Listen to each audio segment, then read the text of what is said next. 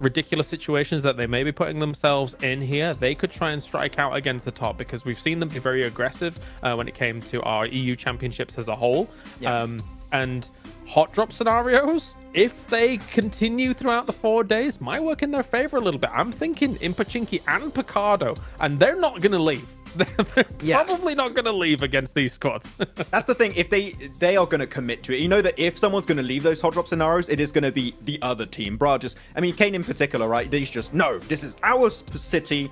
We drop here. We're going to keep fighting for this location the entire time. So, yeah, I mean, Brow are going to be good on the elimination side, but I want to see if they can make it to those late game scenarios a little bit more. And other team that I'm looking at also is going to be Aegon I8, right? They played a little bit of PMWI. Didn't quite go the way they were expecting, but there was a lot of question marks around this team entering PMGC, because we did a lot of research for this squad, and there was one player in particular, Kalaris, that we know was a massive standout for Aegon I8, and that was Phallic. And they wasn't sure, is he going to be able to play? They are able to play from home, so Phallic and UZM will be playing back from Pakistan to join in this PMGC, which is great because they have a chance, but without Phallic, that would have been a rough PMGC group stage. I'm a little more concerned about their potential chances in a group like this. Okay, so think about it, right? Like, they absolutely dominate their region. I think they were almost about 400 points ahead of second place when it came to the overall points to be able to get here, which is extremely respectable. And to be fair to them, they did get third place over at PMPL SA champs, right, in the fall season. So that's an awesome result. However, here on the World Championship stage, when they're having these potential problems of having to play in 2 different locations and stuff like that, I think they might falter a little bit. I hope not, because as you say, watching guys like Phallic actually pop off, getting double-digit eliminations in games in his region, awesome. I want to see some of that. However, this is an extreme lobby that you're going up against. 100%. And, you know, with an extreme lobby comes the nerves, right? I think that's going to be a huge factor here, especially in day one. And we've heard from Luxy and Zuxy here in the past, even in past PMGCs. They say that they feel it, and I know that all these other teams are going to feel it. But that's, I guess, the big advantage for a lot of these veteran squads, Maxman, right? The fact that they've been here before, they can kind of handle it a little bit. At the same time, right, you have these newer squads that are PMGC for their first attempt. Do you think on their end, right, do you think they should err on the side of aggression? Because I think a lot of those veteran squads could try to take advantage of them in that situation.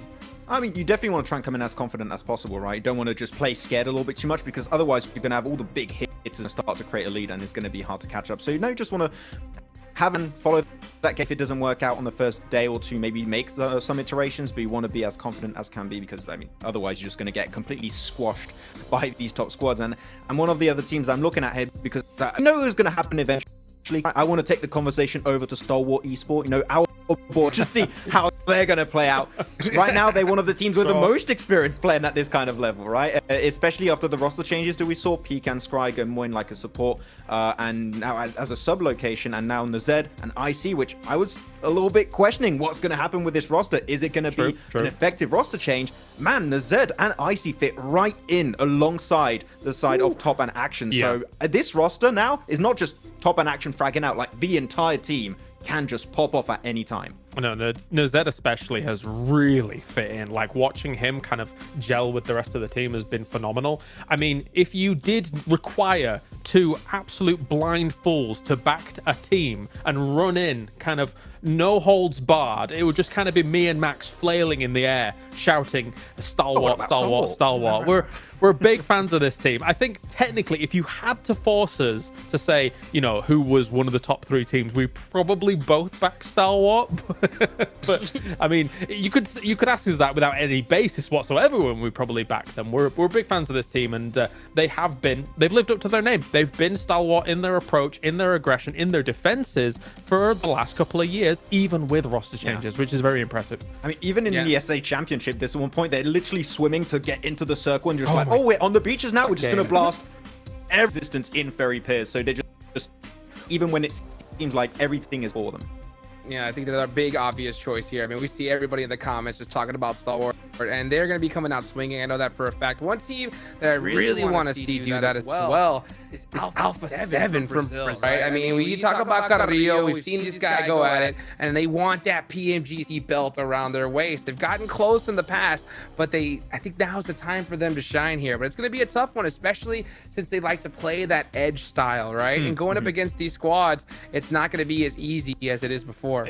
You make a really good point in terms of kind of the edge play style that they play, right? Because in America's Championship as well, I do think they're afforded a little bit more room that they're gonna be able to get here in this lobby. That might come back to bite them a little bit, but you can't argue with the prolific nature of this team and being one of the most winningest teams when it comes to your region, alongside Influence Rage and the like, right? Of course, they look excellent here, but if they're going to play the edge play style, they might need to have to play it a little bit faster than they're used to in just Americas. I think they're already pretty fast itself. It's just they have a very interesting approach when looking back on Americas, which is instead of going from point A to point B, they will go point A, then point A, point 2, then A, point 3, and then then go to the final spot. It's like let's stop, scout, move again, scout, move again. And instead of just sending it straight to position and scouting on the way, because we've seen that they weren't getting punished too heavily in Americas for having a slower approach. In this tournament, like, teams are going to be so quick to pivot. They're going to get to those points of interest so damn quickly that you're going to have a very small window of time to make those big calls, those big rotates. So Alpha 7, sure, they know what positions are strong. It's just if they speed up when they get there, I feel like they would have a chance to take the fights, because we know that these Brazil teams, right, Hot Jukes, especially you covering Americas so often, that when it comes to taking a fight, these guys are pretty good. So if they're already in a strong spot, chances are they might just win the fight. They have such a great awareness of the game, right? Being able to understand when to take fights, when to allow other teams to survive, to take on another team, and then third party them. Their timing is pretty incredible here, but I don't want them to take their America's Championship performance too seriously, right? They got away with a whole lot there. The level of competition has gone from like here to like, woo, up into the sky, right? So I know that I know for a fact they've made some pretty big changes before coming into this tournament, especially after their PMWI performance. Right, I got to talk to Carrillo, I got to talk to them. They were disappointed. They were not happy at all. So I know they made a lot of swaps. Matter of fact, I know they even switched coaches. Their coach has transferred on over to Dazzler Esports, so I know he's got a lot to prove there. So I did have a chance to talk to him a little bit. We'll hopefully see that team in the future group stages, but I know that he's excited for that. But you know, Alpha 7, I think they've got a lot to prove. A lot of the OGs, I don't think I've ever seen them as hungry here, Kalaris. I think that's an interesting kind of take to have. I mean, to be honest with you, I mean, so you're saying that they were disappointed with their performance at PMWI, but I mean, realistically, a lot of teams would be happy with a 5th and a 4th place overall, right? All-Star stage 5th, the actual tournament itself 4th. So it just shows kind of the hunger that's there, and it shows that. I mean, I speak to so many teams in Battle Royale across the board that are just like, okay, yeah, it doesn't matter. First place is all that matters. We want to be world champion. And that sounds like what Alpha 7 wants here, which is understandable considering they definitely have the chops to be able to make it happen. Everything just needs to line up for them.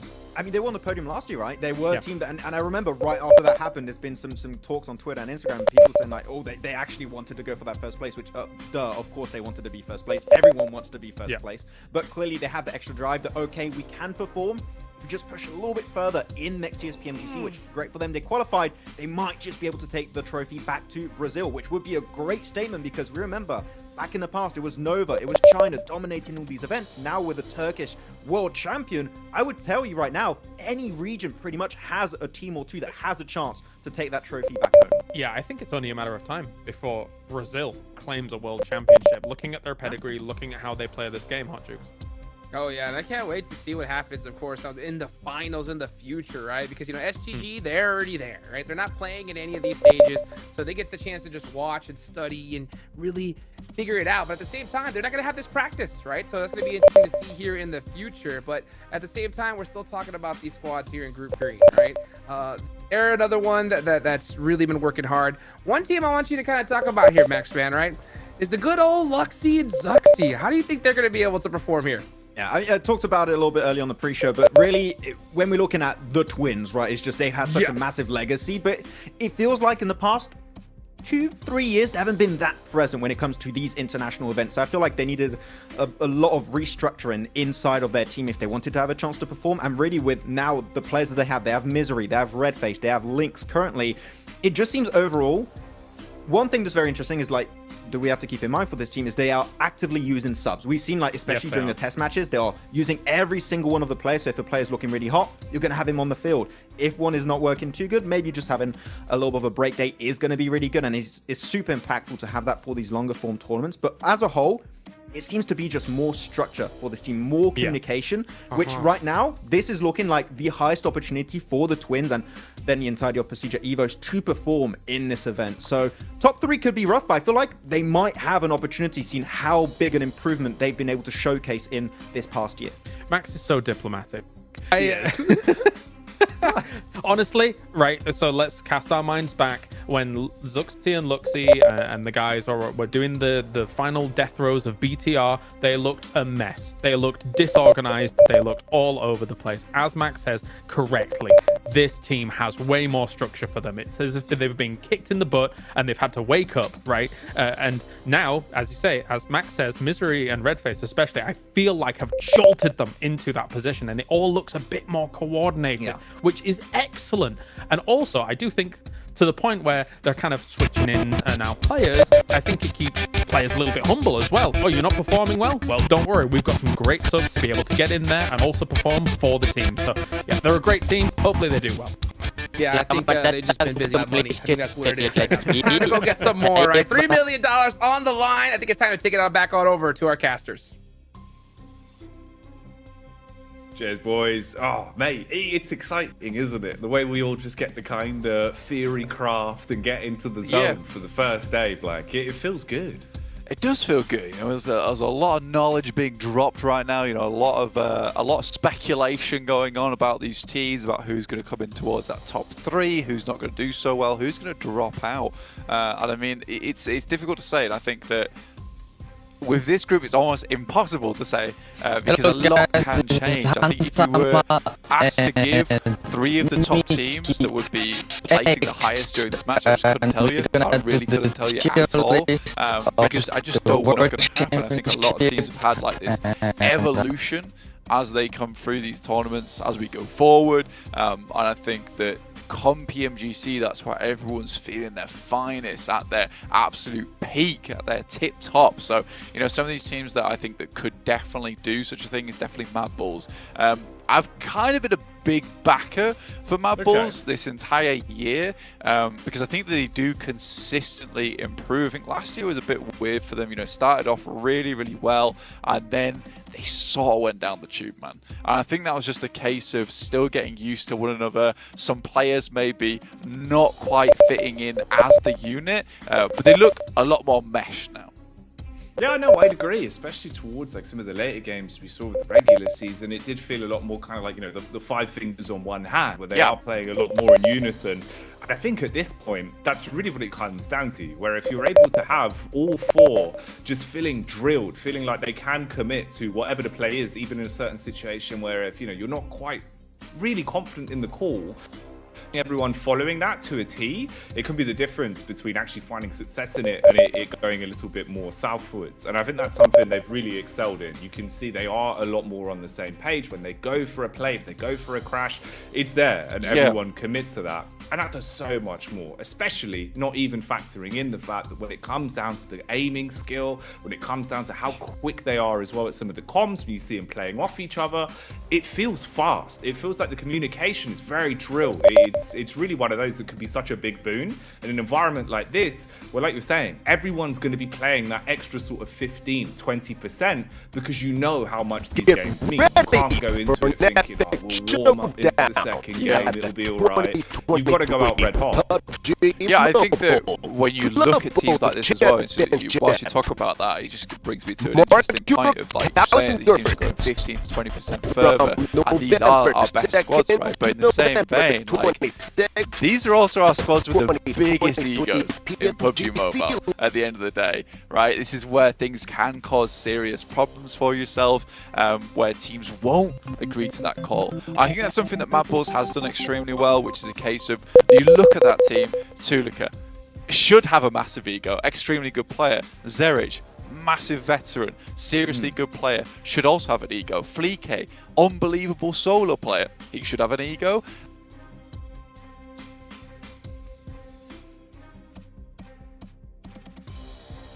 In the past, and I think that's the biggest issue for you as a team, is where you need to be like, right, we're all amazing players, but we can't get ahead of ourselves here. I think that's what they've pulled back the most on, which brings me on to another team that the guys on the desk I've already spoken about, which is Stalwart.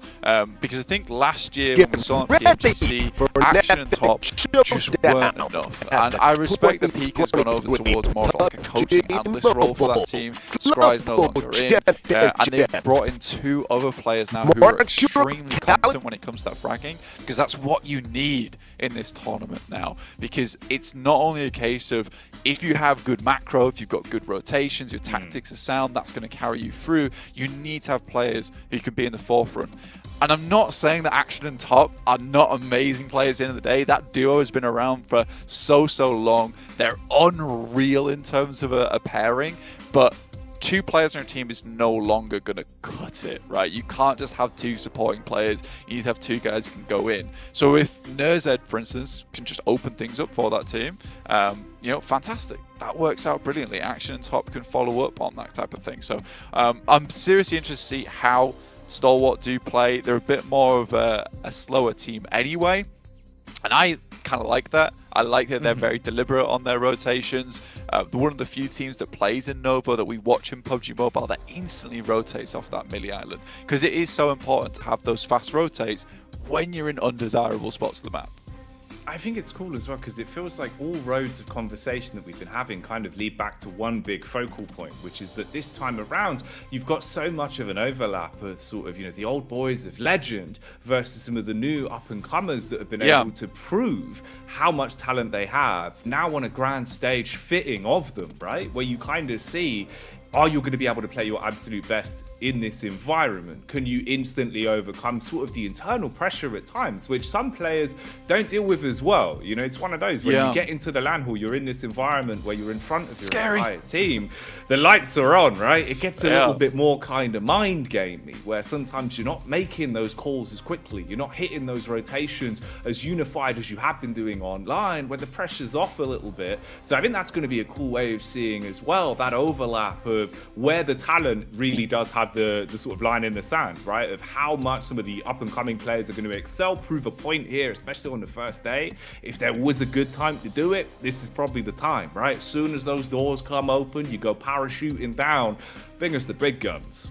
Exactly. I mean, this is the thing with this year, right? Is that probably the past couple of years we've had a lot of online tournaments so far. Everyone's been comfy at home, and it was sort of a luxury to be a veteran within PUBG Mobile, because you have played those international tournaments, you have played on LAN a lot more, and that is really important for you when you get to these types of events where it is honestly terrifying to be on a stage like this. It's scary. I've been on a stage like this, not in terms of a player, but as me, as a person talking, and that's terrifying, right? That is terrifying.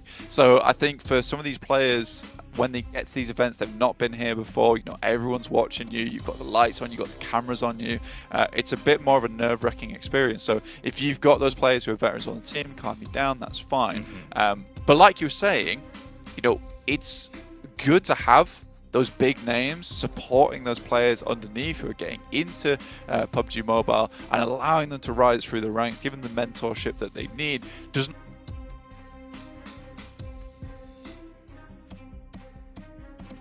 that, because Old Boy came in and by all rights that was an amazing team on paper, right? That lineup was fantastic. They didn't gel, and I think that's where teamwork really comes into play now, that you need to be super tight on your movement, super tight on your calls going forward. But again, I think it's an interesting format we've got here in terms of the map rotation as well. And I think that will lead into those calls being better. Where we've got Sandhawk start off the day. You get your most unreliable map, just box it off, right? Then you got 3 air angles. Now that is the thing that I think is the real important factor in this tournament. If you play the same map over and over again with the same 16 teams each time, you know, you can get a massive feel for it. So if a team gets a bit of momentum here in the first day, on our angle at least, whew, they're going to absolutely send it.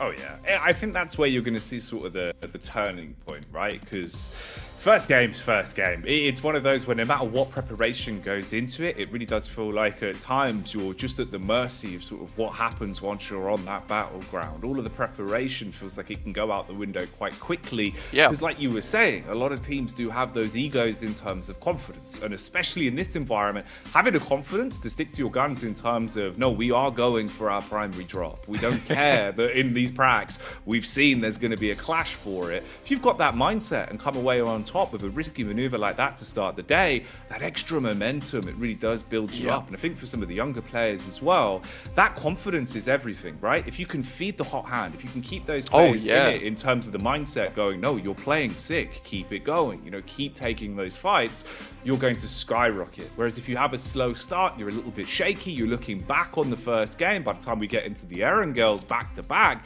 that's where it's worrying. So I think you need a great start on Sandhawk, and then like you're saying, Erangel, the back-to-back free mapper, that's where we're going to see the separation. Yep. That's where you'll start to see the difference. And that is typically the biggest issue teams do have with those younger players as well, with that young blood, right? Which is a case that their confidence can get so easily knocked in these tournaments, which is why you have to sort of see this first Sandhawk as sort of a throwaway map. Almost, right? If you can win it, fantastic. But if you don't, you come 9th place, you're just one shy of getting a single placement point. It doesn't matter. Write it off instantaneously. Move on. Those are angles. Yeah, literally toss it out the window, mate. It's gone. It's gone.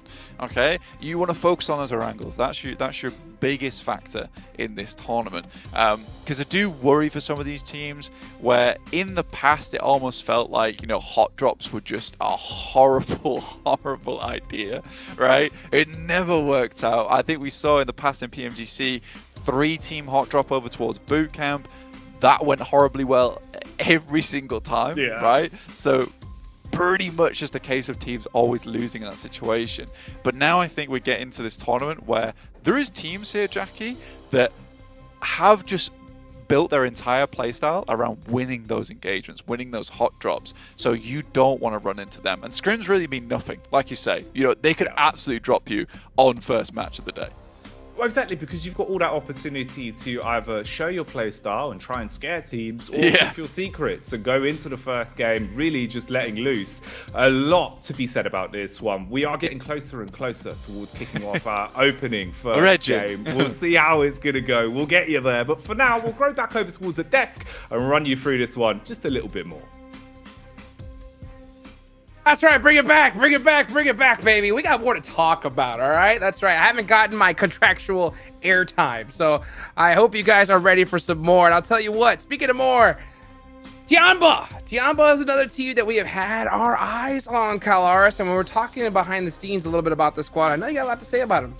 Yeah, slow and steady wins the race for someone like Tianba, right? And in a region where actually there's a multitude of styles when it comes to China as a whole, and we've known in the past they are extremely potent, extremely powerful. I think Tianba found their own groove in the region to play these big wide wraps and actually make it work quite nicely. They're very patient about how they play things out, and I think technically it could have some success here if they're able to find decent entry points after playing Edge.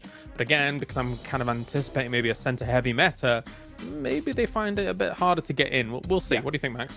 Personally, for Tianba, despite going for the wide wraps, as you call it, Kalaris, there, I also think that they're really efficient at reading circles. Like, they see the playing path, they see the phase 1, phase 2 pops, they understand, okay, where our team's going to be concentrated, where is there going to be a lot more space available, where could we just go for a wide send and just hope that the compound is going to be free. I saw a few Miramar games in particular in their recent tournaments where they do tend to go for really efficient rotations with that kind of approach in mind. So I'm really hyped with Tianba. And also, they do have really strong individual fraggers on their team. I'm not even going to try and begin to think of how to pronounce the names because I am going to fail miserably. But they do have really good fraggers, so just believe me right now that they're going to be looking good. So, and also, they played a bit of PMWI at the start of the year, so it's not just their first time playing outside of their region, it's actually now their second time for this year, which now they're going to be a little bit more used to it, a little bit more comfortable, which I feel like is very important for your first time entering into PMGC. Well, you know what? I don't think we can start PMGC without talking about the big bad boys in the lobby, the big bad Mad Bulls, Max, man, right? I mean, I think this squad's going to come out swinging here off the start. Yeah, I mean, clearly when you're looking at the European region, we have these three teams that we keep mentioning as the big three. And I feel like there is one team that's a bit more ahead, Kalaris, of the rest here. It has to be Mad Bulls, right? They've shown incredible consistency throughout the entirety of 2023 now. The roster's been looking extremely solid with Talika, Frozen, and I mean, you got Zerich too, which of course, you have to spell out that Zerich is just an incredibly gifted fragger looking to be MVP back to back to back every single step of the way. And I think that with a central meta that you mentioned already, Kalaris, they're going to be very efficient. They love going for those 2-2 splits in the center, regrouping on phase 2, phase 3 in the best position they have available, and then just playing from there on out. So I feel like their playstyle is going to very nicely transition in this PMGC. So I have high hopes for the Mad Bulls. Yeah. I do too.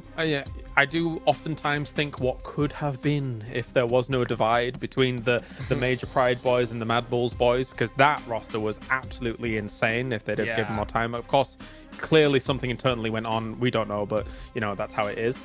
For Mad Bulls, though, as you say, I think I do have high hopes for them. I don't know if 4 days of this lobby is enough for them to fully find their groove in it. So maybe we see them not quite get top 3, but then go through into the next stages before the grand final, in which case maybe they can get a bit more traction on, well, what would effectively be fluctuating lobbies.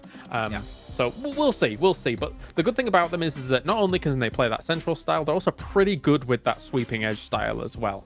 So they're versatile with great fraggers, similar to the kind of comparison that you were making for Alpha 7 Hot Jukes, with them guys being able to take any fight, feeling pretty confident about it. I think Mad Bulls is also pretty confident about their fighting. It kind of echoes to me like Vampire Esport kind of vibe also, in the sense they can adapt to circles really efficiently. Maybe not to the level of Vampire, because they're just the beast of a team on their own, but they're pretty decent, okay? Pretty good. But they do have some echoes with how they play, so I feel like they could be very effective in how they play this tournament. Vampire's like a perfect name for them. Sometimes I feel like those guys just go straight up invisible. I mean, their timing is ridiculous, right? Being able to just go into the late circle whenever they want, but that's a team we'll see later on, right? Oh, but you know, now we got to talk about, of course, all these squads that we've been seeing here. Loops is another one that I got my eyes on. You know, another team from Brazil that I think's got a lot to prove here. But at the end of the day, we're starting off in Sandhawk, right? So when you start off at a map like that, you know, it is the least RNG, or most RNG friendly map on out of all of them here. So we're gonna see that chaos off the rip, and I think that I hope. What are you thinking about, Kalaris? Well, that's the thing, right? When you think about like Loops and Sandhawk, for example, they actually have themselves quite a slight advantage in being a Painan team. Okay, so that always helps out a team try and mitigate a little bit of that. You still have the best possibility to transition, and especially if you're not in a situation where there's a hot drop in Painan that we see in our silly region, you've got yourself a decent amount of loot as well, whilst you're being able to make those moves early. And to be honest, I say early, you can make those moves whenever you want to accommodate the circles, be wherever they are. So for Loops, I mean, unfortunately, it's only one Sandhawk per day, right? So it's not quite the huge advantage that you may want from it, but it's still a nice start, a potential launching pad for a good campaign here in Group Green. Yeah, and you're talking about actually Loops and how they're going to be able to rotate efficiently from Painan. It is a good one for it in that sense. Trifecta is pretty much open if a team wants to go for it. And because you do have some of those hot drops happening, you've got Haten, you've got Boot Camp, you've got Camp Alpha Mountain on Northwest Island. If you want, you could just drop, at least, even if you just send a player or two over there to secure that location and facilitate later rotations, Trifecta would be a really good option for these guys. I'm looking at Procedure Evo, Stalwart, Reject. Maybe one of those teams from Boot Camp can just transition there and just play a very similar game with just a little bit more options when it comes to later rotations. There's actually so many dynamics around that, Max, though, as well, right? If you think about it, because like there was two schools of thought going on in my head. Does a boot camp team move there, because you've got Rejects, Procedure, Stalwart all trying to compete for that, like in scrims or whatever it may be and stuff. But then because the Alter Ego and Gladiators, it's not a conflict, but it's an existence on that Northwest Island, right? Does one of those flex out over towards Trifecta? So that could be an occurrence as well. That might be more hotly contested than we may think. We'll see, though. Well, I appreciate y'all's patience, guys. About to get this show on the road. Let's head on over into Sandhawk and take it on back on over to Jackie and Blank, our casters. Oh, hello. I can't wait for this one. We've been teasing you. We've been keeping you on the edge of your seats at home. But finally, it seems like we can start to rev this one up, put our seat belts on, and give it some gas, Blank. The opening game of Group Green, Sandhawk on the cards. This is going to be an explosive affair, to say the least. First game of the day is where you want to make your mark. It's where you want to make your stand. I've already said that if this doesn't go well for you, you can just toss it right out the window. All right, smash it through. It's fine. But if you can get a good start here, if you can sprint out early on, get a bunch of points here on Sandhawk, you know you're feeling pretty good about yourself because you get that momentum, you get that speed going to your first angle of the day. But I'm very curious to see how this one plays out because a lot of different maneuvers are required here on Sandhawk. Extremely small map. You're enclosing all these ferocious beasts of teams into a very, very small space. I don't think we are gonna see these easy rotates coming through early on, Jackie, as we're gonna head into our very, very first match of the day. Like we said, the only thing that starts with E that will be on the lines here is going to be ego from some of these teams, as you will absolutely need it. Group Green is stacked to the brims. It is pound for pound, chock-a-block with talent, and we have the pleasure of opening it up here for the PUBG Mobile Global Championships. We can finally kick off our opening game.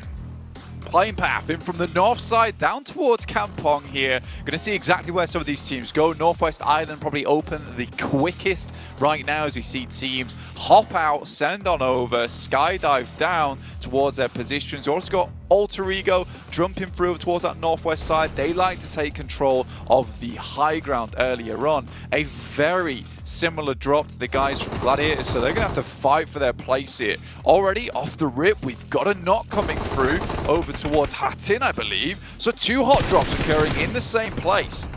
And this is what we were talking about. We didn't expect teams to resolve these. We thought that we'd see them putting the punches down early, and already that's coming across. A few knocks established, and this is shaky. This is the difference between establishing early points to start things off in a group versus going out with absolutely nothing to be said, Blank, and it's looking a little bit nasty already. Absolutely is. We're getting fighting all over the place. Falak's already down, their star player on the side of IA, and it's continuing to go off here.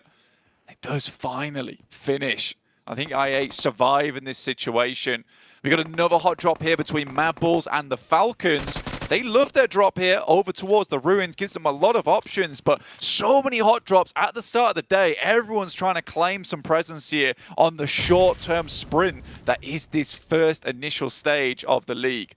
Oh, this could be ruined early on for Mad Bulls. It's not looking great from the start.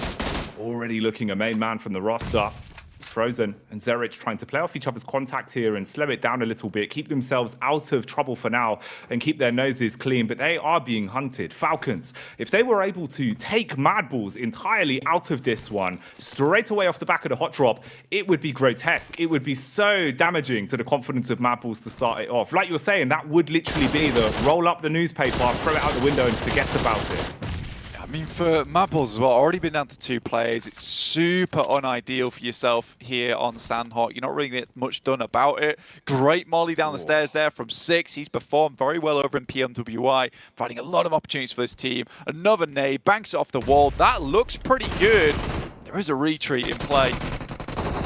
Chasing him down now in the close quarters engagement. Zerich with 1, but the trade back is more than enough to get the job done. Getting his back on his feet. And that's the way it goes. Mad Bulls struggling to find anything on the hot drop then. So the ego challenge, that one paying off with Falcons flying ahead, already finding the 4 elims, joining IA off the back of closing things down on the initial clash. Gladiators and Alter Ego though. Things have gone a little bit awry over towards this side. Gladiator's not actually in as good of a spot as you might think here with Matic and Tixi. No meds available. Very minimal HP, so the initial shots will count for a lot here. Pajiza Evos, Lynx, takes down Kissu from Malise on a short rotate. He's on a very south scout at the moment for this team, but has eliminated one of the players that might have caused them a little bit of issue in the future. It's a nice find for him. And he can keep his nose clean now. Back off a little bit. Play for the scouting mission that he wanted to be on. We've got a fight developing as well. As you can see, Loop struggling on this one. The compound control working well for Reject Tokyo as the first shots will land. Nades rolling in through the windows to at least keep them uncomfortable. But Loops, off the back of losing the first squad member, do retreat from this, realizing it's not a fight you really want to instigate. It's going to leave. Get out of dodge. I mean, Reject still have Sara up towards Trifecta at the moment. He needs to come on down. For Loops Esports, an unideal scenario, but at least they can get into Pi 9, get situated. They can claim some of the rooftops, some of those little tricky areas to try and scout out and deal with players that do play towards Pi 9. And if you're coming in from that top side, yeah, you might even get stopped by Stalwart, who are already making their move out from boot camp, trying to flex the muscles a little bit. Funnily enough, I mean, for Stalwart, boot camp seems to be one of the safest places, despite, as we all know, in your Pug games at home, being very hotly contested. It's crazy. At 3 hot drops right off the get-go. It's kind of what I was hoping for as well. I know for the grand scheme of things, it never ends well for most teams, and it does result in you losing the chance to really get anything out of your opening game. But for the sheer level of audacity of it, and the big key word that we were talking about going into our opening game being confidence, it does so much for you. You win out on that hot drop, you got to think, Falcons right now must be feeling like $1 million, right? They're kind of sat there thinking, okay, we've been able to shut down Mad Bulls initially. Off the back of it, you can play a bit of a slower game. You've got time to ease into things, getting the nerves out the way early, Blank. And that really does help an awful lot. I think as soon as you find that first contact and walk away with a win under your belt, it just makes the rest of the day that little bit easier. You're not thinking about your first engagements. You're not thinking about the fact if we miss our shots, it can all go up in a puff of smoke right here. Now you're just thinking, okay, 4 elims in the bag. Let's coast it out, see where we can go from this, boys. We're looking good. Yeah, I mean, for Falcons, you're 100% right. They're taking Ruins off the hands of Mad Bulls on the first Sandhog is a really big deal, because this has been a place that Mad Bulls have dominated in for a long, long time. And I think that's sort of the reason why they lose this engagement, is because no one's really challenged them for this spot. They've been too afraid to. So it's nice that the Team Falcons, they spread their wings and they just swoop on down. They take the high ground away from the Mad Bulls and quickly deal with the remaining players. So very, very unfortunate there for them. Carrillo moves up, but immediately spotted here by Shopper. On the backup though, it's the nade that does the damage up close and personal with the DBS, trying to take pot shots as the vehicle drives on by. Not looking great for either side, but the amount of damage inflicted between them both. At least got info from the knock player. Spam back from Earths, connects on the runaway. Not looking too great now for A7, but could be a turn on the cards, Blank. At least being able to put some thunder down range from the high angle they've got, and they do connect back onto Earths.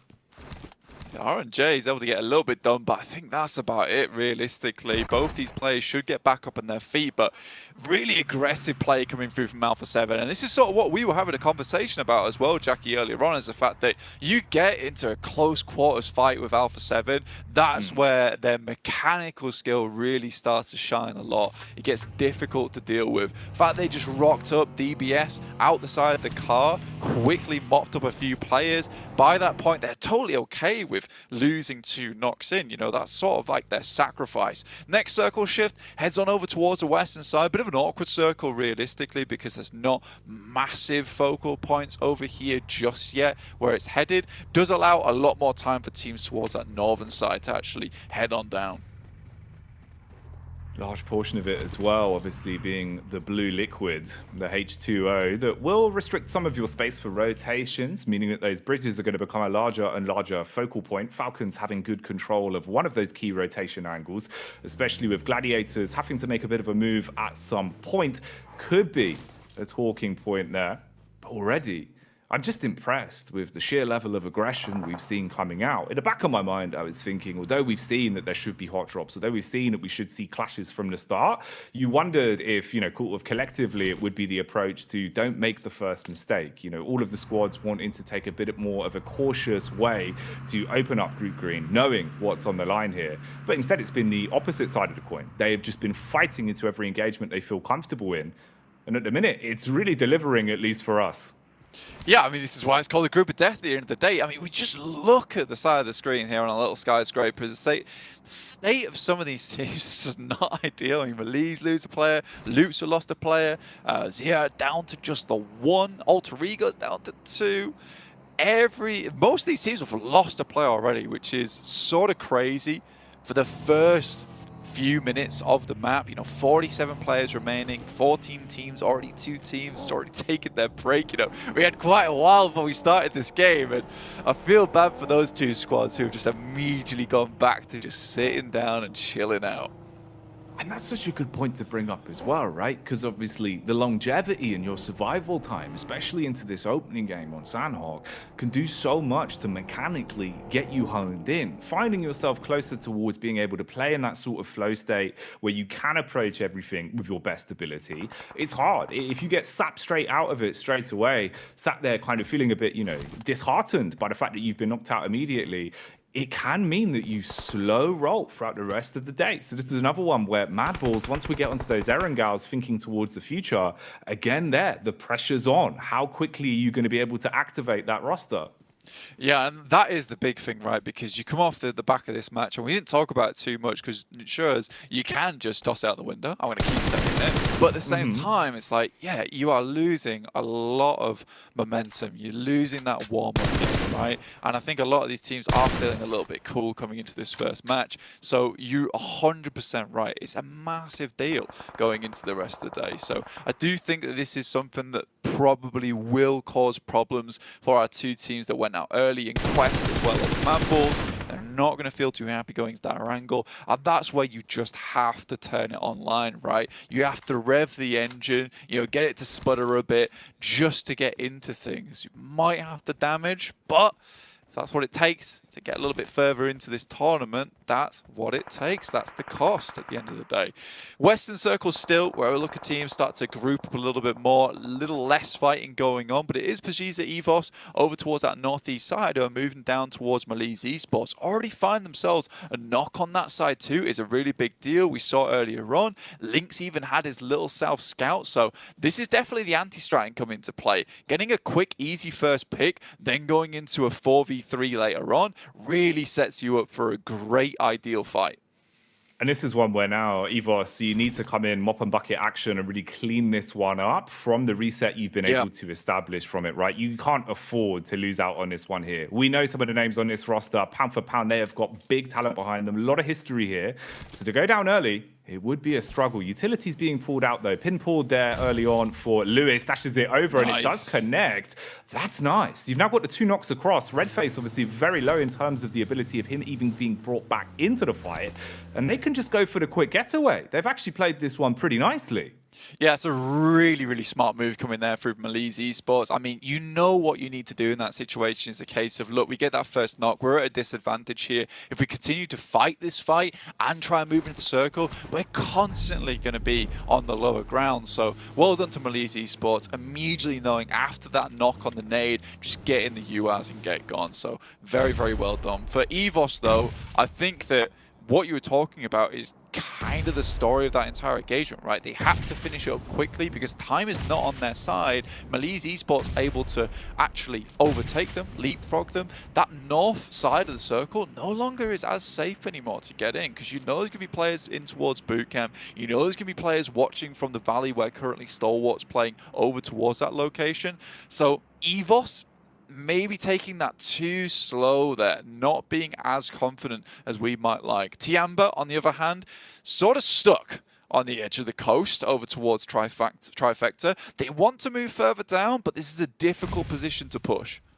Yeah, you are trapped at the beck and call of Blade, really. I mean, even if you're going to attempt to advance out from this, there's utility on either side, sure. Not looking great, though, when it comes to smokes, and defensive utility would be the one boon that you could potentially have to get out of a rough spot like this. Instead, like you were saying, you're just kind of at their mercy. You've either got to try and go for a bit of a group push on this one, swing off each other's contact and see if that will buy you just enough time to bypass, but you are surrounded, really, and it's not looking great. At least a little bit more space taken. in. Some of the early scavenging paying off as well, with the stims being pulled out to top them back up. But you've got angles here, and they are just at your mercy, Blank. Getting out of this is going to be so awkward. Yeah, I mean, at least for Tiamba right now, they have the player advantage. For I8, you know, they're playing with 3, but I do think they're doing an excellent job of holding down individual angles, right? Every time someone else is moving, someone's watching that peek out coming from Tiamba, because there's only one location they can really go.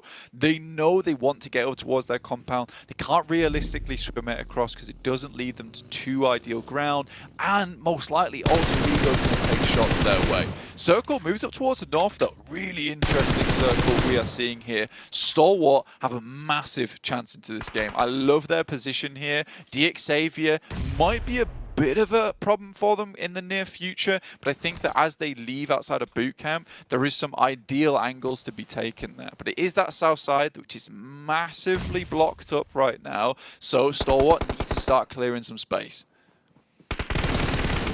This was the rotation we've been waiting for. Obviously, for quite a long time, EVOS have been on the back foot, and it felt like they were really uncomfortable on this one. It was the smarter play from Lewis and Co. as they pushed up, took control of the compound after getting away from the fight they had inside of the blue.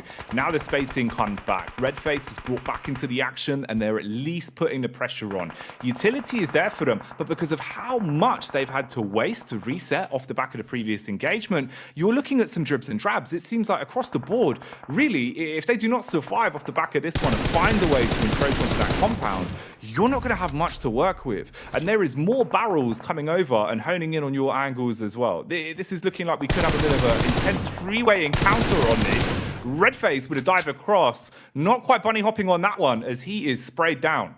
Yeah, it's a gorgeous shot coming there from CEO later, mid-air with the 6X as well. Not easy to pull off, so very, very good shots from CEO later. And he was a real standout for Malaysia Esports in the multitude of tournaments that they played this year. Alpha 7 also similarly moved up from that south side, looked to really choke down the guys from EVOS at the moment. Meantime, Gladiators are losing a lot of players on their side. I mean, they've been beset upon by Stalwart. Now RC's coming in, Loop's also taking shots. But again, I think they are in a position where they can maybe hold on, but with Tixi taking so much damage there, this is getting real unideal. No, the longer this fight goes on, the worse it looks. I mean, we knew Falcons had control of the bridge from a very early moment onto this game. They felt confident with the way that the fight started. Loops right up in their grill as well, ahead of each other. So at least it's developing into a clash between 4 of the squads. Cleaning up now going to be the most important factor. Bullets going down range, connecting back on the Mythic and keeping him in check with the space that he was able to take away. It's rough though. You look at the sort of damage we've established there. Gladiators coming into this one didn't feel like they were really able to spread their wings. Now fully taken out of the mission, so not starting it off nicely on Sandhook. And this just continues. The elimination feed is not stopping. Yeah, it's all over the place, and it makes sense as well because so many teams now have to cross those bridges, get into very open area, and Stalwart's doing what Stalwart does best, which is hold these angles down, really take a dominant position within the circle itself. I love that Toxi's got headed up towards this compound on the eastern side, gives him a lot of safety. He's providing information back across whilst teams move in, and the rest of the boys in action, Nerzed and Icy, just maintain control of this high ground. It's fantastic play so far. Xavier is sort of forced to use this bootcamp position to provide them as much sanctuary for as long as possible. What I will say though is this team that's on our screen right now, Tiamba, we have had a look at them over in a little bit of VODs here and there, and for Tiamba they're a very calculated team, right? I think the macro is very strong. They understand how to get into these games. It's not flashy, but it works. And I like the way they leapfrogged across the river, provided backstops for one another, and finally took out the remaining members from Aegon I8. So this is a good rotate from Tiamba, and surprisingly, they've got all 4 players still up. So I think this is a good game from them, from what was not an easy position. Oh, exactly. From the point we first saw them, you know, it already looked so uncomfortable. It felt like you were kind of really staring defeat in the face from the opening moments. Instead, though, they've played out the longevity of the game, not feeling forced, not really rushing themselves into a misplay, and it's worked out. For Falcons, it was a great start, But ever since the boys have started to roll up and apply pressure onto them, they've been crumbling under it. Now quite fragmented as well. Being able to actually bypass up here and not being just absolutely annihilated from the positions that are being controlled all around you is not going to be easy. Six also taking bullets down range as that will connect onto him. Just off towards the side as well. Other hyenas effectively lurking, waiting to engage on this one if they want to, because you can see how weak some of these squads are now starting to look. Yeah, it's starting to get very, very difficult. And Stalwart has just stolen the show this game. You can see how much of a big number Nerzed's been, because he's a great addition to the squad so far. You know, he has really been putting up some massive work. He is a bit more on the chaotic side, I'd say, compared to Action and Top, who are very good in the clutch scenario. But I think that's what makes him fantastic, right? He will just hold the line for you. Currently, he's just facing off against the entirety of Falcons, whilst the rest of the boys are just dealing with all these other angles, slowly but surely clearing out these spaces. Alter Ego, obviously we saw them in their engagement between Gladiators. They got a little bit luckier. They were able to get down towards Trifecta earlier on. I think it was a smart move to make and have got towards the top 7 because of it. I think the most interesting thing, though, is the way that Icy's played from Stalwart. From compound to compound, he's constantly covering the back of the team. So the communication on these lads, oh, it's phenomenal. Oh yeah, from the amount of fights they're actually being thrust into here as well, the way they're being able to contain their angles is ridiculous. But you say his name and you've sprung him into effect as the pin is pulled, and he throws 2 players down to the deck instantly. DX struggling off the back of that one. That's not what you want to be in. Oh mate, suddenly the pressure that's being applied is even more intensified as Icy, yeah, this man is ice cold. There is no sweat on his brow. It's insanely good, but you also saw that he didn't even try and flush the eliminations. He knew his job, and he performed it perfectly, which is just to hold this position. They know DXavia's got to come out at some point, so he has absolutely rinsed them from this spot. Really, really well done. In the meantime, continues to provide information.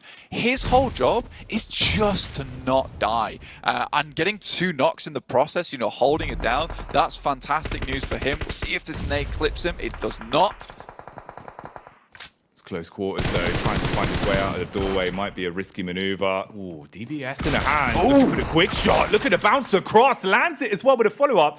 Oh, mate. Icy. He's on one. That was a fantastic haul from Icy, man. He's been all over the shop there. And, you know, we talked about Nerds at the tops, but look, he had backup. He saw action, though, despite everything, running in from the end to try and help his lad. But, again, it wasn't required. Icy's got this on lock on that top side. Alpha 7, in the meantime, though, as 4 players, they've been very resilient here. Up to 7 eliminations. Potato, though, he's still going for Alter Ego. Potato, can this man punish? Ooh, surrounded at this point, playing to play with the map geometry that he's got, pulling out the SMG. Will it be Sublime? Bullets down, rage quickly. Nerzed still focused on the potential getaway from the last man from Falcons. The DPS as well, looking punishing as Potato gets put back in the ground. Dear me, right now up to 12 eliminations for Stalwart. They have been absolutely dominant in this first map. Monumental plays coming through backwards and forwards. Duello in the meantime, he's fighting the entirety of Alpha 7. The Japanese squad going hell for leather over here. As the numbers dwindle, already this intense game leaving us now with what could be the final fight to decide which one gets to taste that chicken dinner coming into Group Green to start us off here. And you're left with a 4 versus 3 map control. It's got to be said, it is Stalwart. They're playing it to a T, living the name here. And I mean, the way they've controlled this map as well, you saw they put a lot of emphasis towards this side. They used this outpost before, mainly as a scouting position, but they wanted the high ground when it came to that end game. So everything is part of their grand design here over on Stalwart. Senab looks to go for a peek, but in the meantime, they just realized they're scared, so they're just going to try and move further down. Action with a quick feed, and there's an immediate return from Icy again. Oh, you can see the way they're playing it as well, trying to bait each other out, playing the numbers game, knowing they can trade for one of these players and peeking off each other's contact. Icy goes up close, shattered, as he will go down to the DBS, punishing him with a one punch. Low HP though, and not great positional play to work with. Got to pop those heals quick, bullet to the back, shuts down another one. Suddenly we're starting to see Stalwart coming out on top unless one man can make a difference. DBS closes the gap, keeps him in close check, looking for the finishes as well. But this is a rough position to be in, Blank. He's behind the tree and he might be barking up the wrong one. Just Nerzed versus Mafioso now as the circle begins to close. Nerzed goes for the jump peak. My God, there it is, coming through in the air. Nerzed shutting it down. And the success coming out, little bit of a celebration as well, and rightly so. I mean, the way that Stalwart played that, you've got to give him props. Individually, Blank, we were talking about confidence being such a big boon, being able to show that extra 15 to 20% that matters most on a big stage like this. I think they went above and beyond. That was maybe 30% power. That was 30% additional power, right? It really gave it in that first map. And this is sort of an unreliable map to pick up a bunch of points as well. The fact that they're able to get 16 eliminations is absolutely disgusting. That's going to set them head and shoulders above a lot of teams, give them the great little buffer. And at the start of the day, you're not happy about that. If that is a thing that starts you off in towards that top 3 and at the very least keeps you in great contention to get in towards that top 11. Nerzed here, 1,000 damage, 7 eliminations. You know, he seemed pretty reserved here, but in the game, he was all out. And that's what matters. If you've got the energy to be able to maintain composure off of the server and really just come out and play your absolute best, well, we can prove that with some of the numbers. The way that they were playing was incredible. Like you said, the whole time, Nerzed was basically the loose cannon that was able to hold down 1v2s, 1v3s, Icy being the point man, defending the backline. This was insane. This was actually a really good display of teamwork and just the caliber of skill that Stalwart have to offer. Yeah, you're looking at almost 3k damage overall. Like, that is not Sandhook numbers at all. Nerzed barely taking a scratch on this lad. 24 damage received total is seriously something else. But I do think Icy, at the end of the day, Jackie, that guy was the MVP of that squad that game.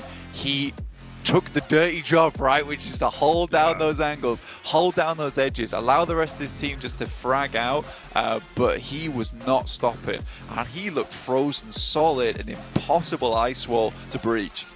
I mean, the nade is one thing, right? Being able to pull that off under pressure in a timing where, you know, you've got to get it just perfect, taking down both players into a knock state. But then as soon as he's pushed in a 1v1 that even felt uncomfortable watching it, the DBS flip, Blank, those aren't normal. Those aren't common.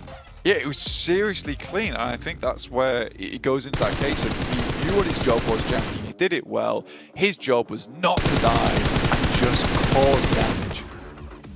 Was an insane first game here, and there is so much more to come, but for now we've got to pass it back over to the boys on their desk. Have a field day with our opening game of Group 3.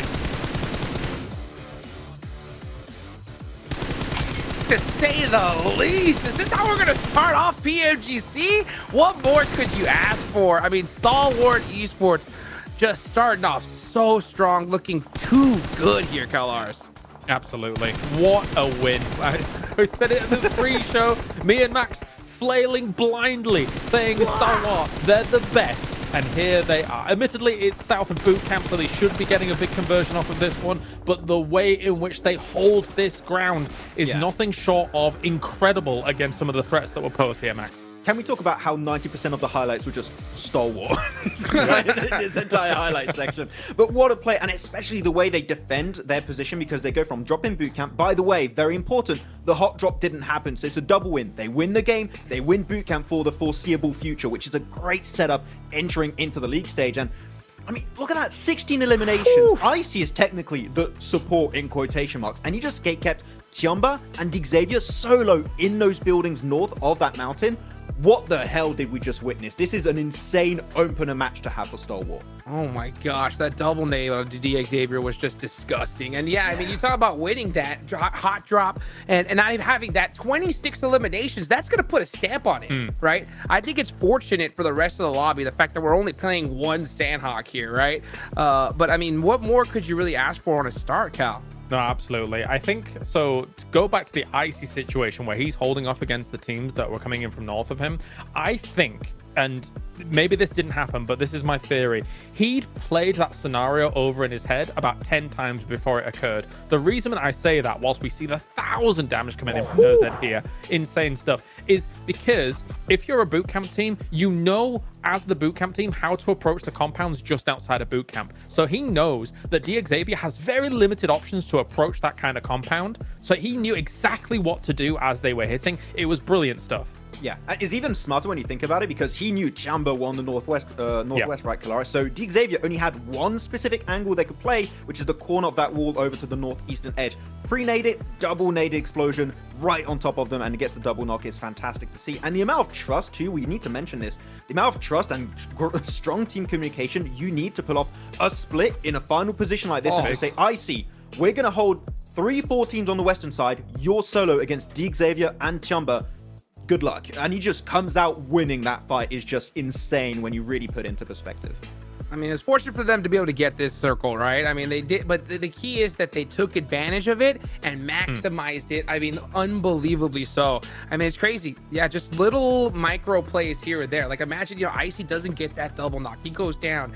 Things could fall apart real easy, but these guys stayed true to their name, right? Yeah. Stalwart just being able to hold it down by themselves. And I think it kind of was really easy for Alpha 7 to just come on the east side and just pick off people on their way along and put some big points on the board as well. I can already see where this is going to go between the three of us here throughout this group green, where we're just gushing over certain scenarios, because I think we could probably talk about the Stalwart, the kind of split and how they hold it and all of these aggressive moves or aggressive defenses that they have for ages. But you're right. I mean, it's smart of them to give up the position where Alpha 7 kind of moves in on, right? You're not going to hold that whilst your attention is being drawn elsewhere. Allow them to have that. It's downhill from where you can hold up the hill. I mean, it does come down to a 1-1v1 at the end. So Alpha 7 played it great, but Stalwart understands that in the final circle, you have to trade resources, and your resources are your players in order to be able to get the victory. As long as we're getting a 1-for-1 knock, a 1-for-1 trade here or there, we can still win out these fights. Look, we love Top, okay? Is he going to 1v4 Alpha 7?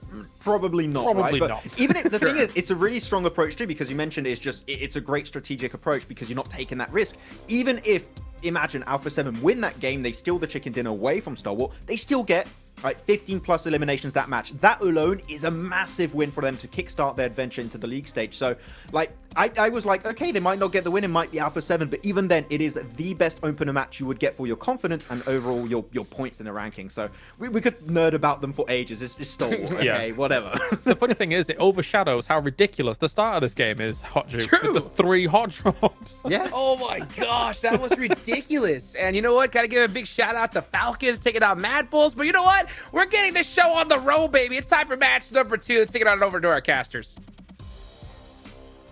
Oh, if the first game didn't set you in the right mindset for what is about to unfold over the course of the next few hours, oh man, I don't know what we can do for you. The hot drops, the clutches, the insane defensive plays. Oh, it was all there, Blank. It was a treat. We're seeing the best from some of our squads already, and now we get into the more consistent portion. This is what we were teasing, right? The back-to-back Erangels.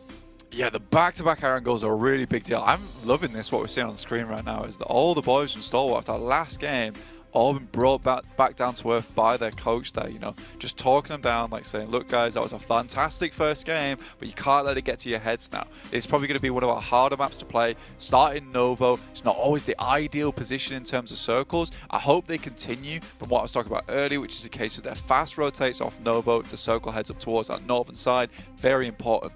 Quest, on the other hand, looking a little bit more downtrodden. They went off versus Aegon I8 early on in that Sandhawk over towards Hattin, lost out the fight. It looked like it could have gone either way realistically, but got very scrappy towards the end, and I8's able to just pull it out the bag. But Quest, yeah, not ideal. For Zerich and the boys over at Maples, again, another team very similar to Quest there, Jackie. Losing out almost immediately over towards Ruins feels extremely bad.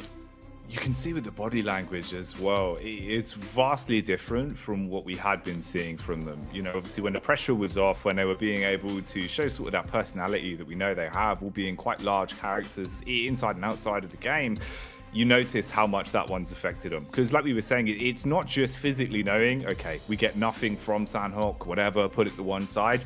It's not having really more than maybe 2 minutes of survival time over the course of that one, right? The fact that you're struggling to get into it, that really can slow you down over the whole day. So for Mad Balls, for some of our other squads here as well, like you were saying with Quest, you've got to reset that immediately. You can't afford to especially have back-to-back slow starts, Blank. I think that's one where you're looking at it and the scale is getting tipped far too to one side to start things off for the day. Yeah, you get really down in the mud at that point over on the first day as well, because you can just go from bad to worse every single time, where you're just slowly falling off the cliff. And when you get to the end of the day, you're down towards 16th place. It's incredibly hard to drag yourself out. You're going to have to grab a winch, tie it around a tree, and just hope to God that you can get that truck out of the mud, honestly. But you get to second day, the tires are spinning, nothing's happening, and that's where you just see a team just give up day two. So I think some of these squads have to understand that, you know, they are fantastic. There's a reason why this is called the Group of Death, because we have such insane teams here with us. So we need these teams to all be on a playing level field. And to be honest with you, I reckon by the end of the day, we'll have a very equal in terms of standings. If we have one team that heads all the way to the top and strikes out, it will be a rare occurrence, but one that I'll love to see here. And they'll have proved just how good they are at PUBG Mobile. Oh yeah, well, this is the creme de la creme, right? You know, this is the top of the crop from all of our regions, and especially the fact that we've got so unlucky for them really in terms of the group draws. It puts us in a position where you can kind of see the best of the best going head to head early. Oh, the body language from Mad Balls, man. You know, you've got to reset good, that right? mental instantly. It's hard. It really is hard to deal with something like that into your first game. That's one way to do it. That is one way to do it, you know? Whack the mic in your mouth, you're good to go. Yeah, no, it's nice to see that Zerich still feel a little bit like he can pop off a bit. It's not quite like yesterday. He's wearing some absolutely mega sunglasses, which I hope come out today as well. Oh, Maybe yeah. Spoilers for you guys, but we'll never know. Maybe we won't see them, and this is the only time you hear about them. They'll be mythical objects ever since. But it looks like we are getting into our second match of the day here over in Orangle. Some of these teams looking for a bit of a better match start. But if there's anything to go by off that Sandhawk, Jackie, I think there's going to be more hot drops coming through. It seems that way. It does really seem that way. It's very hard to call because obviously, you know, you take practice as practice, it's one thing. But when you get into these games where really everything is on the line, going for hot drops, we couldn't stress enough how ridiculous it is as a concept, right? The fact that you're basically throwing everything into a bit of a gamble from those opening moments. And we saw there, everyone was up for it. Everyone's willing to take those hot drops.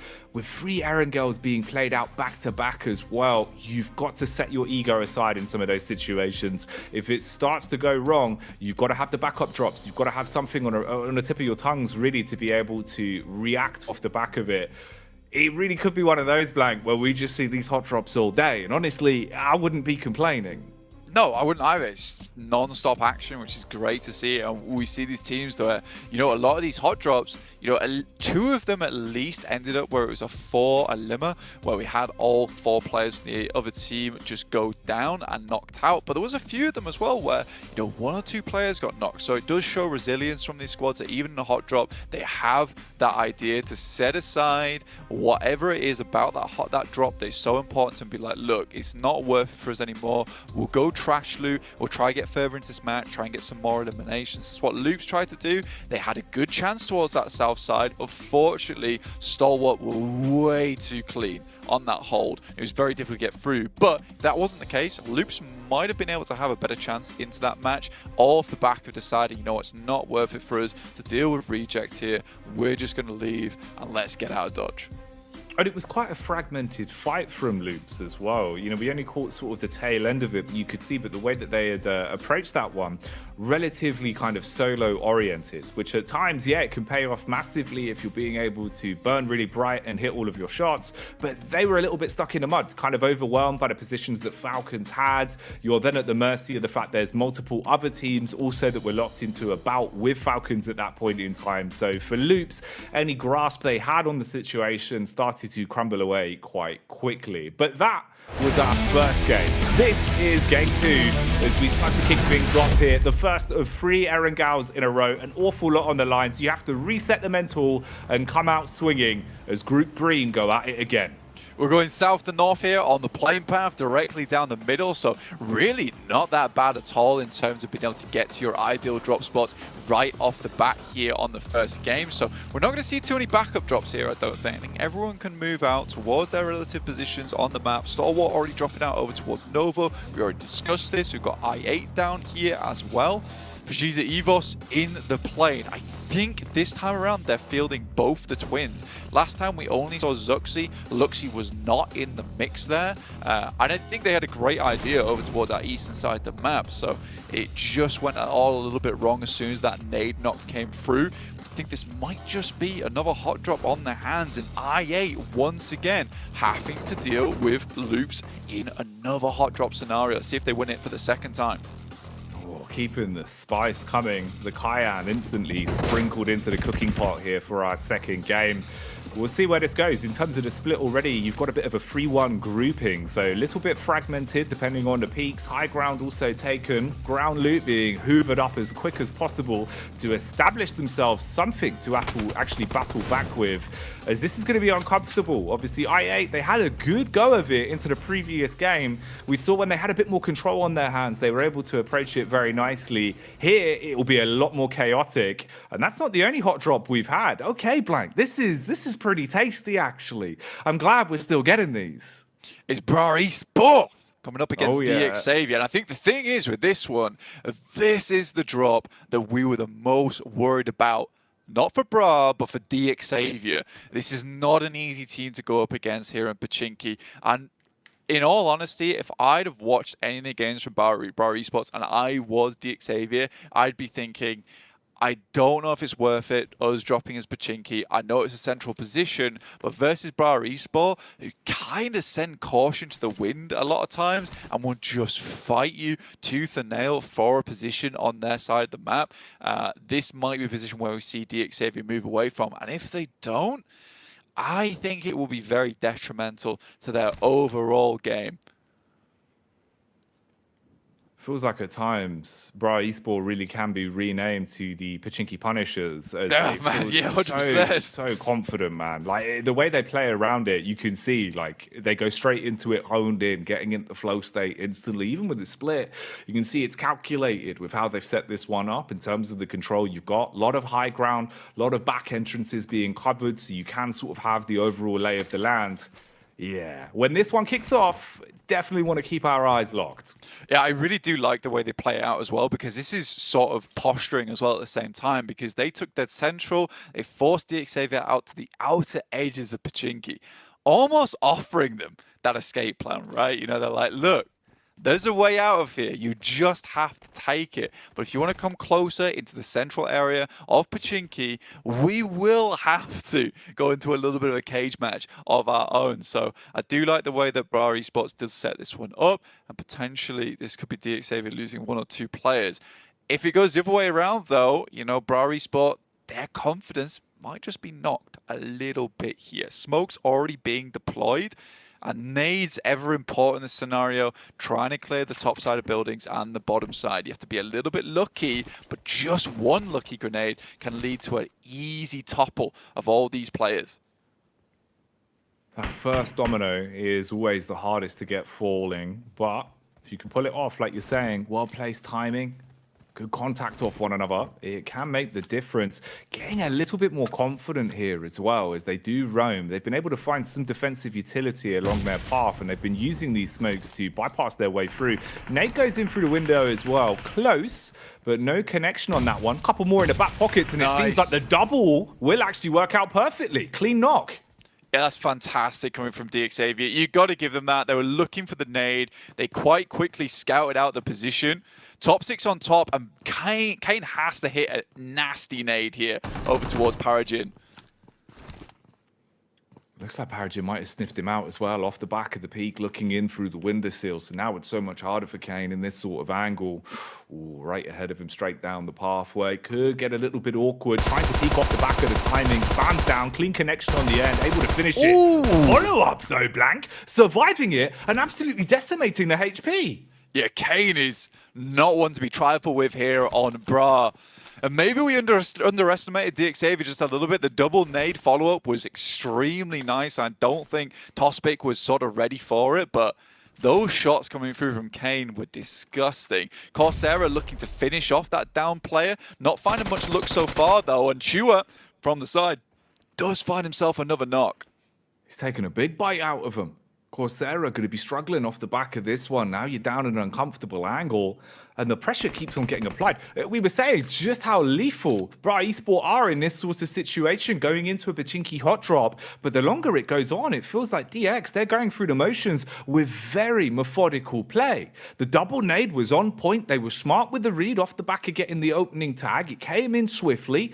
Since then, you've seen the peek back from Kane. Now the pressure's on for him to stay alive. But meanwhile, we get a bit of a fight kicking off here as we switch on over and see just what's going down on the hill. Clean connection onto Raging Ocio. He's already knocked. Yeah, looks like we are seeing Reject just on the retreat right now, trying to run away as fast as possible. The lads on Malice Esports, not an ideal scenario for them. Not able to get out there as quickly as possible. You know, you play towards Ferry Pier anyway. You know, the pass outwards, and not easy. And look at that. Bra Esport down and out, 16th place. And I think, yeah, it's safe to say we underestimated DXavier. Oh, yeah. One thing we certainly underestimated from them was just how methodical it was with those nades, mate. I think that's 2 of the 4 eliminations just raw off the back of utility damage with the double HEs they were able to pull out on that one. So grenades looking lethal in their hands. And you know how much of a boon that could be as well if they're finding their footing with it early on. So they survived the hot drop. They take up Bra Esports, the first full squad to fall. Other than that, I mean, everyone's looking pretty good. Everyone's been able to find their way through this one quite easily, apart from Reject Tokyo, of course, already looking green around the gills with just 2 players alive. Yeah, it's bad news for Reject. How they get too far. I mean, they got a member towards, I think, very much the end game on that Sandhawk. And again, this is somewhat more survival mode coming through for Reject so far. Gonna have to just try and salvage this game, get as many placement points as possible. But we'll see what happens. See what happens in the future. In the meantime, I'm looking over towards Gladiators, who have made a bit of a quicker rotation. Now, the last game was not ideal for them whatsoever, Jackie. Let's put it that way, right? You know, versus Alter Ego, going down to just 3 players, then trying to make a faster rotation, which I respected over on Sandhawk, only to met with overwhelming force from the side of Stalwart and Loops, who cut in from the side. I think there's potential here for Gladiators. They're just not showing us it yet. The question is when it will happen, if it ever does happen, because that sort of is becoming the main concern for Gladiators at the moment. It's scary, isn't it, as well? Because it does feel like at times Mad Balls and Gladiators both suffer from the same formula that is that slow start. It bleeds over, it lingers onto them, and sometimes not having that extra sort of confidence to instantly go in, to instantly kick off those kind of maneuvers can make all the difference when it comes down to gun skill. And as we've already seen here today, some of the gun skill that's on display is already on another level. You've got that clash of metas, that clash of regions. There's so much that's in the back of your mind. And if you can't just focus on your crosshair, you can't just focus on your plays, it makes a world of difference. You can certainly focus on the steering wheel, though. As for Icy, he has been bonneted and crumbled like a snow cone. Yeah, he doesn't go down without at least the last hurrah and tries to take out the vehicle underneath. But I respect that he got out of the vehicle, tried to stand his ground, but versus the bonnet of a UA doesn't always go well. Here's Mad Balls versus Alpha 7. Zerich is down, likely to be flushed away there. It's just Fleek remaining. The solo god from the team, but versus Alpha 7, I just don't know how likely he's going to be able to pull this off. Oh, first connection's clean. Trying to hit the drive-by, but can't quite do it. Good moves. Look at the way that he's playing around this. Hitting the crouch at perfect timing. Good for 2, but not enough to close it out. So Mad Balls again being picked to pieces there, even with Fleek showing some fantastic footwork towards the end. And A7, you can reset from this. Yeah, it might take a sec, but you're going to be content. Yeah, you can get back up from this. Another 2 eliminations in the back pocket for them is absolutely ideal as well. Looking over towards the map as the moment, it's heading up towards Rozhok, and at the moment, PMGC Evos have a really strong position over towards there. They're currently holding down the warehouse on the top side towards that hill. They've also got a couple of outposts down towards that south edge too, so they're maintaining the information coming through on that side of the map, and it does look like it is going to start to center towards that position too. So a bit of an urban finish would be a nice one for the first angle of the day, so we'll see what happens here. Again, that is just going to be a massive mass migration from a lot of teams trying to fit their way in towards that spot of the map. But again, we still got a couple more stages before we can be absolutely certain. Falcons on a rotate back round, trying to save their mate. And they put the foot down, pedal to the metal as the pain will come out off the front of the car. Inflicted damage back on the quest and making their lives even harder today. It was a rough start in the opening game for them. And it seems like that could follow on here again into our opening Erangel, struggling to close down off the one knock they found on the Falcons and having to give up a lot of space. DX as well starting to move back on in, catching contact and potentially thinking they can do something about this. 2 compounds close next to each other being taken by Falcons, but they've got to use a lot of the utility they've been able to scavenge to patch themselves up off the back of that opening fight, and you are already down a man. Yeah, I do like this from DX, actually, to be honest with you. The fact is that they took out Bra very early, and also the circle being down towards that side of the map on the northeast edge means that they have a lot of time to work with here. And a lot of times, if the circle's over towards Pachinki, you want to sort of huddle up, get some better positions, maybe all head over towards Church itself. But with this spot, it does mean they can start to sweep a lot easier down towards the south side because teams aren't particularly looking at them all that much, and they have a lot of high ground to play around with. So I do think that DX is most likely going to remain in this area for a little while longer, try and get some more eliminations in the back pocket. With that circle, it's not likely they're going to have a winning position towards the end game. Oh my god, Red! What? Off the back as well! Oh my, the turn on that was unbelievable. The fact that he's been able to punish so cleanly. Ooh, won't matter even if he does get tapped with a DMR, they'll be able to get him back up and into things here, and they need him right now. Looking quite devilish with how he's playing. The compound clash continues though. 3 squads all in close proximity to one another, and there's more roaming in. The vultures circling them, seeing that there's an opportunity to strike on this one. So bullets from all angles as everyone's taking damage blank. This is going to be a big fight. Yeah, Zuxi's struggling now, just the twins remaining on low HP, playing around one another. There's a couple of smokes been sent down. 2 players down already for Gladiators, but they're able to get towards that south side of Rozhok.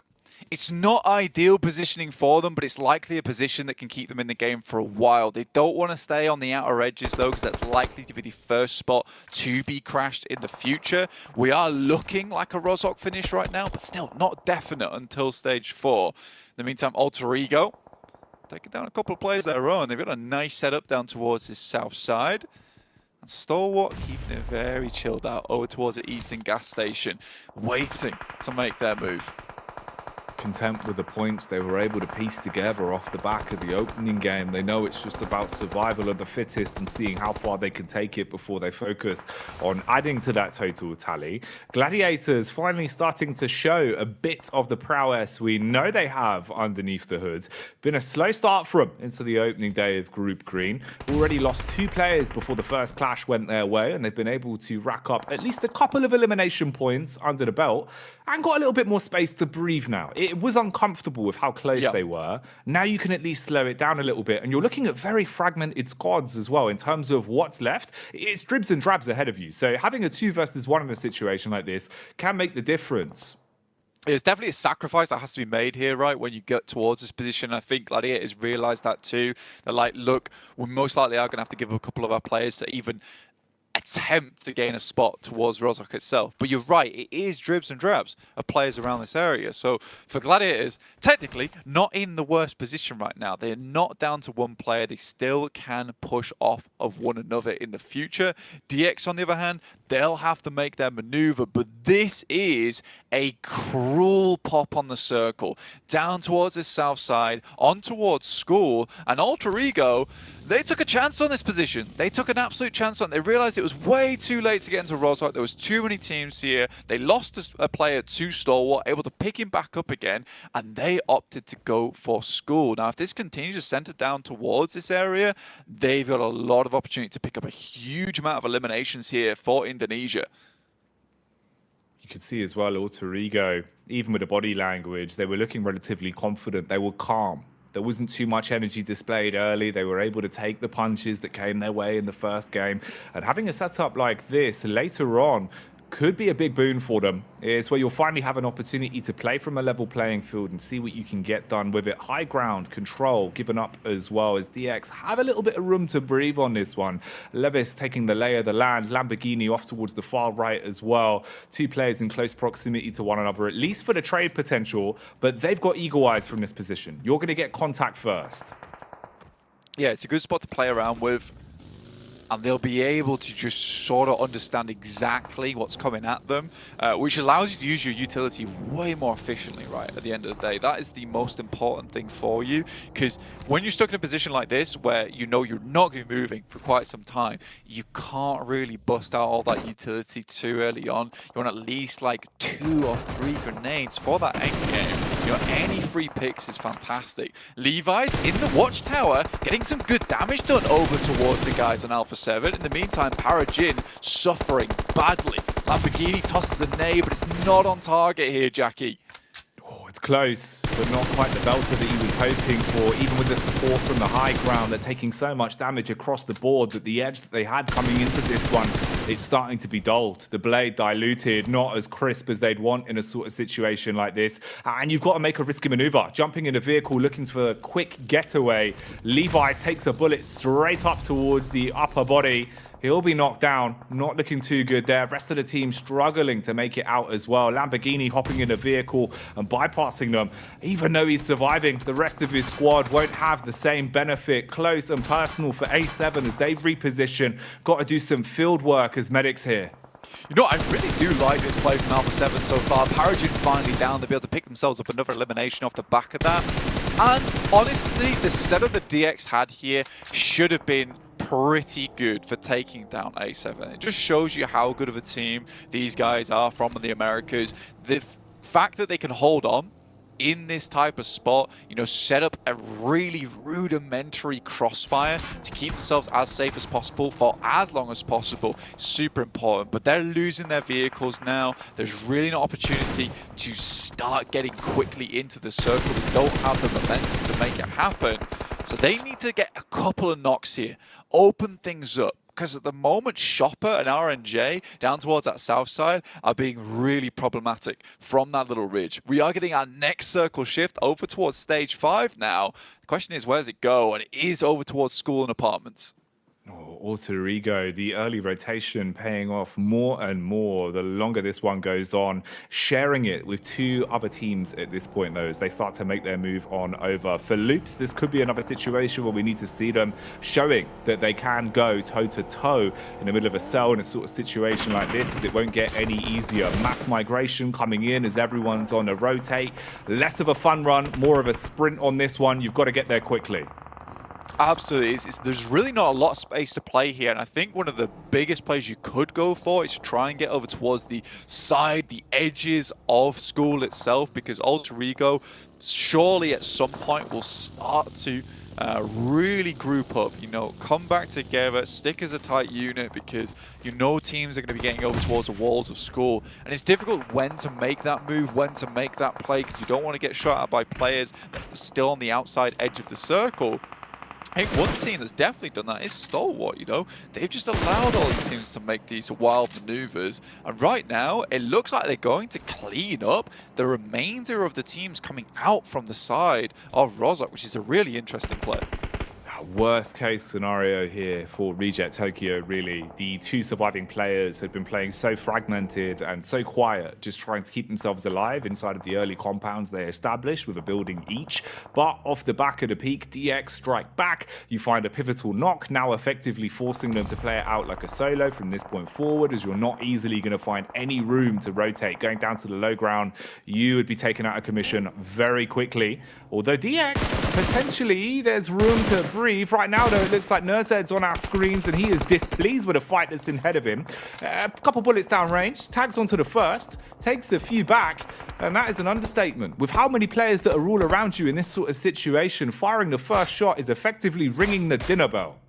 Yeah, I think the Stalwart, they've taken a very aggressive maneuver, right? You know, there's a chance for them to slowly eke it down on the eastern side, but this is a position where they're looking to pick up some more placement points, more elimination points. So I think for them getting caught up now between Tiamba and Falcons, I do like this split, this play from Tiamba, sorry, which is over towards that southeast edge. You know, this is not as risky because they've got 4 players. They can confirm the edge side of Ross. Like, you don't want to head center because it makes leaving extremely difficult. For Gladiators, on the other hand, that's a bit more of a risk, but one that's paid off this time around because they play on the edge. There is an escape route, but if they got crashed as 2 players, wasn't likely going to go too well at all. I think Kitsune is just being sent forward to try and get some more points on this game with Meku being left behind. Yeah, he's the point man right now. Take all the attention in a vehicle, try and keep yourself alive for as long as possible, and wait for the push in your teammate from Meku, who wants to kind of flank up the bank. And like you're saying, just see if you can get a couple more points out of this one, knowing that the chances right now for Gladiators is getting less and less the longer it goes on. Kitsune finally falling as he seems to have taken a shot towards the back. Meku, he's revealed himself, but he's repositioning out of it. You're going to be swung on by a full squad as well, and they've got nades for days, chucking them downhill straight onto his location. Not going to get any easier for Gladiators here. Seems like them are mad balls. They've been hit with the unlucky stick coming into the first 2 games. Yeah, look at this though. Tiamba actually sort of protecting Meku in this situation as he just slowly creeps away, tiptoeing down the bank. He has a bit of position here in terms of the smokes where it's cutting off the sightlines from Tiamba, who send Alpha 7 back. So, you know, this might be a case of Meku being able to hold on just that amount of time to maybe getting towards the top 8, but it's really not looking likely here, Jackie. And for Gladiators, they're going to be going down this match probably with just the 4 points from the eliminations alone. Alter Ego, though, chiming up towards Tiamba as they also attempt to make their exit. Circle heads over towards apartments, and you can see teams rushing in, looking for a building of their own. Oh, the close quarters engagement working well as the first kiss. Oh, pain will be delivered. Quick medkit in close quarters combat, not looking too good. Tried to reset off the back of it, and his teammate at least saving the bacon somewhat there as well as they swing round the corner, come peeking out through the doorway, and buy enough time, jumping straight back in onto the res as well to get them all back up on their feet. And these are clashes across the board. I'm surprised at this point Falcons were even able to stay alive. They were eating nades for days. They found themselves effectively with a shed to stay alive in, and a Molotov might cook them. Got a run on out through the doorway, straight into the barrel of the shotty, blown to bits. Oh, the trade back as well, not looking too good as the vehicle detonates and consistently this chaos continues. Goodness me, he's just basically looking for breadcrumbs at this point in time at the end game. Meku actually getting a little bit further into this match is super surprising. He's in the points position now where he starts to accrue some of those placement points, so good for Gladiators, but again, it's that classic salvage game for them, which is not what we want to see. Alter Ego, they do take a knock, and once again, it's Alpha 7 just pushing their way through difficult scenarios time and time again. And I think that, you know, looking at this team and some of our comments from earlier, some of that macro has certainly been improved. It is definitely being band-aided by the fact that they are so sick at the game. But again, I think there's been some serious improvements happening from this team all the way through. It feels that way. Hitting their shots at the minute. Good maneuvers, good reads on the game. Ooh. Being able to stay alive in a situation like this, though, is going to be so tricky. You're on your last legs. Sure, you've got the meds to work with, but everyone is right under your nose. Bit of a backstab as well, potentially for Meku. It depends how the cards want to be dealt on this one. Smoke wall in front. Autorigo's attention firmly given up towards Alpha 7. Meku with a timing on a read, still just crawling down on his belly, waiting to strike at the right time. 2 players on low HP now as well. Jump shot with a DBS. First one misses, second one pelts, but it will be the backup of Rosemary to take him out of commission. Yeah, it doesn't actually have to get involved then. You know, you'll take a safe 6th place, right? That is what's ideal for you at this point in time. Teams move down towards the southeast side. This has not been an easy game. Circle's been all over the place. I mean, the way we've seen it, you know, it moved north, and then it slowly moved up towards that northeast on Rozhok, and then it's just edged its way back down towards apartments. So no one's really been able to make a very good call, which is why a lot of teams are down on players to 3 or 2, because they've had to scrap for position here. The only team that currently has 4 players in their squads is Loops Esports, which is one of the earliest teams to get into towards apartments early on. Every single other team has suffered, and they'll suffer again, Jackie, because look at this circle. It is mean. It's absolutely obscene. Good luck getting in. The bouncer will only allow a few people inside at a time, and it doesn't look like everyone's ready for this one. It won't be a bit of a dance to the death, it seems. Ooh, close quarters engagement again, though. Nurzed, we know that he's a bit of a solo dolo, but he's got to be a big don in a situation like this. SMG in close quarters engagement being run down 1 versus 3 effectively as space is being taken off him. Backs off through the window. Keeping a UMP in his hands as well. Had some nades to work with, but that's not the way you want it to go. Instantly struck upon as he hits the deck and should be down for good.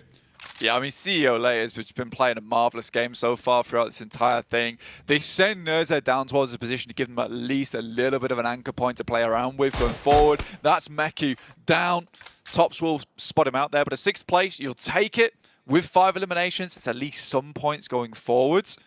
Now, Stalwart technically have a really strong spot. He is out on the edge at the moment, but he has great sight lines. They can control a lot of these teams that likely will have to battle off against one another as they leave. But in future, there's really not many areas for Stalwart to head to, and I think that their vehicle's completely burnt out. So the game would have to end right now if Stalwart wanted a chance. Either way, they've accrued some elimination points, a top 5 position.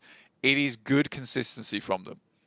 It is. It's still rolling with the punches, right? Even if overall the situation with the team doesn't work out perfectly, still being able to hit their shots and looking warm with the DMRs as well. It's not as easy as it looks. Some of the pot shots we're seeing come out with that mini 14, making it look like a major 14. And it continues again here as the misery continues. Another shot back over. Rosemary feeling the pressure now.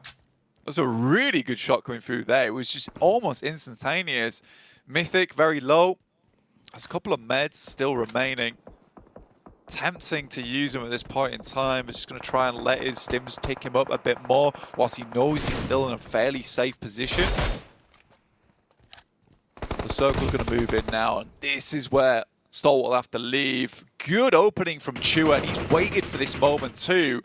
Understands that now things start to get to a point where Loops have to leave this building. So getting a knock as the circle starts to close really does hamper them quite a bit.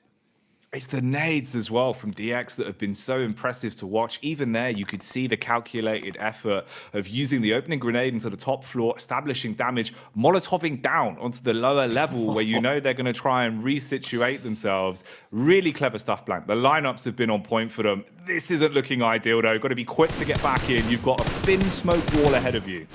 Yeah, I mean, that's all they can do is set up the smoke wall to try and get further inwards. Still taking shots back at them, though. Tops does get knocked. I think that'll be action out as well. They tried to get that smoke train working, and I think it could have been better if it was a case that that vehicle was not unassailable.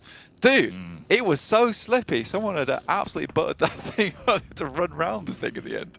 Covered it in grease, and they couldn't get a grab on it. Didn't bode well, so it means that we tick down into the final 4 squads. Some of them looking chunkier than others when it comes to the HP across the board. A lot of damage done in the battle of attrition. Only 2 of the 4 squads looking like they've really got a lot of longevity left on this one.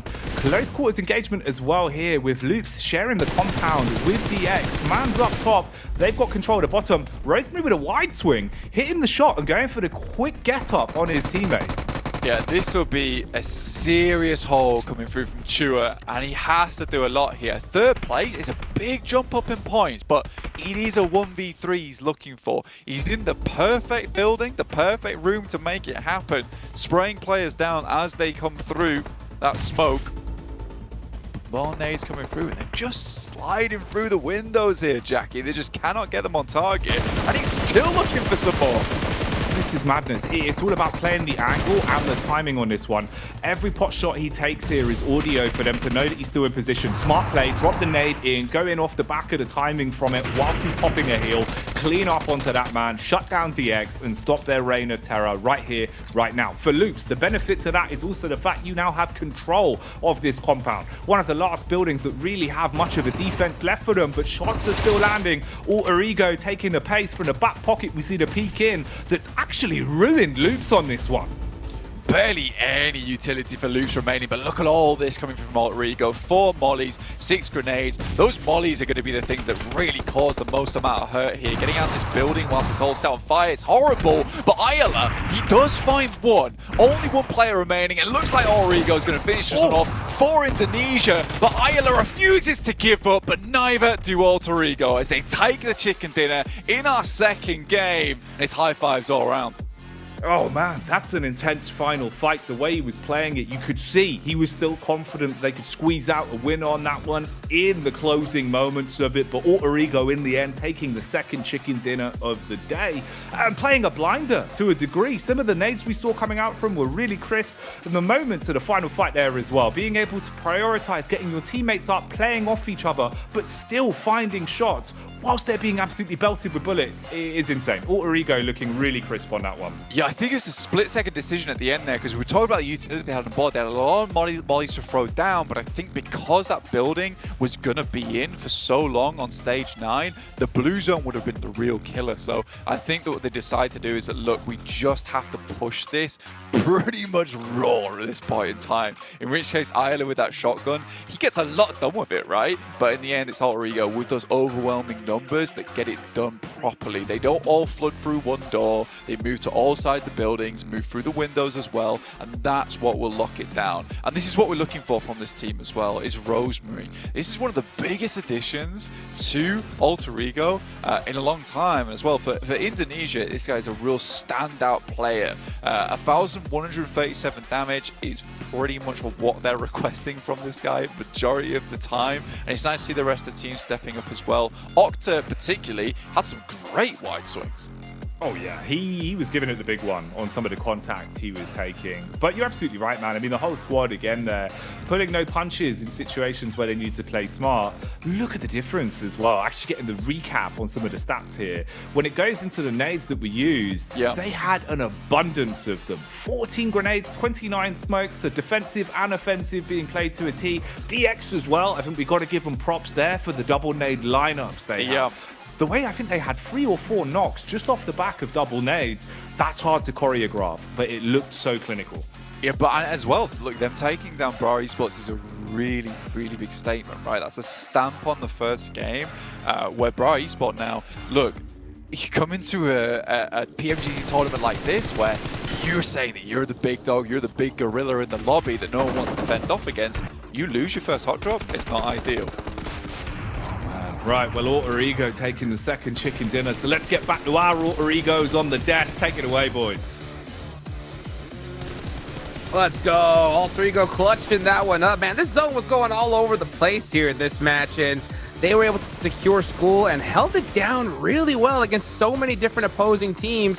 And their rotations, their timing was so on point to finish things out here, Kalaris. Yeah, definitely. This game exemplifies, yes, you can choose where to go, but it's important when you go in a game like this, right? If you're thinking about Alter Ego holding off School, you've got teams like Gladiators and Alpha 7 eventually trying to crash into this position on the walls, which is technically a smart place to try and crash into, but Alter Ego knows you need to take them out to then be able to transition away from School effectively. And they knew exactly when they had to move away from School as well. Just wait until Star Wars is gone. Then you have perfect opportunity to move into the north side of those final circles.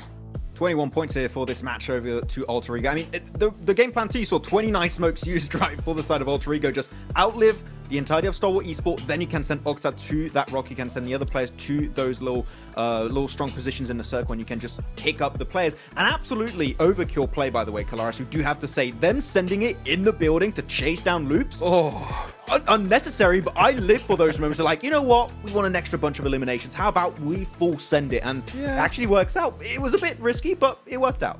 It makes me scared when an S12K beats a DBS, but you know, I'm not sweating anymore, Hot Jukes. I'm fine. It's okay. Good. I mean, when I saw Rosemary push, I was like, what is he doing? What is he doing? Wait for your team. Wait for your team. Calm down. Ayala, I mean, almost clutched it there. And that's the thing is that, you know, at this stage, you can't give any player, not even a single one, room to breathe, or they'll take advantage of it, just like we saw one of the Stalwart esports players do in that Sandhawk we just saw. And speaking of Stalwart, they still got 6 points here, right? And that's what we like to see, you know, when they don't have a particularly good rotation, they're able to still put points on the board, and they were able to, you know, evict Falcons from that shack and did the best with that position. Overall, I mean, this competition is heating up more and more as we take a look at the head-to-head here, Max. I mean, I love the fact that the two players that get 1,000 damage first on these first two matches, you've got, of course, Nazerd from Stalwart, and now you have Rosemary of Alter Ego Ares. Two, I would say, MVP contenders for not just this group, but like the entire tournament. We are looking at those two players as potential MVPs for the future. So Rosemary's been doing so good and playing around his teammates too. And very important fight actually was them being able to clear Alpha 7 on that pivot. You clear your backside, then you can start to play that Gitun northeast of school and transition from there. So Rosemary was putting in so much work this match to keep teams at bay. I have to re-emphasize that. Like, there's too many teams that take school and allow teams to coexist with them on that wall. If you do allow that for too long, again, how do you transition away? It delays your transition, then you end up being pressed by the blue, then you're maybe a little bit dubious about when you're going to move out into those more open areas, like with smokes and things like that, and then you allow those potential teams over in apartments to have a bit more liberal free reign over you. So I think very great awareness coming out from Alter Ego here about also not only when to move, but also when to deal with threats around them here in this game. And it's not just awareness, it's the confidence, right? I mean, you talked about it because it makes so much sense. You know, you have teams that have such a great spot and they refuse to leave it, right? They're just like, oh, we're comfortable here, right? We don't want to move. But sometimes you got to take out those threats if you want to be able to secure that side of the map. Just like we saw in the last map with Stalwart, right? They pushed south, they took out Falcons, they prioritized them first. And that just left that entire side of the map open for them. And again, we see here with Alter Ego, right? They could have just chilled in school, waited for the next zone to see what happens. But they said, no, I want this clear, and I don't got to worry about them later on. Yeah, I think when you look at that as well, I mean, we're, you know, saying that Alter Ego dealt with Alpha 7 very well. I will say props to Alpha 7 for moving to the wall when they did, because they're constantly having to think about the threats in Rozhok.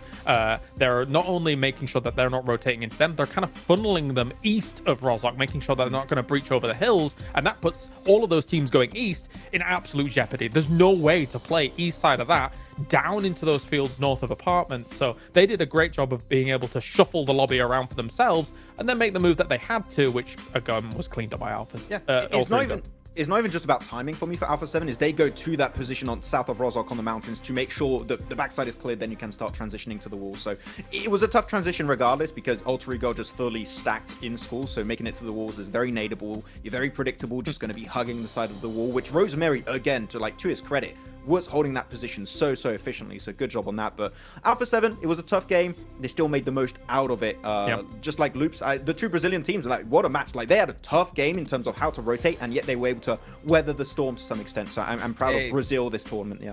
Speaking of proud, right, we got to give a big shout out, of course, to the official smartphone here at PMGC, the Infinix GT10 Pro. It was bred for professional esports players, guys. So if you want to go ahead and outplay everybody at PUBG Mobile, take a look, of course, at that GT10 Pro. And as well, guys, make sure that you're going ahead and searching us on TikTok, right? PMGC 2023, see all the newest stuff that's going on behind the scenes with the players. And then right after that, make sure you hit subscribe to all the channels. You know, hit that red button. You guys know what to do, because man, this thing is heating up here. It's so crazy to see the level that we're playing with, right? And that's the name of the game, is that you can't always win each one, especially when we're getting PMGC circles like this. The point is to be able to put points up on the board when you can't get that win. But if you do get that circle, right, you have to dominate. And I think we've seen that here so far in the first 2 matches here, Cal. Yeah, and actually, you said talking about it starting hot. It really started hot in this game, right? And thinking about the fact that we got 3 Erangel, so teams can adapt. So let's talk about this here briefly. Agon I8 going military C block, which was surprising to me considering that their drop of what is usually Fairy Pier is open and in close range. I was surprised that occurred. Luke managed it perfectly because obviously they get themselves to apartments a little bit later on, but in quicker pace, being able to enter from the south side. I was surprised to see Agon I8 take that location. I think maybe we'll see adaptations in these next games. And actually looking at Bootcamp 2, right, Xavier fighting the side of Brat Esport, and they just lost so quickly. Paradin had one of the most amazing nades in that fight, so I do wonder, maybe Brad is going to hurt their confidence a bit in this match, and maybe want to try and change it up a bit in Pachinki. Well, you know what? Speaking of change it up, let's go ahead and take a little bit of a break. We got to cool off, and we'll be right back.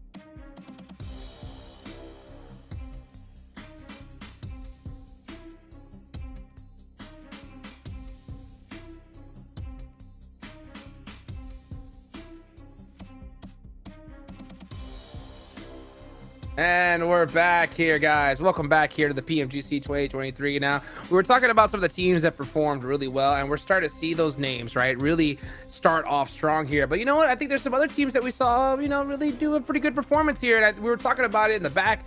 Melise, Maxman, I know you had a lot to talk about them. I mean, we didn't expect them to win Turkey, right? And doing so well in the the Championship of Europe just a few weeks ago now, and being able to transition their way they have done it in this match on the eastern side into apartment was impressive. It was just very reserved, and as we know, Kalaris, about this team, they like to be aggressive when it makes sense. You know, they just tone it down until the moment they really need to start going all out in those fights. But Kisyu in particular, what a fight. And Reject, what a flex from Sarah. Oh my god. Oh boy. He's been going to the gym. Woo! He has been flexing all yesterday in rehearsals. He's flexing here now as well. He loves it. He loves it. Them gains. Gains, baby. You gotta be able to flex on the squad when you can. And that's that confidence, right? But hopefully we can see that reflected here on the leaderboards. That's the one thing that we got to see here from Rejects. But you know what? I'll tell you what. I love the fact that we're gonna be playing another Aaron Gale match. And it's about to get underway in the next couple of minutes, guys. Let's go ahead and take it on over to our casters. Oh, that's right. Back to back to back. The second of the 3. This one's the sequel, Blank. Sequels, do they normally deliver or do they leave a little bit to be desired? What do you reckon? I think this one, I don't know if it can top that last game, to be honest with you, because it was so rough in terms of the macro, in terms of the rotations you had to make. I think it was real scrappy. What it might deliver is one team that actually makes the best rotations in this map and probably should deserve a chicken dinner off the back of it, because I think that last game was very random and you had to fight tooth and nail. If you made the wrong play early on, like going into Rozhok, you just lost. If you made the crazy play of playing an apartment because you thought to yourself, you know what, we got here way too late, you got yourself a decent game off the back of it. So it really wasn't your typical Erangel there. And a lot of our better teams were just sort of looking for some of those survival plays at the end of it, where they were heading towards the side. We saw Stalwart, you know, they headed towards that shack. It was likely that they never were going to leave from there, so they just tried to get as many points as possible, get as high up into the tables as they could. It is quite good as well. I know we've been joking about it a little bit, but Reject Tokyo, man, seeing them dropping some big flexes, showing off the biceps. I'm right there with you, boys. I want to see them pulling some of that out on the map, right? Dealing a bit of damage on Erangel. It felt like some of the plays we'd seen from so far today, it's been a little bit underconfident in some of the situations they've been in. Need to rep themselves a little bit more, especially now, because you've kind of got the shaky ones out the way, Blank. You know, Sandhawk, we take that for what it was. First Erangel, it was chaotic and absolute carnage for a lot of our teams. This is where from this point forward, now really you're getting to the halfway point of the day. You've got to talk about consistency. You've got to talk about being able to maximize how many points you end day one with from this point. I think no more room for error. I'm looking at Mad Balls in that sense as well. They've had 2 very unlucky starts that have resulted in them kind of crumbling away a little bit too early. All of those squads have to reset now, even for Gladiators as well, right? At least there you had a few more elimination points to squirrel away, but that's all it was, squirreling away the odd nut for Winter. Yeah, I think for Gladiators, despite everything, right, you know, getting towards that position in Rozhok, getting 2 players towards there, and at least getting Meku out as the lone survivor, to get themselves, I think it was a 5th or a 6th place, it's not bad. It's not bad by any stretch of the word, but we do want to see a bigger game from them. But Reject, yeah, more flexing in the game, please. I think it's safe to say that, like, the technical ability, it certainly isn't up there with some of the other teams we have in this lobby, and that's fine. That's fine. I think that this is a great learning ground for them every single time they make it to this position in the global tournament of the year, right? And I think that the main thing we see from Reject every time they get to this global tournament is they're happy to be here. You know, we see some of these teams that look a little bit downtrodden, they look a little bit nervous, but even on not the greatest of games, you're seeing Reject keep that mentality high, and I think that's really important, because you will see some teams that technically, once again, are better than Reject, just do so much worse than them because they don't keep that mentality on board, right? They crack early on. Yeah, you've got to be able to just take everything that comes your way one step at a time. And hang on a minute, I think we can take a step back into building the narrative that seems to continue as once again the Pachinki Punishers going head to head versus DX that might actually lay more of a claim to the name off the back of the way the hot drop went last time, Blank, as it was explosive. Big nades, big plays, they picked up all the pieces they needed and owned Pachinki. They were the landlords. They were the landlords. There was a slow start to it though, right? And I think that's what we're seeing the difference maker here is that Bra Esports taking a bit more of an aggressive role within this engagement, right? You know, they're peeking, they're making sure they got the weapons to go close range early on, they're smoking out, trying to gain some more ground. They didn't want to let DX get too much control early on to start just filtering out these positions where they could be and then go from there. So I do really like this from Bra Esports. They're switching things up. It's not a case of just doing the same thing again and losing to DX off the same playstyle. They want to try and psych this team out. So again, this could go either way. I like the initial playstyle from Bar Esports, but I do think that DX has once again slowed things all the way back down, which is exactly what they want. With Chua just handling this nade on the side here, could be deadly. Yeah, that's what my eyes were already honed in on as well. The second you see him being able to find a little bit of utility, same could be said for the other side. It's Bra Esports bouncing that back up. That's a lot of information, Blank. Now you know they're a little bit more fragmented, and they're starting to turn up the tempo with it. Might have actually caught him under contact. Doesn't get close towards the door. Playing on a window sill himself, so he can drop off if he pushes in. Weaponry-wise, it's the SMG versus the Shotty as well. He might be introducing them to his friend Big Papa Pump, but he misses the first shot, hits it on the follow-up, but it's too little too late. The trade game works out well for Bra. Immediately looking for the refrag there is Kakali. I like that from him. You know, spots out these players. Lamborghini's got a long nade, so they get themselves down the stairs. This is so well done coming through from Bra Esport there. They even go for the refrag. They know they don't want to peek it on their lonesome. As soon as they got that information, off the back of that nade, Jackie, they knew there was a player up there. They isolated him. It wasn't quite the double nade over the top side to blow him out of the water, but it still did the trick. So I really do like that coming from Bra. And this is what makes you a good team that can make it to the PMGC. It's being able to switch things up on the fly, right, with a snap of your finger. If you desperately want Pachinki, you want to hold this spot, you can't show DX the exact same thing as last time. You've got to show that you are not human in that sort of situation where you do have the fallbacks to go to. You're not instantly just going to have the previous emotions from last time clouding your thought process. So you're right. The adaptations, really quite nice to see. Loop's here. Hello. He's in the field and he's found himself some Rosemary he wants to pick. Very rude, Blank, stealing it away. Yeah, it's a cheeky pickup there over towards Rosemary. Pretty evil pick as well, but that's a nice play coming from Loops. I think they knew the general area that these guys were going to be in. Cardozo just stepping up for one easy elimination. You will take that. That's going to send you a little bit further up the leaderboard for practically free as well. Also means that rotate coming in from the eastern side, way less dangerous now, because you aren't going to have to jostle elbows with Alter Ego as you make your way over towards the western side, which is where the circle has gone, very far over towards the western side on the north edge. I think this is the first time in a long time as well, Jackie, that we see Gladiators get themselves a central position of the circle at the start of the game. Over in their region, they did not see a lot of these types of circles. A lot of them heading down towards the south side, towards Millie, down towards the southeast. I think that some of their games are excusable because of that. Some of them just absolutely weren't. But this is an opportunity now to really show up and perform. This is a fantastic gift you've been given. If Gladiators can't perform on this match, I think we have to write them off until they start bringing something to the table, because it's been too long now where we've said, just wait till the end of the tournament. They'll pop off then. It never happens these days. No, yeah, you can't subscribe to that kind of mantra anymore. You know, it feels like something sort of changed for the squad, really, where if they start to snowball in a negative manner where they're not picking up the early points, they're not being able to get themselves honed in early, it's not going to change easily. So at least here, having the blessing of the circle on your side, it can make the difference for them. They're not fighting from the back foot, which we've seen twice in a row now, where the rotations have been a little bit uncomfortable for them. Honing back in on here for a sec, though. Bright Esports, obviously, after they were able to pick up the opening knock, since then, they've just been taking it as a pack, suited and booted, looting, ground level to ground level.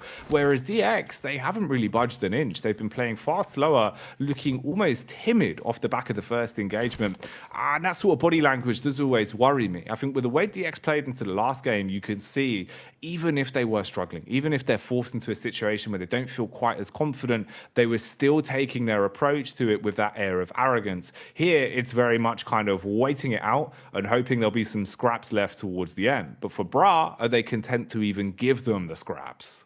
Yeah, I think this is the smart move as well from Bra Esports as well.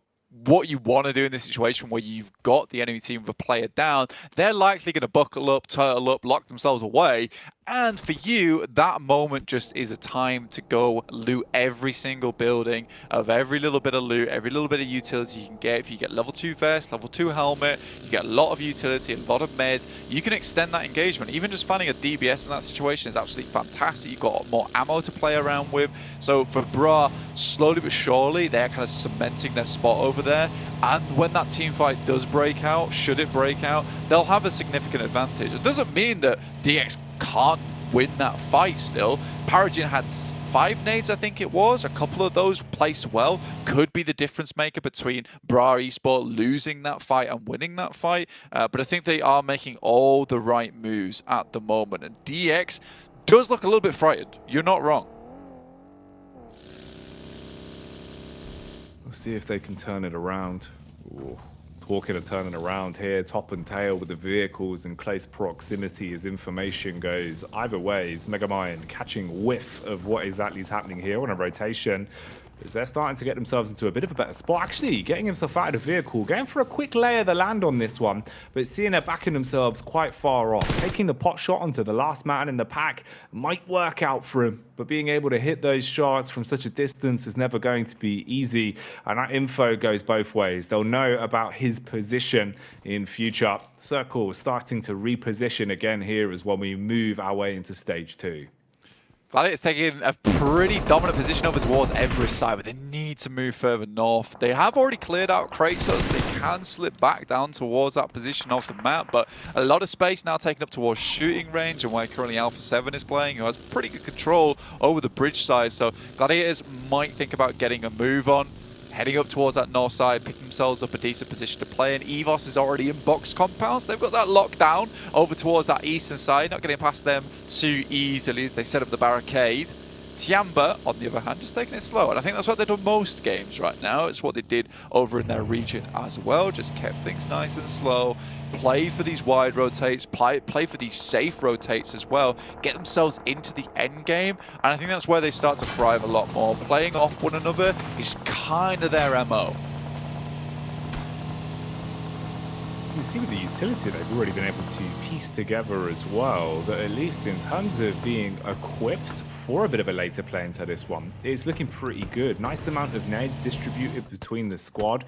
Big bit of spacing as well taken. Oh, Tixie. He thought he had contact on that one and was able to just keep his eyes on them. Instead, he's lucky he's still alive. Big tag. Knocks his confidence a bit, goes back into the building to bandage himself back up. And this is where it all started over in Pachinki, obviously with Bra Esports being able to pick their way through DX. Now again, hot on their tails, using the extra loot they've been able to establish to fully pick Pachinki dry and be able to have that control, forcing DX basically into one compound, leaving them looking so uncomfortable. Big change in the way that they've been setting up. The posturing does not look anywhere near the same as it was in the first game for DX. You can see already losing one man has been enough to make them feel like they're in a bit of a downward spiral. Yeah, I mean, it broke him immediately. It's kind of sad because I think Chua kind of plays at that off angle as well. So as soon as they lost him, they were like, oh, what do? I'm not sure anymore. And I did like the way that Bra Esports goes for it as well, because what they do is they take out all the buildings close to them in terms of the loot. Then they fan out, take the outer edges. So even if DX wanted to leave whilst they were clearing those outer edges of Pachinki, there was no loot remaining in that area. You can see they still have the double pump shotgun on board. Really not a lot to work with. Lamborghini does find himself a DBS though, which is fairly ideal. Always handy. If you can pack a punch with a weapon, it can be the difference maker in scenarios like this. The added utility always a benefit though. Kane walking out with the nade in his hand, expecting to be able to bounce it off the window ledge and find a bit of a pickup. Not got his wits about him. Exposed on the contact. Lamborghini putting bullets down range and connecting with a backup with the rest of the squad. And now things are a little bit more fragmented. Effectively going from looking like they're out of sorts to playing like a tripwire here. The early warning system getting the contact, and Bra, you're going to be a bit uncomfortable with this. Heals having to come in, zone nipping at you as well. Very light damage, so not enough to write home about, but uncomfortable from either side. I think they're sort of relying on the fact that they don't think that DX has picked up too much meds off of a lot of these buildings, because Bra's the one that's been cleaning them out from top to bottom. But I do think it's a cute little bait that comes through from Lamborghini on the upstairs. Makes it very difficult to push over towards him. Carly finds him in the window. Now just Levi's remaining, as well as Paragin off in the distance. Thing is, you're surrounded though. For Paragin, yeah, he's far enough back that maybe he can make a bit of a getaway on it, but even then, you're just playing off the back of committing that both of your teammates are going to be left. You'll have to bail and see what you can do in terms of the longevity of the game. He's got a lot of confidence, though, lurking his way around. Doesn't want to give up the rest of the squad for free, as he'll still bide some time and wait out for long on this one. Rest of DX going down the longer the clock ticks on, as Lamborghini is trapped. Levi's eating the nade as well, and Paragon probably realizing this one's cooked. Yeah, toss pick carves him up as well. I think Levi's just went down to the play zone, in fact, sadly. And Paragon, again, is what I was talking about. They've just got no meds on board whatsoever. And Paragon, the only one with one first aid kit, that's it. No stims, no nothing. Just a bunch of nades he was able to gobble up on his journeys through Pachinki. And for Bra, I think they should be fine for a little while longer, but this doesn't feel like they're playing the game, right? They're not playing the overall game. They are playing for Pachinki. And this is the type of team that is scary. And we're going to kind of come back to those points we made on the last game, is the fact that you don't want to go versus Bra in Pachinki because they will confirm on this spot no matter what. They will make your lives hell to play.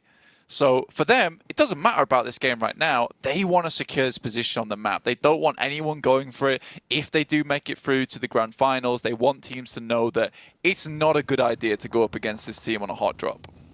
Yeah, it's really taking it as far as you can with proving a point on that one, right?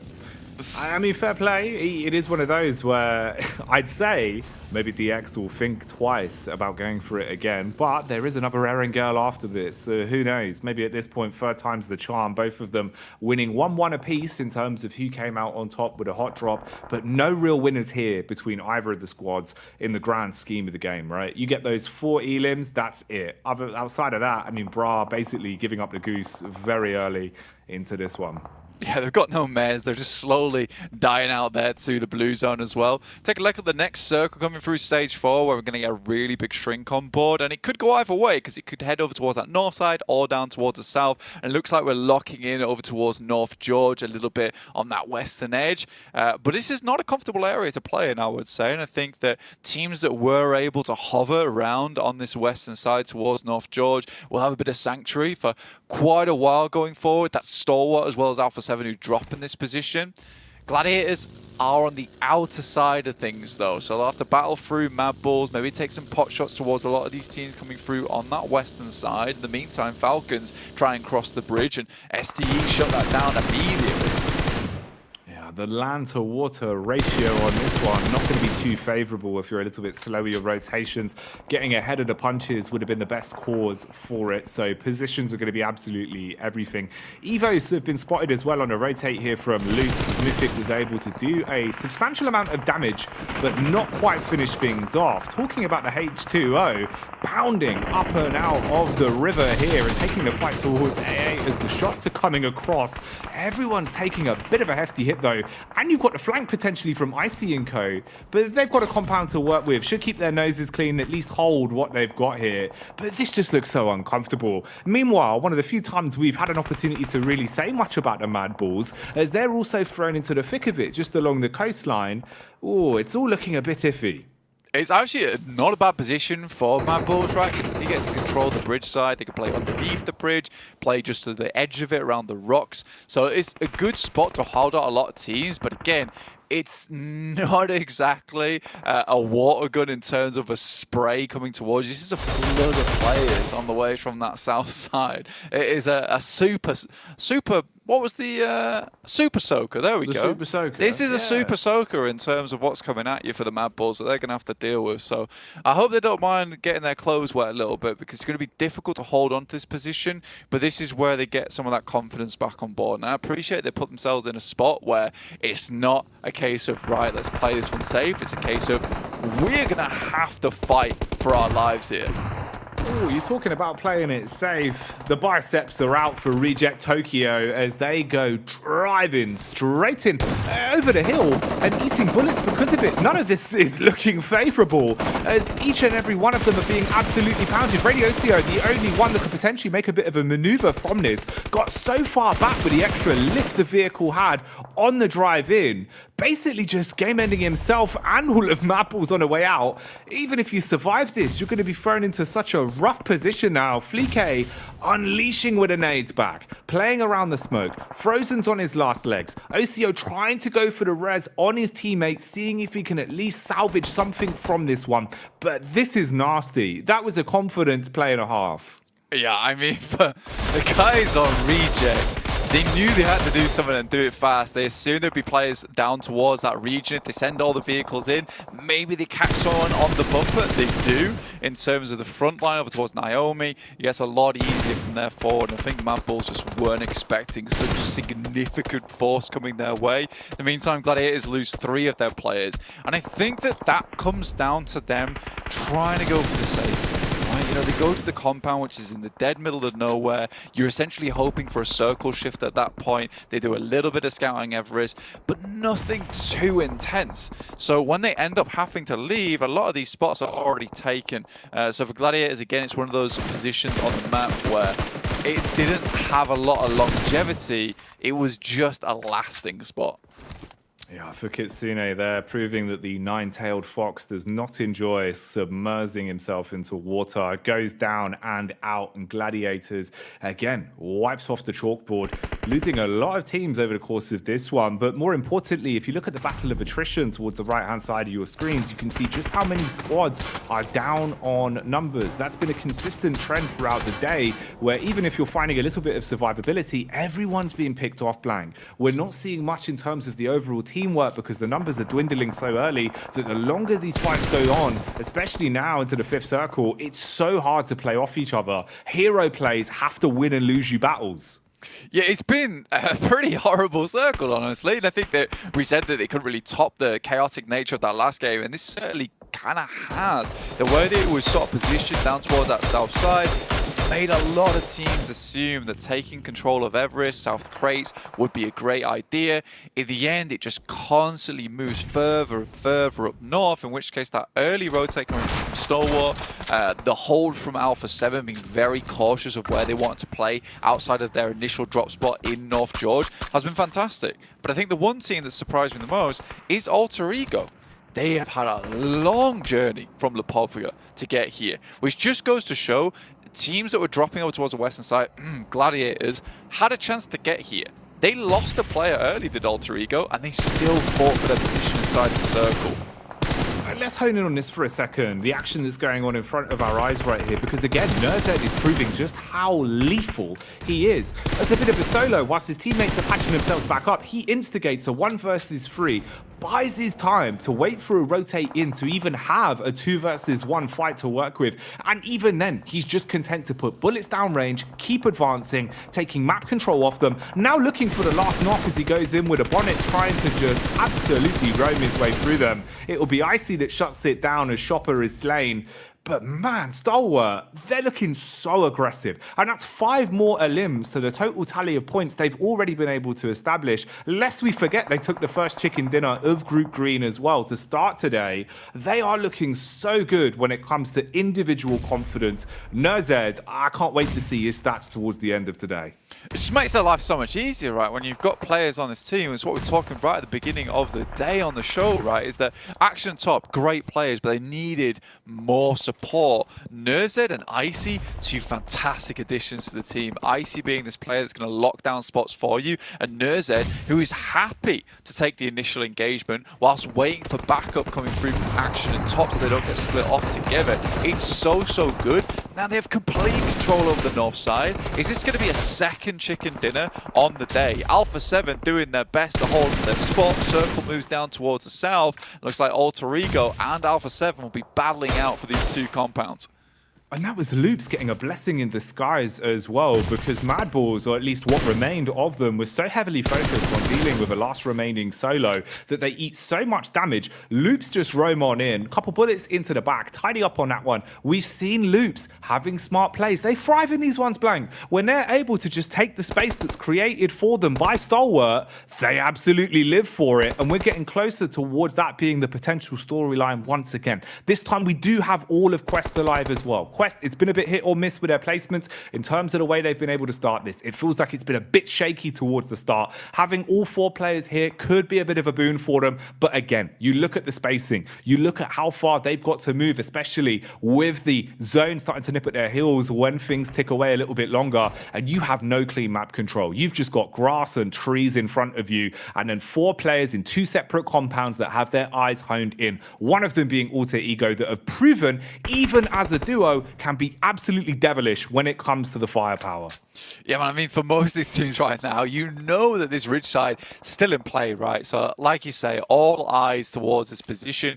Quest, all credit to them, you know, 8 eliminations, Al Haji leading the charge for them.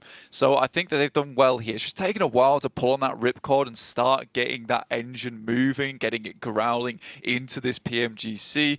But not an easy position to play from, have Quest had. And getting through this with 4 players is really big. The nice initial nade into a secondary knock from Revo. That is gorgeous. Ayala, though, spots out Icy coming through from Stalwart as he tries to get some scouting done. Luckily, sets himself in a spot where he is safe.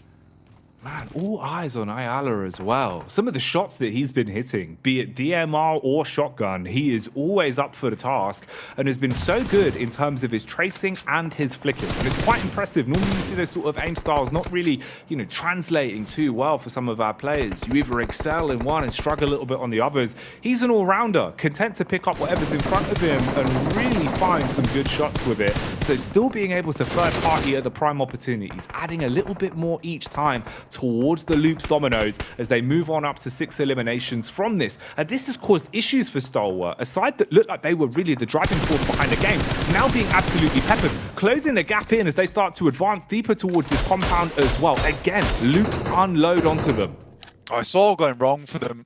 They had so much control over that northern side, and I think they tried to claim too much space. You know, this is a fairly open area. Cardozen, though, gets absolutely mowed down by a couple of mini 14s. And when we're talking about Ayala, how good he was with them, but look at the control coming through from Mafioso and Carrillo from this building at the moment. It's given a bit of a lifeline for the guys on Stalwart. Might have given them just what they need to potentially still be able to make something out of this. Leaving us now into the final 4 as our squads have been whittled down. You're looking at manpower. The only side that actually has 4 players alive and kicking on this one is going to be Alpha 7. In terms of the spacing as well, at least they can play off each other. You've got cover, you've got map geometry that will be favoring you. That's not really the same sort of situation for Stalwart now. It gets a lot harder. The vehicle being the only boom, potentially going for a bit of a 2-1 split, using the car to draw attention whilst the other 2 players make a bit of a move to keep themselves in it and getting a lay of the land. Compound control still firmly in the hands of Alpha 7, though they're content with this one. Quest, there where we left them, down towards the ridge side. Huge smoke wall up ahead, pushing in for the 2v2, the only fair fight they might be able to find on this one, but that's up against Alter Ego. They've got nades to work with. The shotgun to bait out the first nade takes a little bit of damage, Blank, but at least got spacing. Could be a good nade coming through from Fnatic, but he peaks a little bit too wide here. The second nade coming through from Octa has to be good. Has to prime it just right. Alpha 7 sends in over towards his position to finish off this engagement. Good nade from Easy that might just finish it off, and it does. But this was a smart play coming through from Alpha 7, honestly. They realize that there's still 2 players coming from Quest. They're over towards the western side. They allow them to head over towards Alter Ego. That fight's going to conclude on its own, with at least it being a 2-player being left standing in the endgame. But really fast rotations here from Alpha 7, getting into position as fast as possible to try and get this game sped up for them, whilst they know that STE is still currently licking their wounds over towards this northern edge. It is a mean core that remains alive for Stalwart, though, with both Icy and Nerzad alive and kicking on this one. Utility-wise, it's there. They've got the nades they'll need to work with, and a few meds sprinkled in. The nades being pulled out here again, though, is Easy. Makes the life hard for A7. Doesn't want to give them an easy chicken dinner on this one. Closing the gap between the compounds. Teammates been revived as well. Shotgun blast through the window. Tags up on a windowsill. Sanab having to back off from the commotion caused. Nades whizzing by him as well. This is an angle where the DBS can still be so lethal. It's all about just hitting the shot first. He's got to play this one perfectly to buy his teammates time to work with. Big damage back over as well onto the rest of them. Wide swing around the corner, Blank. cleaves his way through him like a butcher knife. Senab is doing so well here because the rest of the team is dealing with SDE, preventing him getting any closer. The fact that he holds that down on his lonesome is so important. Unluckily though, during all the chaos, Action and Nerza gets in. This is what I was so happy about earlier on, is they spot this commotion. They see the fight's taking too long. They take the opportunity to get up towards Wizard Tower and this. And with that, they get the circle too, Jackie. Couple of nades remaining. They have to be big. They want to cause chaos in the backlines here for Alpha 7. Has to be clean connection. Nades are worth their weight in gold in a situation like this. Last of the stims being used as well. 2 remaining in the back pocket for Nerzed. Tops himself up, gets the heart pumping. Action on the reposition. Has nades to play with. Molotov can be primed if the push comes in. Nade a little bit late on the timing. They've got their way up the stairs, taking a 1v1. They can't quite find him though. What? Hello? He's step his way around him. Eventually strikes back with a shotgun. Action. What is going on? The numbers now dropping. Nerzed taking a close quarters engagement, diving up on top. Here's the one pump onto Cernab. They're turning this around, Blank. He's aggressive to try and close it. Is this going to be the second time Nerzed closes down a game, spots a player, flushes him out? The upstairs is amok with chaos for Alpha 7 at the moment, but this Molotov's been passed through from Icy as he starts to join the fight now, Jackie. Icy. He's going to turn the heat up on this one. Molly to keep him trapped in. Dive out the window through the back line. Quick peek onto Icy. Trying to connect the shots, but it's too little, too late. Icy pumps away. They will fall down. And in the end, finally securing that one again. It's Stalwart with their second chicken dinner of the day as the celebrations come out. And damn right, Blank, they deserve that one. This team is absolutely crushing it right now in the PMGC League stage. It's unbelievable. And you look the way these two players move off the back of one another, just completely outclassing Alpha 7. The team that's kind of known to be absolutely horrendous to go up against when it's close and there's DBSs involved. But Icy on the back line drops the Molotovs through, threatens with the presence of that utility. Nerzed steps close up to the wall. They're not sure when he's going to peek out. Doesn't even peek out after Icy takes a couple of hits from the DBS and then comes out of the way. And I think that's what really throws Alpha 7 off, because they just don't know where to peak on that side. Do we peak close or do we peak far? And playing on a mobile format like that, it's not easy. So completely manipulating how Alpha 7 is playing that end game. What a game there from Stalwart. Realistically, should have been in the bag there for Alpha 7, but they dropped the ball right at the end. I know with so much commotion, you're thinking towards the Wizard Tower, right? Someone disappeared, someone was doing magic trick. The fact that they weren't able to catch each other coming up the stairs in the close quarters engagement, buying more time for the re-aggression. And then again, the nades proving just how much worth they have. The Molotov to isolate the fight. You force A7 to make a decision between, do we split one of us out the window? Do we just hold the line, potentially eat a nade? So many small moments. The devil really was in the details on that one, but Stalwart, wow. The longer this day goes on, they're starting to prove that they can thrive on the back foot. They can thrive when it comes to instigating fights. It doesn't matter what they're left with, Blank. 3v2s, 2-on-2s, they're happy to take it on the chin. I mean, this is the second time Nerzed's clutched it up with the DBS as well. So, again, this guy is an unbelievably brilliant addition to the team. He's performed so well in the past as well for them. It's unsurprising why they decide to pick him up for the Mongolian team, right? It's just such a good player, and he is performing here on the highest of levels, mate. Well, I think there's only one thing to do off the back of that. Let's get back to the Stalwart fan club and see what they think of that one. Hey, and the rich get richer. Goodness gracious, Stalwart with 2 chicken dinners already on the day. I mean, real fortunate zone for them, and they take it to the bank there. Alpha 7 gave them a run for their money, and it was a pretty close one there towards the end, Max. But Hodrix, Stalwart, boys, yes. No, sure, the circle was very much in their favor, but before they can see on the replays here, they clear Falcons. They after that clear the entirety of Zerja, and the moment they have all of that space created for themselves, they can easily keep transitioning from POI to POI and get those angles. Especially Icy was getting many strong angles, but Nice attempt, Kalaris, from Alpha 7 to try and use the best sniper in the game, the S12K. What a great weapon out of range. Well, you say great effort. I'm not convinced. It was supposed to be ironic, but cool. Okay. Ultimately, you got to say Alpha 7 holding down the compound for as long as they did and being able to transition to where I thought was going to be the best place for them was fine. Like, that's great stuff from them. I think that Star Wars got a little bit fortunate about having these circles slightly favor them towards the end, but regardless, I mean, it's Stalwart, man. As Jackie says, the fan club's here. The fan club's in full action, full swing. I mean, that's 2 wins out of 3 games. They're looking phenomenal to start off the tournament. I love it for Stalwart too as the transition, and IC is just trying to get those nades, and he's just throwing everything in a kitchen sink to Alpha 7. Why is it not connecting? It just keep dodging my utility. But it's still Alpha 7, despite not getting the win, it is again a second place with a bunch of eliminations. So clearly, like, we're looking at 3 teams that are pretty consistent. You got Alpha 7, you got Stalwart, and you have Alter Ego. Look at that damage. Oh my goodness. Revo just popping off that Revo with 1,200 damage. I mean, this squad's coming out to play. I mean, we kind of were talking about it in the back, right? Just that how dominant we're seeing Brazil here at the start, right? Loops had a great performance here as well, Kolars.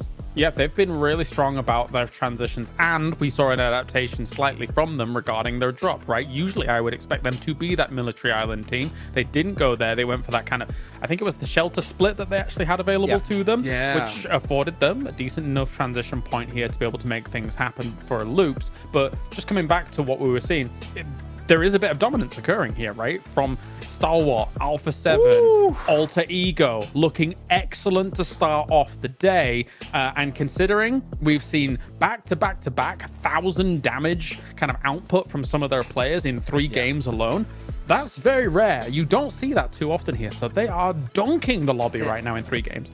There's already a little bit of a cushion created in only 3 matches, which they are speed running the group stage, it seems, right now. And as we said, it's top 3 teams that are directly qualifying to the Grand Finals. So these 3 teams know what's on the board, what this is actually going to be worth it in the long run. So glad to see it. But yeah, Loops, as you said, also Kalaris, good adaptation to this side of IA and making sure that they just can play a smooth early game. And then actually, after that, they do enter the northwestern side of the circle and just start clearing Procedure Evos and then playing that ridge, which is really, really strong. Unfortunately, Stalwart do have really strong angles north of the road, so that transition is going to be made tough. Also because you're getting third-partied by Alter Ego, by also Alpha 7. But despite being a tough circle for them, they made the most out of it. So Loops definitely could be also a contender for top 3 spot. Top 3 is definitely what's on everybody's mind. But, you know, another thing is bottom 5. That is the place you do not want to be. You know, I want to definitely err on the side of positivity. I know we only had 3 matches here so far, but I'm starting to get a little bit concerned for some of these squads. You know, I mean, one in particular, you look at Mad Wolves, right? Haven't been able to really get a start here that they're looking for. I mean, they're already, 46 points behind first place. That is wild to think about here, Kalaris. They've had some fluctuating performances in the past, and they are not infallible. There have been times where they've started hot and then petered out. There's times where they've had a slow start, but then really ramped things up. Again, I think for a lobby like this, it is very different to what they're used to going up against. Sometimes teams get in this rut where it's like, okay, we're so used to playing against these similar 16 teams over and over and over, and we look great in our region because we know them so well. I think for Mad Bulls, there's still a little bit of learning to do here. Yeah, it seemed like in their home region of Europe, it was a bit lenient. They could allow themselves to be a bit slower and maybe regroup a bit slower too. But now, like, teams are just rushing their position. Here was Reject. They just gun it, and the fight just ends pretty much instantly on their position too. So it seemed like they're just getting a little bit overwhelmed, but that's fine. It's only the first day. We're going to have 4 days total, so there's still time to bring those changes to the table. But it is definitely not the hot start that I think people might have been expecting for Mad Bulls. Yeah, and plus, not to mention, they're having to deal with some hot drops as well. But you know what is crazy at the end of the day is that we've been dealing with some hot zones here. That's what I love to see. You know, of course, it's not PMGC without seeing some crazy shifts. And that zone just kept on heading towards that North George area. I was surprised, you know, to not see really gladiators there towards the end, Max.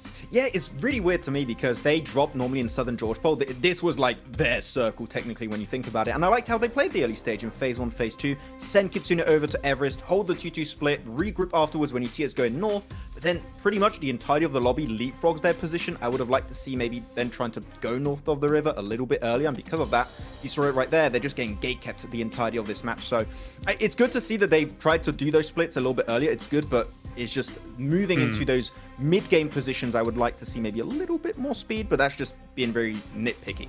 I mean, as you say, they've taken spots like a 2-2 split across Everest and then the compound, and I get that in Circle 1, that actually is really good for scouting, great for scouting. But then they suffer from what we envisaged this lobby would be, which is a lot of center play, and then it's even a heightened level of center play in a circle like this, where you want to control the river.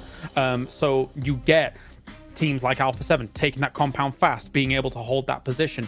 And then when those compounds are held, there's not a whole lot you can do. Like, you could try and move towards the river quickly, but then you're thinking to yourself, oh, these teams are just going to blast us from compounds, right? So it's even more of an accelerated game state for that center play when you have a circle like this, where it is that divide, that 50-50 across the river. Yeah, and one thing I love to see is, teams to really have that IQ, right? Playing that edge, knowing when to fight. That's what it's all about. We got another Erangel match on our way. Let's go ahead and take it on over to our casters. Oh man, this is exciting stuff. Look, actually, hang on, Max, if you open your mouth at the same time as I'm talking, we can make it look like it's one thing. Here we go. Hi there, guys. It's me, Max Man, #1 gamer. That's right. Have you seen how good I am at video games? Yeah, baby. Wow, that was good. That was good. That was good. I like that. He was All on right. point with it. You can tell this guy uses TikTok Live. We're synergized. We're synergized. We've got it down. Oh, blank. The games have been delivering today, man. I think that's the most exciting bit, right? Because obviously, you've got everyone here. The stage is set, right? The Clash of Nations has been something we've been talking about the entire time. But actually having these real high-octane moments where you see the difference between regions going the whole way. You're seeing squads that are building storylines and probably getting some new fans under their belt as well. It is so exciting to see. This has been a real treat, and we're only halfway through. Absolutely, man. It's been so intense so far in terms of the performances from a lot of these teams. Stalwart absolutely killing it right now over towards the top side of the lobby. I do enjoy the old peek through the window at Alpha 7. See, they're like, they've been caged in. They're not allowed to leave because they'll start causing a ruckus like they have been over in the lobby as well. They've been doing fantastically well for themselves. I think some of their plays have been phenomenal. I do really enjoy the way that Stalwart that last game did force the hand though a little bit, because it sort of feels like to me that Alpha 7 is extremely good at one playstyle in that end game, which is getting up close and personal, dealing the damage, and just living their best life in the most chaotic situations, right? But you set a player all the way back, and like Kale was saying, using the S12K as a sniper rifle doesn't work, but they're forced in a situation where they're needing to use these shotguns. It's what they feel comfortable with. It's how they're going to deal with Nerzed, but the true threat is Icy off in the distance. It's just so exciting as well to see really just the Mongolian Massive absolutely giving it, man. The way they're playing it, you're right, because it's one of those where that roster feels like every time they have to react off the back of a play, fall back into a plan B, fall back into the back foot, it's still choreographed. It feels like there's a lot of reliance on everyone having trust in Nerzed wanting to shot call for a second and go for the aggressive plays. In Icy saying, I'm going to hang back, I'm going to play that more defensive style, I'll clean up if I need to. And everyone seems to be very trustworthy of one another. And you can't buy that. You know what I mean? You can't buy that for love nor money, Blank. Having that much faith in all of your teammates is something that can only be cultivated over time playing together.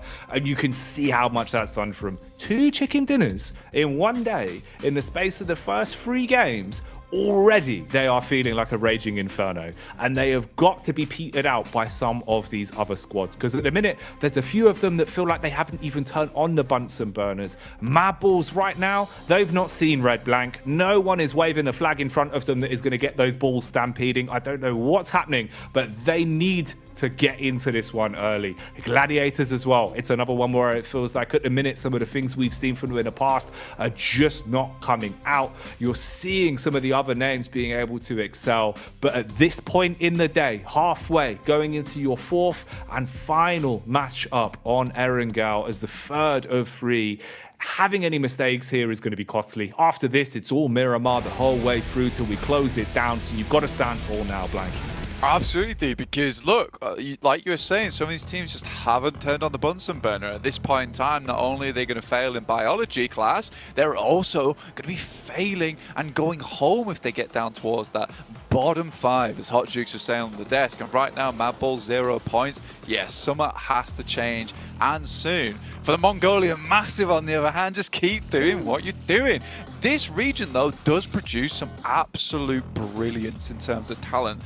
Even Icy, right, is another team that we got to talk about, which is IHC. Unfortunately, aren't with us here, but he was a player on that team. Obviously, the guys from STE were like, look, he's good. Let's pick him up. Let's get him on the team. He plays fantastically, and he has slipped into the roster extremely well. Sort of taking up that role that we saw Scry have in the past, but just feels a lot more confident on it. And I think that the word that you use, which is faith in your teammates, that is probably the best phrase to put for it, right? Because they are so confident in Nerza to hold an angle, so confident in leaving Icy behind, and knowing that that place between them and Icy is just completely safeguarded. So it's a really nice thing, and I think that getting that started off at the very first day is just going to be moves after moves coming through for Stalwart going forward. Again, we are having some more of these hot drops. Bra Esports versus DX. It's getting a little bit more hairy this time. Overall, it's DX who's taking the task over towards Bra. And honestly, at this point, DX is just doing it a lot better. Yeah, I think this is one where we saw DX playing a slow, methodical, engage off the back of nades, creep around the back alleys and look a little bit nasty at midnight, to then changing into playing very slow, very kind of fragmented after being basically manhandled by Bra. Bra, of course, giving up any real chance in Erangel overall on that one by going down because of it, just really ego challenging to the maximum. To here, where I suppose if you're DX, you thought, well, look, it can't get any worse. Let's just swing on them and see how it goes. Yeah, because I think at the end of the day, that last game, it's not technically a win for Bra Esports because they sacrificed the whole game to win the hot drop. DX isn't happy with that. They're like, look, if you want to do that and get 4 points every single game and that's it and have no chance at the end game, that's fine. We'll keep dropping here. We'll keep changing strategies up. Because I think that their win over Erangel was at least a confident one, right? At the end of the day, they got further into the match off the back of it. So for Bra, someone might need the change. And at the moment, I do think DX is looking like they probably will just win this engagement off the back of it. In the meantime, looking at the map itself, very hard northwest circle up towards shooting range, very similar to what we saw last time. Gladiators, they take a little bit of a secondary drop spot over towards the top side of Sosnovka, pick up some vehicles in the meantime. I think they would much rather be over towards South Georgia at this point in time, towards crates, but I think even they understand that something needs to be changed up here. They need to get out of their own heads, and maybe breath of fresh air in a different location is what they need. Yeah, I think it's one of those. We're at the minute for Gladiators. It's the difference of you need Meku, you need Tixie to get a few frags under your belt. Get a couple of eliminations, warm up a little bit, and start having a bit more confidence in your plays. Here, though, it's Blade that's going to have to try and slay from far away, it seems. Pressure applied onto him, gives up the top floor of the building, makes the noise with the footsteps. Teammates eating nades for breakfast. That's not a very well-rounded breakfast, Blank. It does a lot of damage to your teeth. Well, I mean, the grenade is well-rounded, but yeah, not a well-rounded breakfast whatsoever.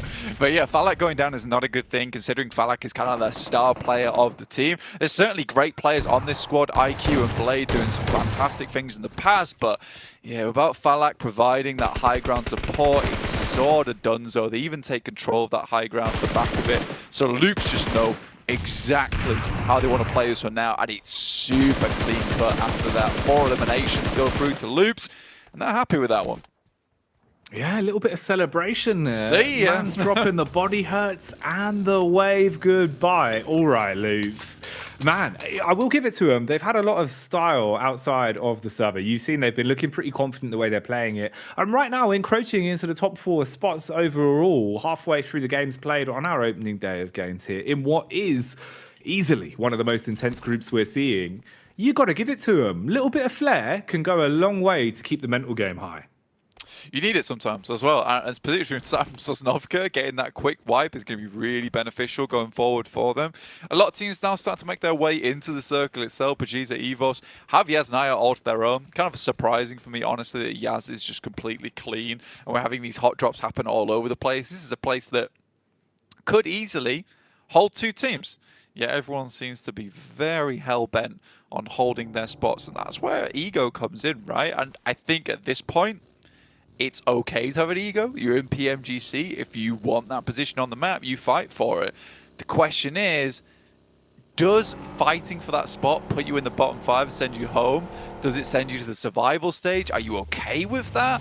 Because there are other teams in the lobby who are just living their best life in a location that has no hot drop, accruing points, looking like they're going to end up in the top 3 and just get sent directly through to PMGC. And that's one of the biggest things with a format like this, where effectively it feels like you're running the gauntlet game in, game out, leaving your fate up to another team.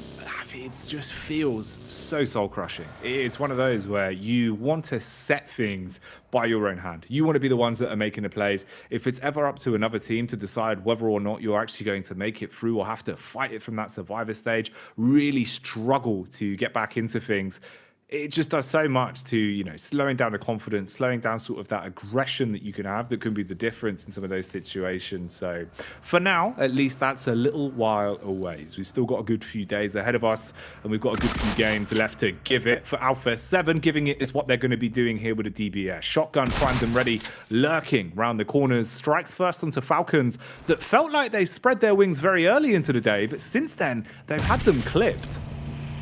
Yeah, for some reason, Mafioso's bullets feel like they're just larger than everyone else's. When he crunches on someone like DBS, it feels like it's always an instantaneous wipe on it. Back and forth there, we get the double knockdown. Carrillo takes down Axa, but really no one is around to support. And Carrillo just healing up, and we'll go for the res shortly afterwards. But a nade from up on high could be dangerous, could be dastardly. Never mind. Ooh, the shotty though, it might make the difference. DBS for Mafioso was able to spot that one out, and it seems like the pain train that pulled up towards Falcons is continuing to deliver station after station as the shots are connecting onto them relatively low in terms of what you've got left to work with now. It's just 6 on a high ground. Up top, trying to play for peaks, or big dash on a nade, nearly a little bit too much of an arc on that one. I love that he's just sticking it as well, not moving. If he gets that to pop right, just a little bit higher, it would have been perfect. But and after 6 realizes, not a good idea to stay up here for too much longer. Just sends back downstairs. Last player remaining. Cardozin will run himself down. That's okay. He can get back on his bike, get moving. That's down over towards Sosnovka. They have not moved very quickly. Stalwart similarly still on their way out from military base over at Novo. They've got a long way to go, but that's fine. Malise Esports, quick rotate up towards that north side as we're going to hit into our stage 2 very soon. Nade still just being pelted through the windows here as well. Six made the decision to make a quick switch on his rifle, I believe, for a shotty in the back pocket. So it looks like double shotguns for the engagement. Unloads with the semi. Switches to the pump, seeing if he can blow them to bits. Here's the first. Nice tag on the second as well. Actually making this one look relatively uncomfortable. The choke point on the stairs really causing issues for them. They've got to back off because of it and create space. They hold on the off angles. Blank. He's trying to make a play on this one. Taking each fight very confidently into this. Going down towards the last of the utilities he's really got though.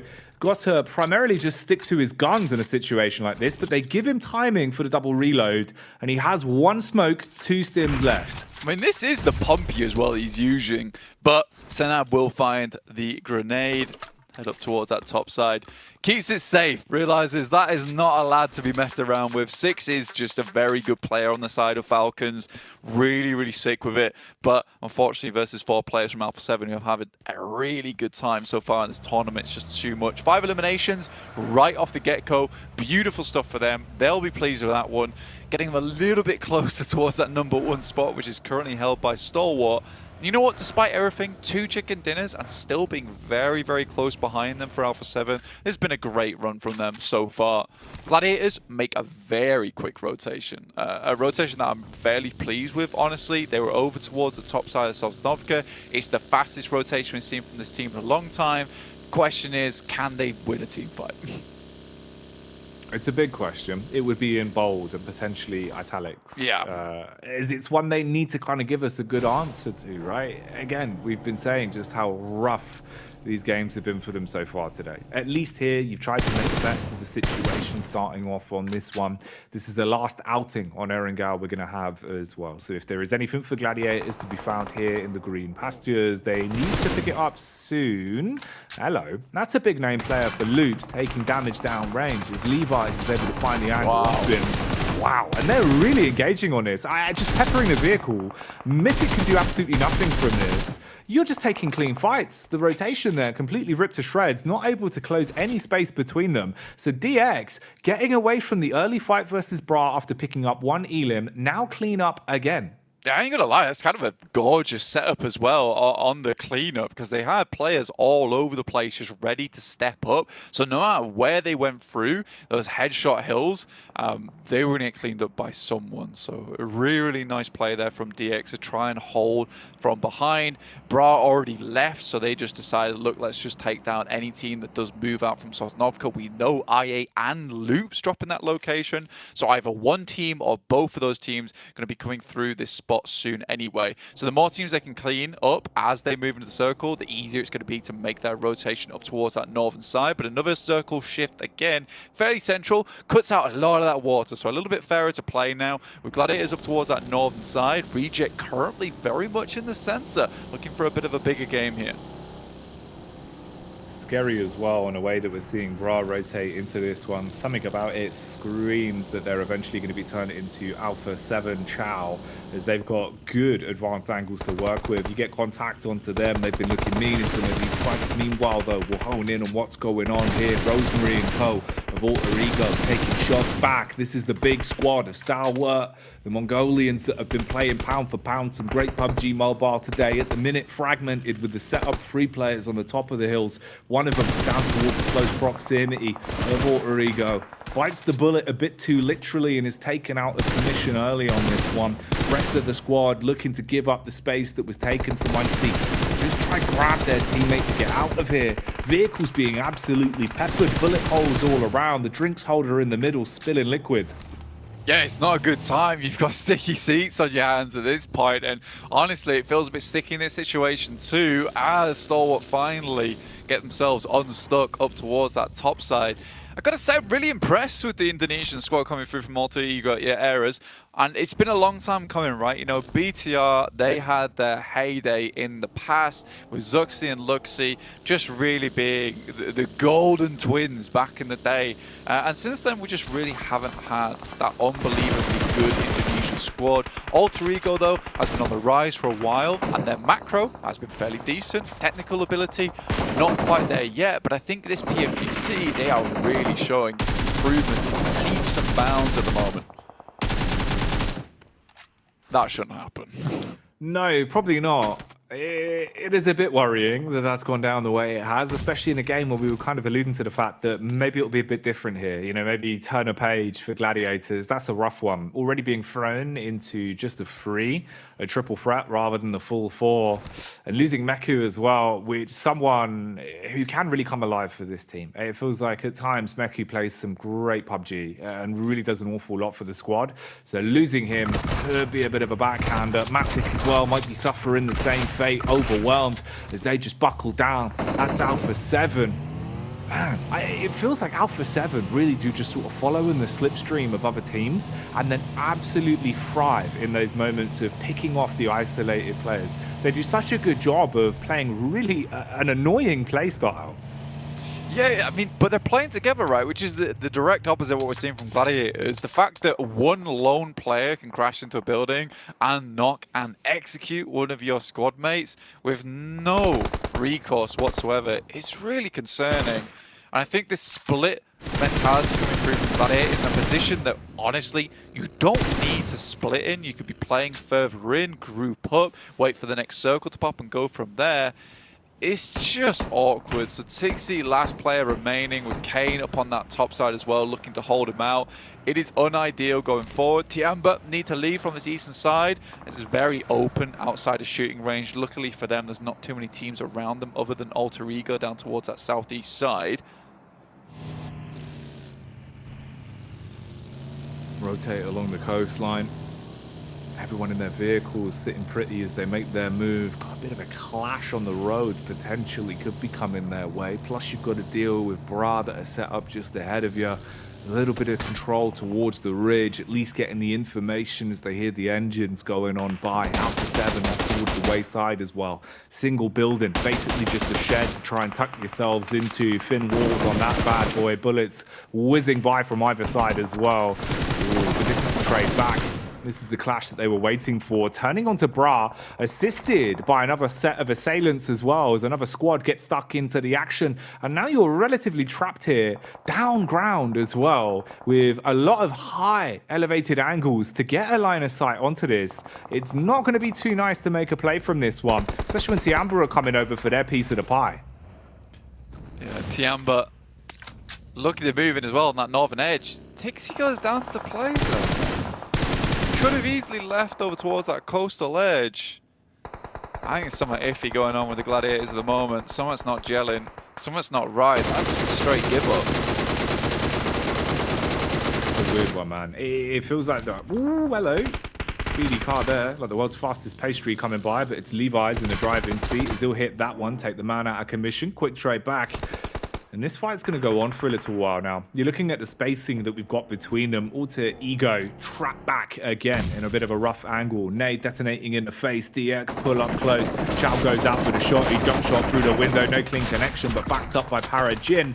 And the secondary shot, he will deal the damage instead. So they are able to find that one. You've got Quest just down towards the hills there as well. So another squad close by. Quest, it feels like they've been having to fight from the back foot all damn day today. So there'll be no strangers to this situation, barely dodging the bonnets. Yeah, easy. Trying to get himself out of this situation at the moment with the team just encircling him.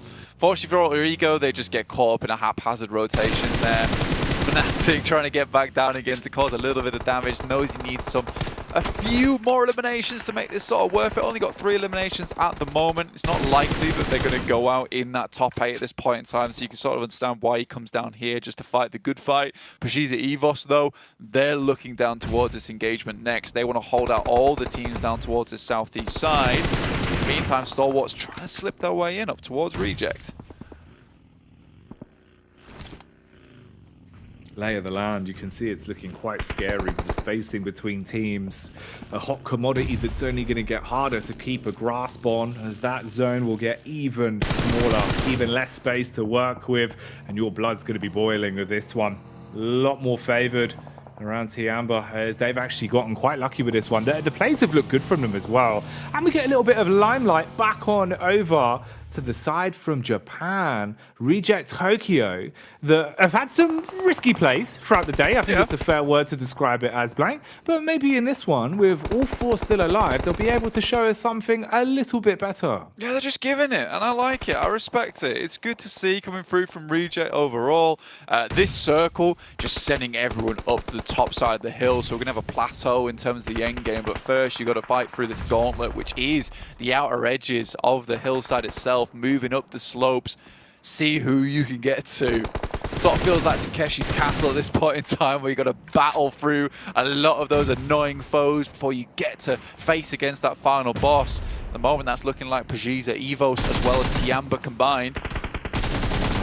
Evo's kicking in the nitros as they want to close the gap between the two teams, but they're taking damage. Parajin, he's got to go off. Man's got to go full Paragon in a situation like this, trying to punish with a shotty. Clean connections as he cuts his way through easy, looking to stay alive, but the bullets are being battered down onto him from all the way up on the hill, though. That'll be the backup from Redface that does actually save the bacon on the close quarters engagement versus Quest. Lamborghini's gone for good as he's taken out, and Luxy traded it back again onto Stalwart. So Stalwart down to 3 now.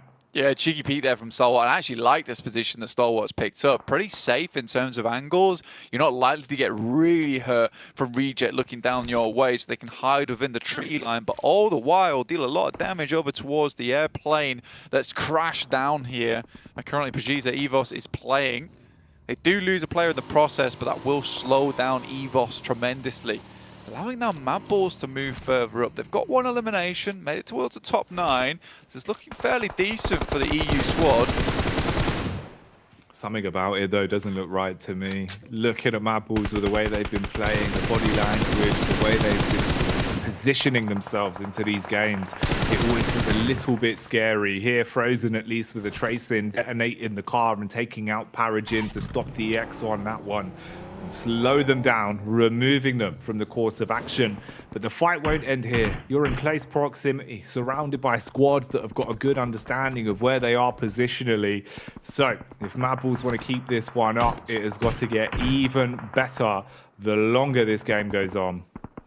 Yeah, man, I mean, like, right now, the squads that are in the lobby, you know, Tiamba, Malise Esports, Ali7, Stalwart, EVOS, these are all tough teams, but I think this might be a game where Mad Balls might just be able to pull themselves out of the water, cough up whatever that's been hurting them, hampering them, try and get on with it here in the PMGC. They're stuck a little bit on the edge now, with a lot of angles towards them. They might start sweeping up towards that western side, ideally. Alpha 7 spotted their position earlier because Mad Balls took one of their players. That's their one elimination that they have on this game. The circle moving over towards that eastern side does make anyone on this western edge feeling a little bit queasy now. Seasickness going to be kicking in as they have been shaken from game to game, thrown around all over the place. PK trying his best again here to strike, says goodnight to Chopper as he will take him out of commission. Good understanding at least positionally where they can be peaked from on this one. Got their back towards the blue as well, so they know there's no flanking action that's going to come their way. And a little bit of utility across the board as well. Few nades. Probably want a little bit more to work with, but they've got some to try and make a maneuver. Few smokes pulled out, closing their distance behind the tree line. Going to push up with Zerich being able to provide overwatch as well. This is your one big grenade in the back pocket, so it's got to land on target. Little bit of damage tagged out from it, but not enough for what he wanted. Smokes are down though, and I think Frozen knows that they're practically locked in at this point in time. Keeping them held down to the ground. So Zia not likely to get out of here anytime soon. Mad Balls still on that top side. They still have to face off against the Indonesian giants of Zuxi and Luxi and the rest of EVOS over towards that eastern side at some point. And that's a fight that will decide so much in terms of the final standing of the squads we have remaining here at the minute in the 6th stage. EVOS have looked really quite strong to some of the encounters they've had, and you've got to prove that now against Mad Balls. Both squads in very similar positionings in the overall standings at the minute, being 12th and 13th place respectively with how it's been going. Mad Balls are just finding a few more eliminations as they're cleaning up onto the damage they did. They've got absolutely no bullets left over in the back chamber. I think Zerich just ran out of everything on that PP Bison. So really looking dry in terms of what they're bringing to these final fights. They sort of have to go down towards R&J and sort of pick up on some of those death crates. Misery holding them back now. Ice smokes unleashed, allowing them to get further up. Tulika has to hit some big nades. I think that's really mostly what they're rocking with right now. It's pretty much all you've got to be your boon in a situation like this. Unless they can scavenge a little bit to build themselves back into it, you're not going to be too well armed the longer this one goes on. Same can't be said for some of the other teams that definitely have more reserves than they really find time to do much with. A little bit outclassed in terms of some of the weaponry that's on display as well, but FleeK still trying his best. Pot shots across, nice connection in the end. Yeah, it's a decent little tap spray there with the Scar. Good shots from Luxi though. This is getting cruel. And nades down the hill are a little bit easier. The nades upwards though towards PMGC EVOS. Just not ideal. And I think the Mad Bulls just have to leave, but it's all terrifying. It's all gone to pot here as well, as they're losing players left, right, and center. It was only so long they could hold in this position, and they just did not clear out enough space, even after they got that circle as well. So unfortunate.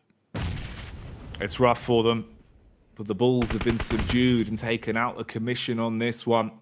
Not going to have a chance to have any surprises here. At least finding a few more points than we had seen into the previous games, though, ending that one with 8 eliminations. But the overall battle here does continue. A lot of big names still left in commission for this. And some of the squads we haven't seen making it this late, now starting to get a little bit more longevity out of their survival time as well. So we'll see for Evos as well as Reject Tokyo just what they can do with this, being the 2 squads that do still have all 4 players left alive. Evos, look, they were pretty red hot coming into this one with some of the adjustments we've seen from them. Redface has been hitting some good shots. Stalwart still in it to win it as well. No elims here on the final Erengao yet, but still chock-a-block when it comes to points off the back of the 2 chicken dinners they've already taken. So anything extra here is going to be a blessing for them. Yeah, they're just churning out ranking points at the moment, which is the big difficulty for a lot of these teams. It sort of feels like STE, A7, 2 heavily armored guardsmen holding on to that 3rd place spot. Just don't know how it's going to be possible to catch these teams up. I say that, it's only day 1, so things can still change, but I just do feel like the consistency is going to keep coming through. STE, Nerzed has to send away. Not likely they'll get away from that one, though, and I think that's their final player now out in 5th place. But like you say, that's good points. That's good points still been accrued. That's what matters at the minute. Especially with a big buffer they built themselves. They're allowed to let the odd chicken dinner fall through the fingertips here and there. Already having 2 under the belt, the belly's definitely going to be full at the minute. But now it's up to the squads that are hungry. Alpha 7 famished off the back of what happened into the previous game. Probably somewhat frustrated at the mistakes made in the 2v2s. They want to secure a win on this one.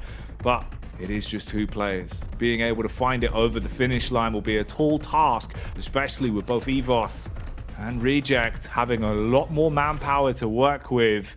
A bit of a slower affair then from this one. Mistakes on this blank are going to be costly. Not too much map geometry to work with. All goes down to your util and your communications on your peaks. I mean, Belize Esports, for 2 players, 17 nades is a massive amount they've still got remaining. So if they can get themselves towards the end game, towards that zone 9, they can unleash an absolute hellstorm over towards some of these teams. They got no smokes though, and that's going to make their rotate up the hill very, very difficult. So they need to be ideally putting these nades out now, make the best use of them. Lewis already pulls one out the pocket. Doesn't send it yet though. Evos have the circle. And again, for this Indonesian team, they've come along leaps and bounds over in their region. Looking much more like a unit as Lewis is fully unloaded on by the guys on Reject. Regiocio finds the last player from Leeds Esports. They make it up to a top 3. Pushing further into the placements on this one. So what you needed, at least being able to close things down before they got out of hand. It looked like it was going to be a bit risky with some of the shots that were coming back towards them, but they piece it together, although it's not going to end there. Still just eating bullets again. Misery really living up to his name as he loves company. In this situation, it will be the Rejects that are forced to hang out with him. Bullet after bullet, putting them in. Alpha 7 as well, suffering as they're gone for good. We get left with the final 2 squads that are duking it out for this one. Evos, they've looked confident, Blank, but can they close it? They need to get it done now. Ragey, the rest of his team on Reject can't get too high up this hill, and at the moment, honestly, Evos is just holding them back marvelously. Misery goes down though. There is another one from Sarah, flexing those guns earlier, now flexing it in game, looking to take down a couple more players. This takes it up to a 2v3, 2v2 now. It's just Duello off in the distance. Has a nade, it could be dangerous. Duello He's got a winner's duels on this one. Ooh, what? Oh, the flick back across is absolute insanity from Luxy. That wasn't lucky, that was skill, as the man makes a maneuver that would make you feel ill, dropping it down to just one man left. The Japanese side not able to keep the dream alive, as they will be rejected on the chicken dinner. It will be a pickup for Evos as they secure the chicken dinner. That felt like a return to pass there from Luxy with that luxurious shot that came through from him off to the side. Don't even know how he spotted him there. I mean, he's wearing his glasses, so maybe that's how. But what a game from Evos. Really good control from up on that top side. And I think we haven't talked too much about this team so far. And again, it's a case that they've got a lot of subs on this side. They're bringing players in and out. You can see Zuxi coming into the room now to celebrate with his brother. But the thing is that this feels like a well-oiled team. And honestly, Zuxi and Luxy aren't even the main focal point of this team anymore either. Yes, they're playing way better, way more to the level that we expected from them in the past, but it's Misery and Redface. Redface with some really nice off angles, and Misery just with these long pop shots being seriously effective at causing some chaos and some serious pain off in the distance. It's nice to see. You can see why they have so much confidence in being able to rotate around the roster in terms of the substitutes they have, right? Knowing that everyone that seems to be listed on this squad is there for a reason. They can fill those big boots, they're confident in different scenarios, and everyone was hitting some mean shots. That was really the key difference. Even in the instigated fight they had versus Mad Balls, it just felt like they were that much quicker to the draw, that much more sort of honed in on the play they're making, whereas Mad Balls seem to be fragmented between two minds of decision making. Evos really showing their blank. I think individually, when it comes down to just hitting those shots, they're on the money. And that can win you some games, and it's proven it here. Yeah, it was incredibly clean, honestly. But someone else is incredibly clean is Arcaster and Desk. Over on the side with Hot Jukes, Maxman, and Kalaris. We'll send it back over to them now.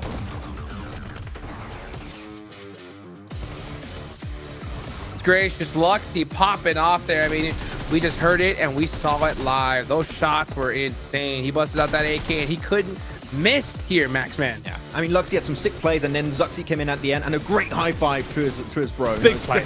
Great play there coming out from him. But what a position. I mean, we were talking about it, the Kalaris during this game, talking about their spot. Playing Crash Site and holding that 2-2 split, really zoning teams away from the southern edge, makes that transition later on so good.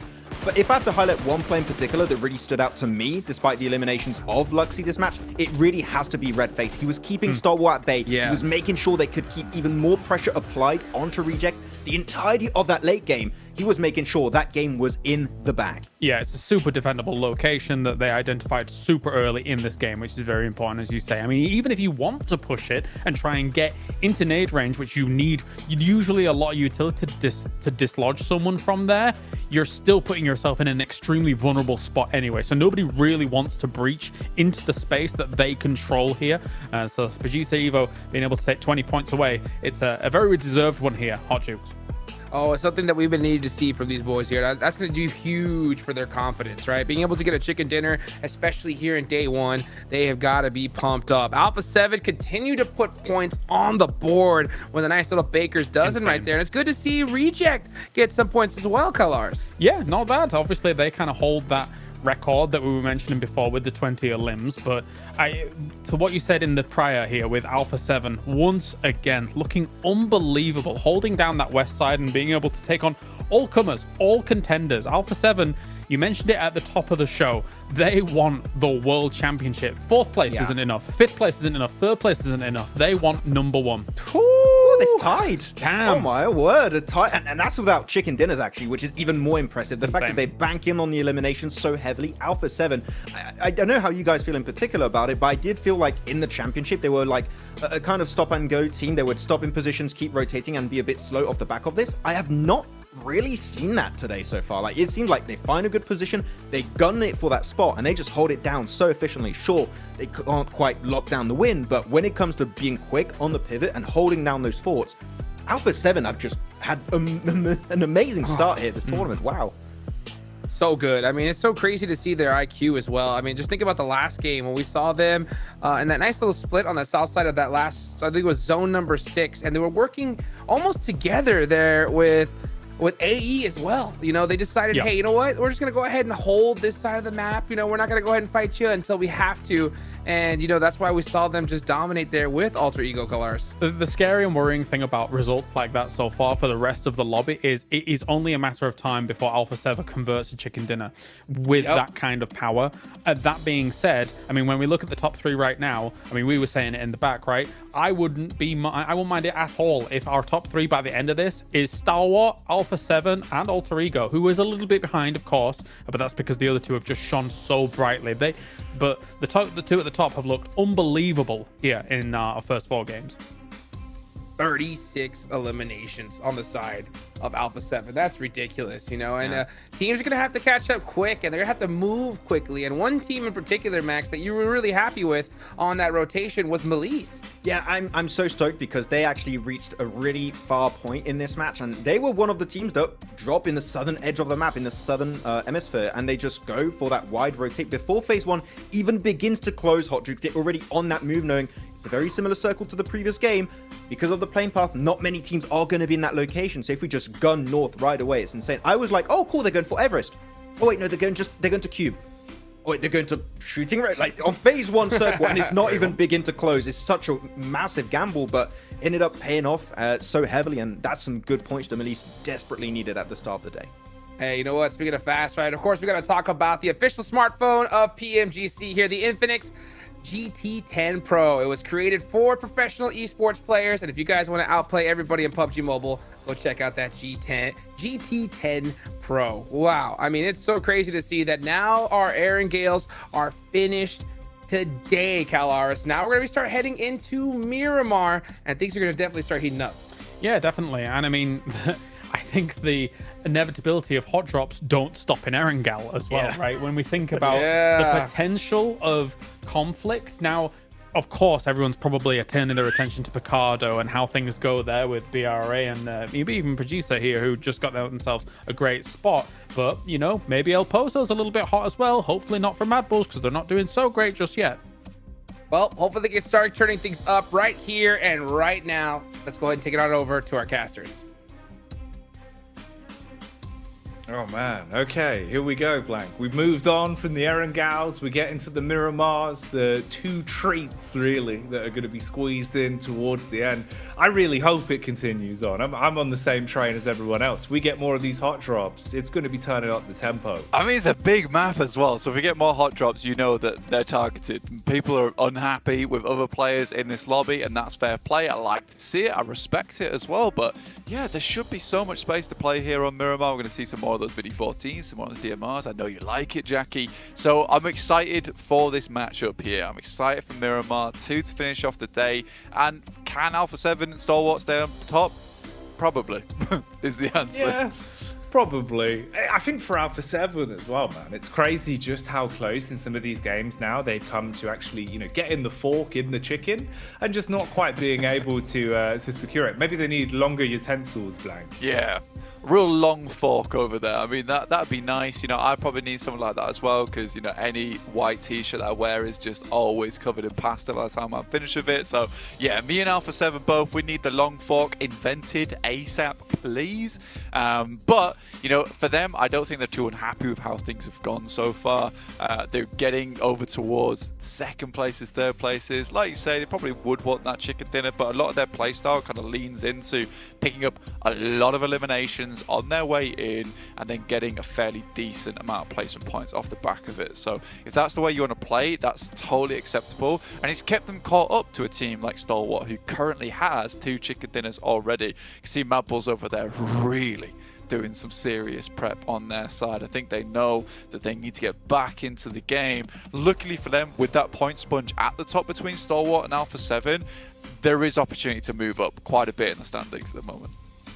There is. And I think even from where they were, off the back of that last outing on Erangel, it's a damn sight better, right? You're at least finding some eliminations, you're at least moving further up the rankings, and I think getting yourself more so at least into an area where you feel a little bit more confident. You know, it's not sort of sitting there thinking, okay, we're literally dead last, or, you know, we're 15th place. Okay, guys, maybe if we get out of the bottom 13, I'll feel a little bit more warm. Now it's one where you're just thinking, okay, look, take it for what it is. First 3 games out of the way.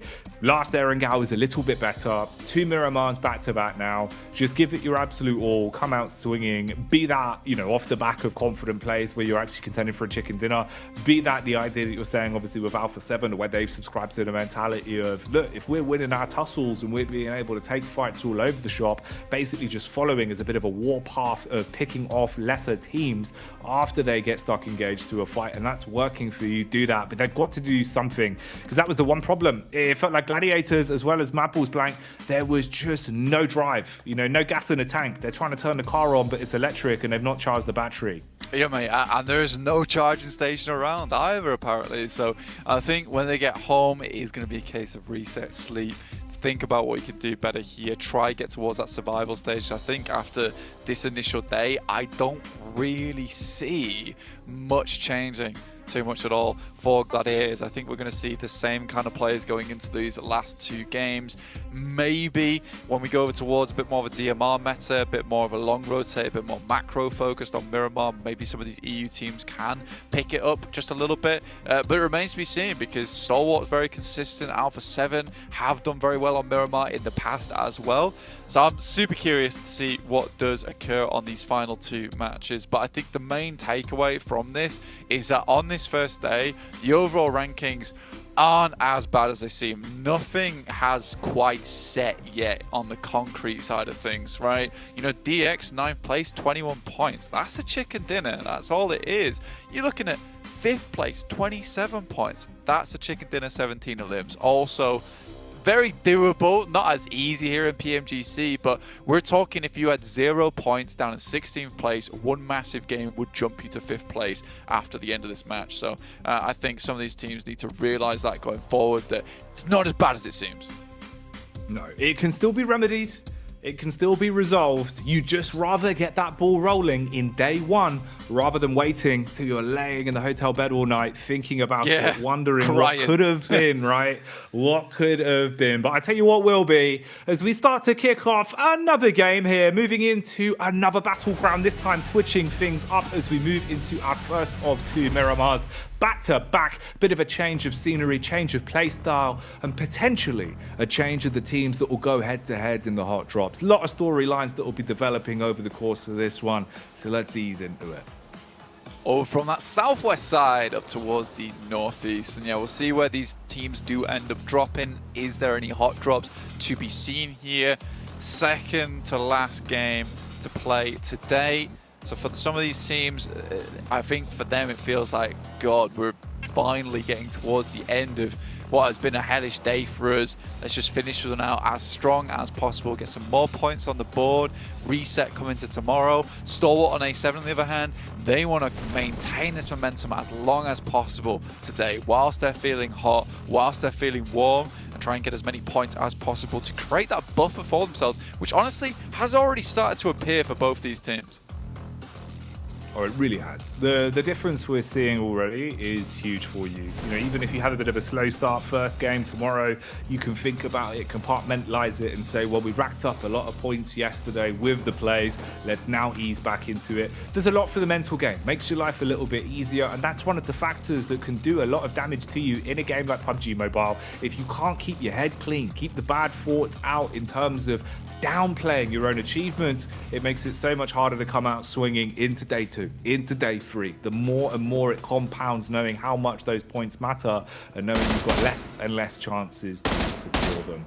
But overall, a little bit cleaner on the drops, at least to a degree. Yeah, but it's Alpha 7 and Madballs all both dropping over towards here in El Pozo. And again, we've already seen today that Madballs has just not dealt with these hot drops the way that they would have liked. Honestly, I don't think Madballs are a bad hot drop team. I just think they get too caught up in the commotion. They lose players in the process when it might have been best just to split the loot evenly and then just leave with all 4 players still intact, right? So I think for Madballs, this is very doable. They feel a little bit more confident after that last match, after holding on in what was a pretty difficult situation, a pretty difficult side of the circle as well. So this might be a good chance for them to carry things forward and not get too involved in this engagement between them as well as Alpha 7 in the future. In the meantime, we got towards the central side. It's Stalwart in Hacienda del Patron, just the north edge of Power Grid. Next to them is Loops, but a great place to start for Stalwart. And that sentence could probably end there. You know, Stalwart themselves have just been great over the course of the day. So if they're feeling confident with their drop early, ease into it, grinning, they're probably going to have a good run of things. For Bra, this is probably the nicest start to a game they've had all day. This is one of the few times where they haven't had to just duke it out from the minute the starting pistol goes off, right? Them versus DX became a very obvious clash of confidence again and again, basically ending, I think, in a final scoreline of 2-1. But there were no real winners for the most part. Brad definitely coming out on the worst side of it with some of the plays that were made in the Battle of Pachinki that went on back over on Erangel. At least here you get a moment to ease in, breathe that fresh, sandy air, and fill your lungs with a day of games. For them, this is nice. They have been pretty overzealous with it, right? They take Pachinki, central place of the map. They take Picardo, central place of the map. It is slightly greedy in that sense, and I think that if you have Picardo to yourself, maybe you can think about giving up Pachinki and Erangel. But I do also see the side of it that you play 3 Erangels every day as opposed to just 2 Miramars. So for Bra, it's kind of a case of, look, that Pachinki slot is actually so important to us. But today, really, nothing's been resolved over in that spot. If it's been a case of 3 for 3 on the side of Bra Esport, if I was DX, I'd just go home. I'd send somewhere else. DX have gone 3 for 3. Bra Esport, I think they still would have gone there, which is the real issue from this team, is that they are just massively pushing this narrative of that they belong in Pachinki. I think at some point you just got to think to yourself whether it's worth it or not. And I think we will see that tomorrow. If something doesn't change, I'm not going to be too happy about Bra's performance, because I really thought that they would be shooting up the rankings. Currently, only 6 points. Yeah, it's just rough, man, right? Because obviously we kind of, you know, laid out the story on the second Erangel, where you saw that even when they were able to win control of Pachinki, it took far too much time because DX were willing to just play defensive angles that you have nothing to work with. You're not walking away with an opportunity to have 4 limbs, maybe get a high placement out of it, keep the good times rolling. You're limping out of there with a fewer limbs under the belt and not much to show for it. And you can't do that, you know, 2 days running, especially Blank. You just can't do it. It's not worth the risk for the amount of points choreographed over the amount of days of play you actually have for this group. And like we said, right, this is one of our more competitive groups in terms of all of the teams here. Realistically, some slightly more than others can definitely take chicken dinners on any given day. So to throw away those opportunities when they're given to you is not worth it. But we'll come back to that. We'll see what it looks like tomorrow. Who knows?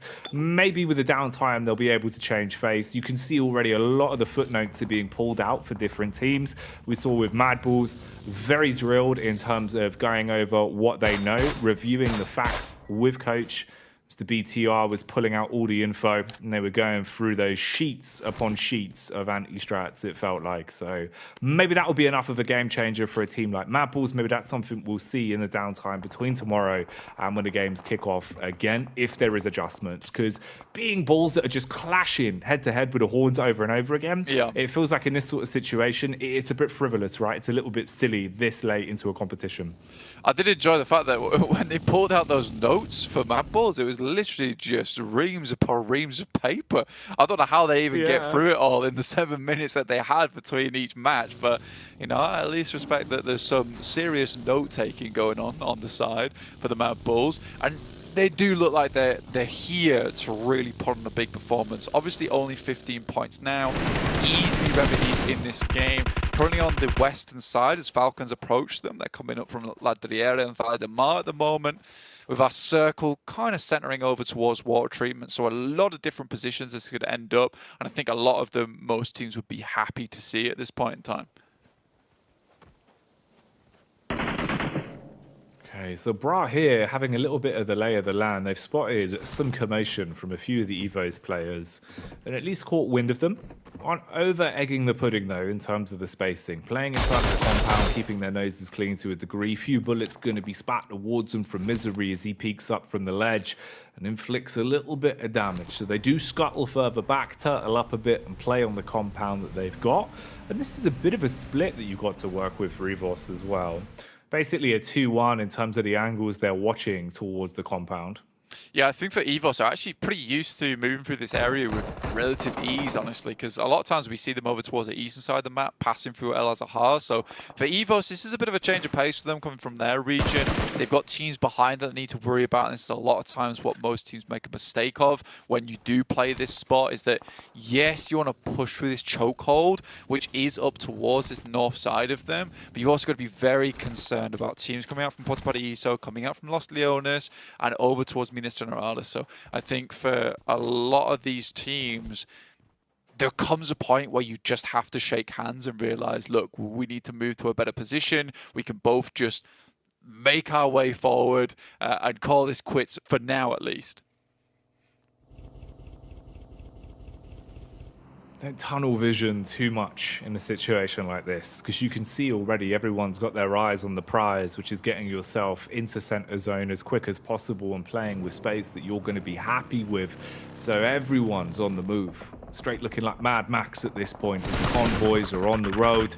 You've got the setup here again from Reject Tokyo, catching whiff for the drive-by as DX will give them a little bit of info. They've spotted them on the way in, fire off the warning shots, but that seems to be all they are. The quest, though, it's not been a warning, it's just an engagement. They're taking shots from Alter Ego. 2 connections, it seems there. Tiaba as well on the hill. Just looking to just bullet down range on this one.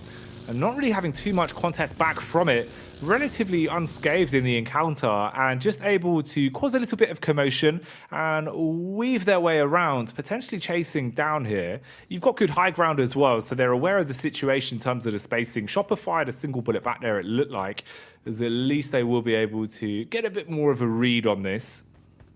Yeah, it's not a bad spot for Tiamba, but they have to leave at some point, right? At the moment, this is sort of just gaining information, giving themselves a nice position to play with going forward, but eventually they will have to slide on in towards a circle, just taking a shot at a couple of these players roaming through. On the other hand, this Alter Ego has been signing a lot of boxing contracts over towards the central side of the circle, taking shots to lots of teams and flushing players in the process, so not bad at all. One of the players is very low, though. Will have to be brought back up to full HP sooner or later. You can see that's Fnatic, who's been the one taking a few pot shots over towards Loops, as well as I believe it was Quest, as Al Hadji got taken down. Their best player, mind you. He's been looking all right coming into today's games. You know, we've really seen him kind of being the opener for the team into a lot of those fights where he takes quite confident engagements and did do a good job of finding the odd elim here and there. So struggling to have him alive into this one might make it even harder for Quest.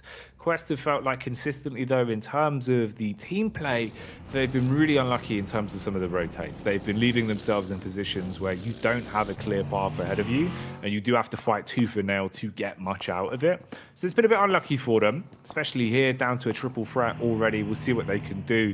It's only a couple points between 6th and 4th place at the minute. The difference of 2 points between EVOS and Quest with the placements we've seen from either side. Yeah, proper grim march going through for the guys on Quest. Absolutely agree with you 100% there. It's like just not a good time for them whatsoever. The map's gone wrong. It looked like it was only 2 miles. Turns out it was 10 on most of their rotations.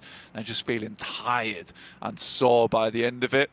Gladiators, on the other hand, up towards that northern edge, start to move down towards Quest position. They're still on the outside of the circle as it heads over towards that western side, looking at San Martin, Hacienda del Patron too. So a lot of buildings in this area, in fact. So kind of less of this gameplay we see on Miramar, where it's very open, a lot of ridges, a lot of little defiles that are set up with vehicles as well. But this is a bit more of those urban finishes, playing around the buildings, playing around these wall sets. But getting in here is the difficult part, because there is still a lot of those ridges, those horrible hills that you've got to get through. So you need those vehicles to move on over, set yourself in a position where you can just inject inwards towards a good position in the circle. Right now, Falcons feeling fairly happy with their spot, leaving it to get through towards that east side. It'll be pretty restrictive though.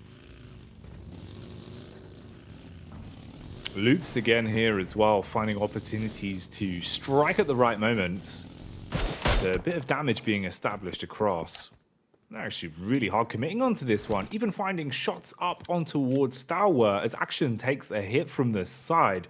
So Loops coming alive again. They have thrived whenever it goes into aggressive situations. You can see they're very confident in their individual gun skill and a lot of the quick decision-making sort of plays. Very confident to hit their marks. And it's paid off now and then for them. It's just about trying to get it a little bit deeper in terms of the placement, see if they can thrust themselves a bit further up the standings. Rotates for a few of the teams coming in now as well, but you're breathing down each other's necks. You can see here with a compound control that's set up with the two buildings, barrages towards the back line, man. There's a lot on the line on this one. Cardozo actually just almost fell, and if you went down on the rooftops there, it might give it a big opportunity for Tiamba to maybe move a little bit further forward. Instead, they just take this longhouse, they're going to play around it, see if they can get some pot shots over towards Loops.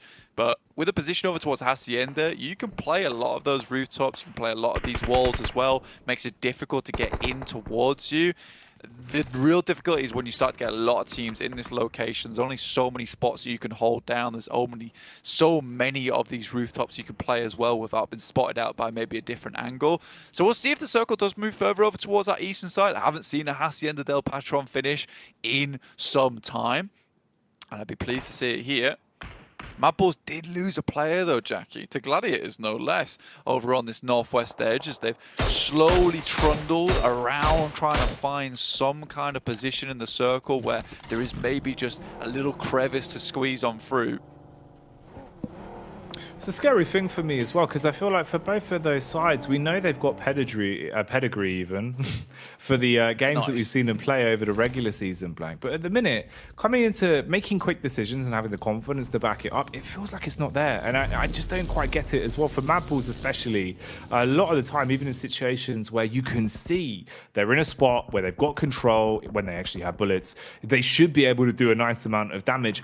But it's not quite as quick as you used to. It's not as snappy. And a lot of our other squads we're seeing from other regions here are just being able to thrive in the awkward combat where they have to go for a rapid crash, where they have to go for a quick adjustment. You're fighting on bad map geometry. You don't have many nades, but they still look confident. They still look willing to make those over rotates, those risky plays. For Mad Bulls, it almost feels like they back themselves into a corner, giving way too much respect that isn't going both ways. Here, at least they get into more of a fight that they're a little bit more familiar with as they go up versus the Gladiators. The clash is coming out as they're pounding their chests inside of the building. Battle back goes to either side as they're losing numbers across the board, and this might just cripple both of the squads on the outcome of this one.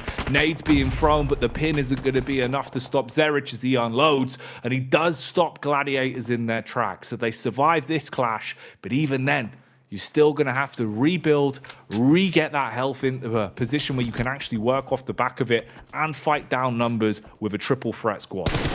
Mate, going up a 3v4 versus the Gladiators is not easy at the end of the day for the Mad Bulls. And well played to it, but again, just lukewarm on that push coming through from the Gladiators. Absolutely. The speed at which they took that fight as well with the Gladiators gave them so much time to reassess the scenario that they were in, because Alpha 7 looked dangerously close to going for a third party in that situation. But clean pickups from Zerich, as always, on the flank. Just ruins the day from Gladiators. And again, it reads back into what you were saying before, Jackie, about the speed at which these teams switch gears. And they had that knockover towards Mad Bulls. And there just seems to be a bit of a communication error coming through over towards Gladiators, because the amount of time it took for them to just go, let's push that, they'd already got the res. Someone needs to call, we have to push now. You push in whilst the res is still going off. You're into a 4v2, way more manageable to deal with. But if it takes you that long to decide you're going to push a compound, don't push the compound. It's weird, man. It's one of those where almost you sort of call it the old boy effect, where it feels like sometimes you just need one guy in the squad that is just giving it the big one, giving it some welly and saying, look, we need to dive on this. We need to commit to this. And at the minute, that killer instinct, it feels like it's lacking. It really does. Whereas a lot of our other squads, they're proving that in every single battle they're going into. The posturing looks like they're ready to pounce at any given moment. It's very aggressive, but it's smart decision making. It's a worrying sign. I know it's day one. I know it's still early doors for the group overall, but it's something that you have to fix over the course of these games, and it doesn't feel like it's changed. From game one to where we are now, Mad Ball's out with 3 limbs, that's all you get. It's still a little bit better than the tiny pieces of pie they were squirreling away with the first games, but we are in game 4. We are in a risky predicament now. It's the 5th game of the day even as well, so it's so much harder for you to accumulate those points. And as the battle continues, you're looking at DX trying to survive the all-out clash they've been thrown into. Bra Esports just swooping down and putting bullet strays into them. Falcons with a rotate, looking to try and get out of there as well, playing up close and personal. 1 DBS versus 4 men. Yeah, we've seen this work sometimes, but you've really got to make misplays to give him a chance to survive on it. Tucks into the corner, dipping from the nade, dive round on the peak, trying to draw his crosshair off the angle, and they just overwhelm him. There's 3 players jumping up and down behind the wooden wall, just spraying. I don't think anyone survives that situation. So I had to hit that first initial shot to even have a chance there. But happy days for DX. They get in. I'm pleased with that one. Pajiza Evos over towards that eastern side. Do take a knock from Alter Ego, who just picked up a pretty open compound off on the eastern side. But it is looking sort of like a Hacienda del Patron finish, and Loops is chuffed to bits about this one. Practically no one playing on this northern edge either over the Malise Esports, so they're comfortably just laying down the law on this south side, pulling out the revolver, holding people back. It's great news to see. BRA still struggling to push their way through, but this is interesting. Evos taking the fight to Alter Ego. Okay, a battle of 2 squads that have had some big plays today. Let's see how far they can take it. Connection now onto Stalwart as well, as it seems like attention is split into 2 different directions for that one, as there will be a bit of a tag across. Zuxi firing bullets down range as well, seeing if they can tag up on, well, knowing they're close in the smoke. Luxy, he's got nades to play with. Dash is one close, little bit of HP, wiped off for Rosemary. He's got smoke still surrounding him, but he begins to back off. Tries to get out of there, at least for now. But actually, it's another third party entering into this one. So any chance of changing your direction, turning tail and ducking out of there gets a whole lot harder. And they're very fragmented. Look at Origo's positions now. Basically playing all individual spots with not much map geometry to give them any cover for a rotate. There's a nice molly coming from Luxy as well. Forces Rosemary off that position. He gets picked up as he tries to retreat. Alpha 7, Senab less remaining. And it really does feel like Stalwart too big to handle here for Alpha 7.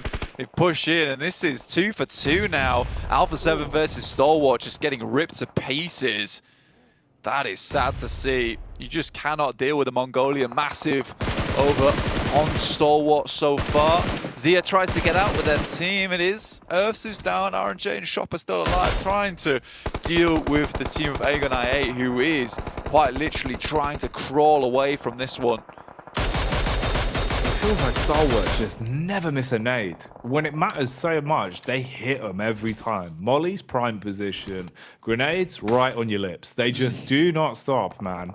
And even the gun skill. Some of these situations, we've seen them making some real big plays. Good understanding of where they could be pushed from at a spot like this as well. A little bit of map control for them to work with in terms of the spacing between the other sides. Quest way off towards the backside there. You've got the big clash with the close grouping of a magnitude of teams as well, all up against one another. Remember, this fight started with Alter Ego taking on Evos. Since then, everyone's been taking a jab at each other. Again, it's only going to get harder now with the circle moving further towards that north side. And all that sanctuary that can be found on the south edge of Hacienda del Patron, it's just gone. And it's only really Loops who's going to be reaping the benefits off the back of that, just holding teams out. So DX, Tiamba, Bra, as well as Pajiza, Evos are all going to struggle going forward. Down to 2 players as well at Evos, still trying to deal with the remaining members from Alter Ego as they were pushed back time and time again. It's Zuxi and Misery to try and finish this one out. No util remaining, just a Molotov here for Zuxi. Really limited on that utility that can be a bit of a backbone for them. Oh, again though, finding pickups and really taking it to new heights when it comes to eliminations, as they've already racked up 8 in this one. It's Stalwart as the Mongolia Mandem, they are winning every fight they're thrown into. It's insane how confident they look into a lot of these. And you can see the distance they're taking it to other teams from as well. They feel like they've got breathing room, so they're just putting bullets down range, softening up everyone, making everyone's lives a little bit more awkward here. For Zuxi, he's the human embodiment of that. There is nothing more rough than this situation. Nade after nade, he's being battled down upon. He's basically trapped on his last legs, Blank, probably hoping that this one ends soon. Yeah, I mean, for him, it's likely an idea of try get towards top 8, but looking more and more unlikely as he does huddle himself up into the shack. BRA getting taken down by DX. Damn, that's gotta hurt, man. That's a stinger right there. Not only over on Erangel are they dealing with you, over here on Miramar, you don't even drop close to them. They're still hammering you down. I think as soon as they tried to paint a target on the back of DX, it was all over from there. Vendetta was formed from this team. And you're so right. Those are the sort of plays that get to you. Even if you think you've got a strong mental game as a squad, they get under your skin. Especially when we run it all back tomorrow and they've got to go head to head. If there's a hot drop in play between those two, it is going to get nasty. The brass knuckles will be being pulled out, but right now the punches are still being thrown all around. It's also nades that are being dashed, explosions all over the gaff, trying to close the distance here. High ground control for Loops. They want to close the spacing on this one though. Look at the confidence for the push up, playing on the edge of the smoke. They're lit there with the Molotovs to support, nades on top of it. None of these quite connecting onto the Loops players, so they're still able to hold, whereas the situation is getting worse the longer it goes on for Tiamba. Yeah, some of these nades have been somewhat on target here. It's another good one coming through from Chief, but the majority of the util's gone at the moment. QZZ still taking some decent shots, but not enough. That's going to be a massive nade.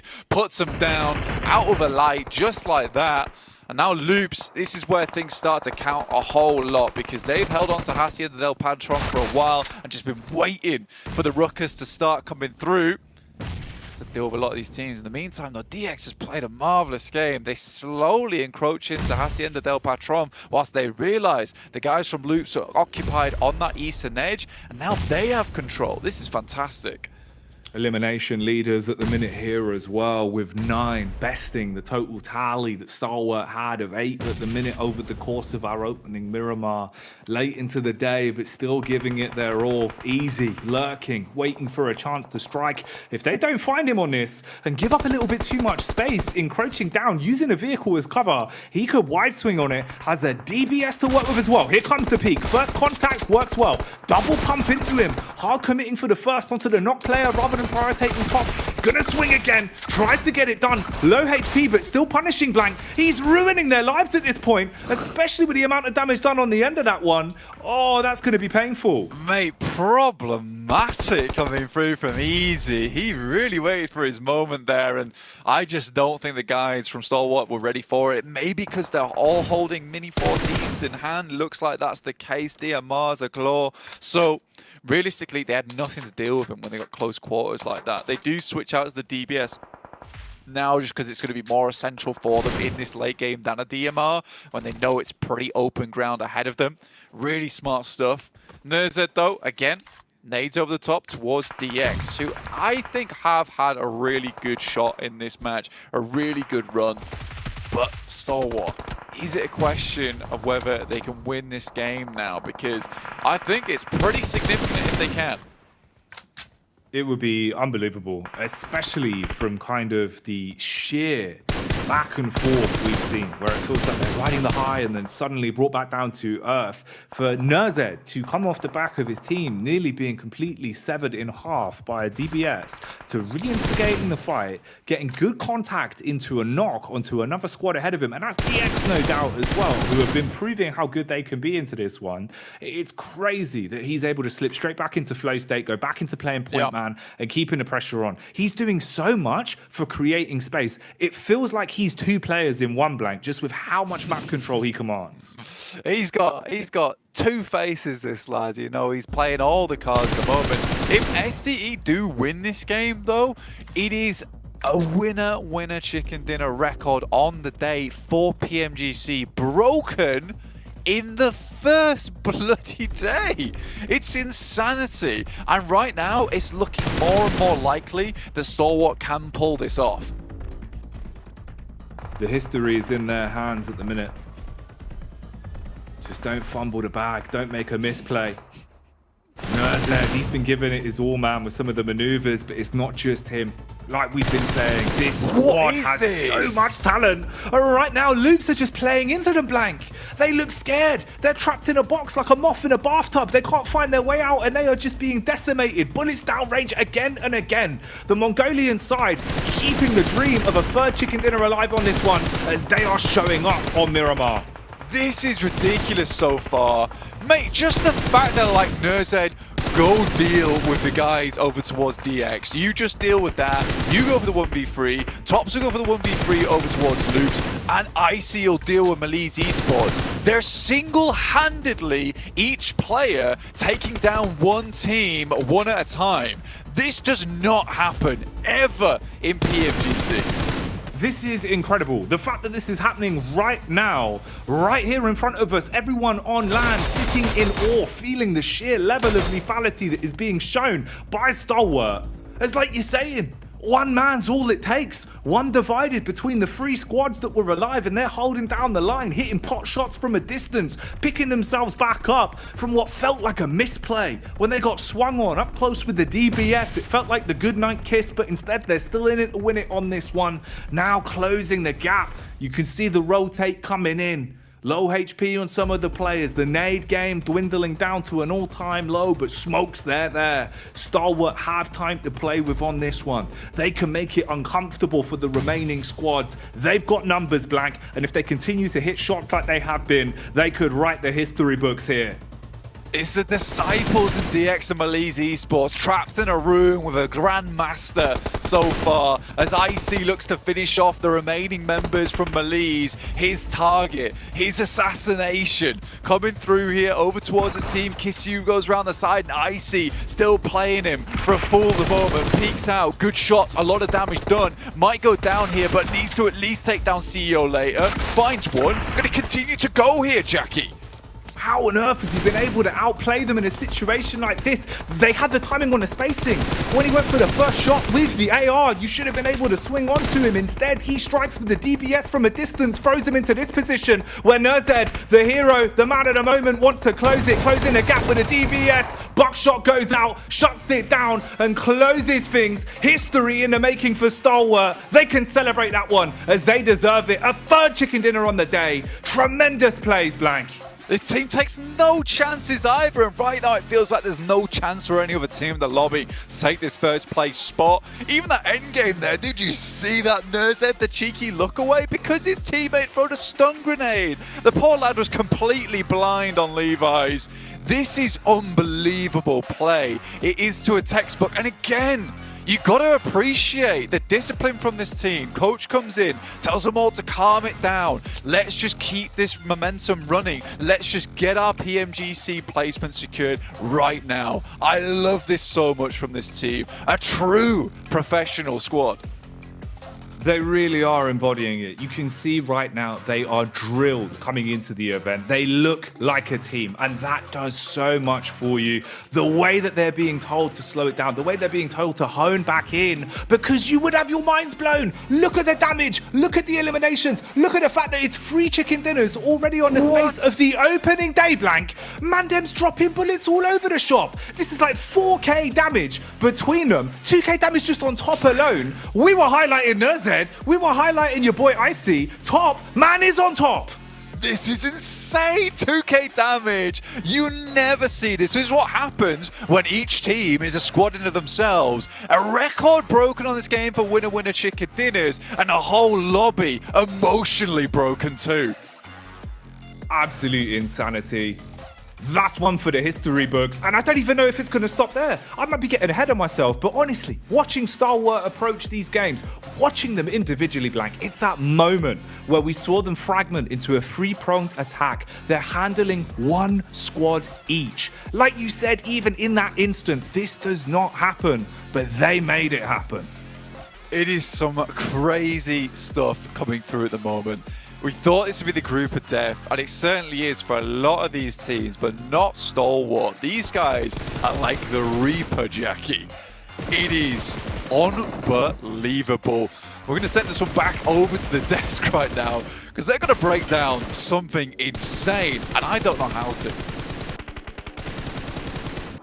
Woo! Feast your eyes, folks, on PUBG Mobile history. A record that has been held for 3 years. It previously was an 8-way tie.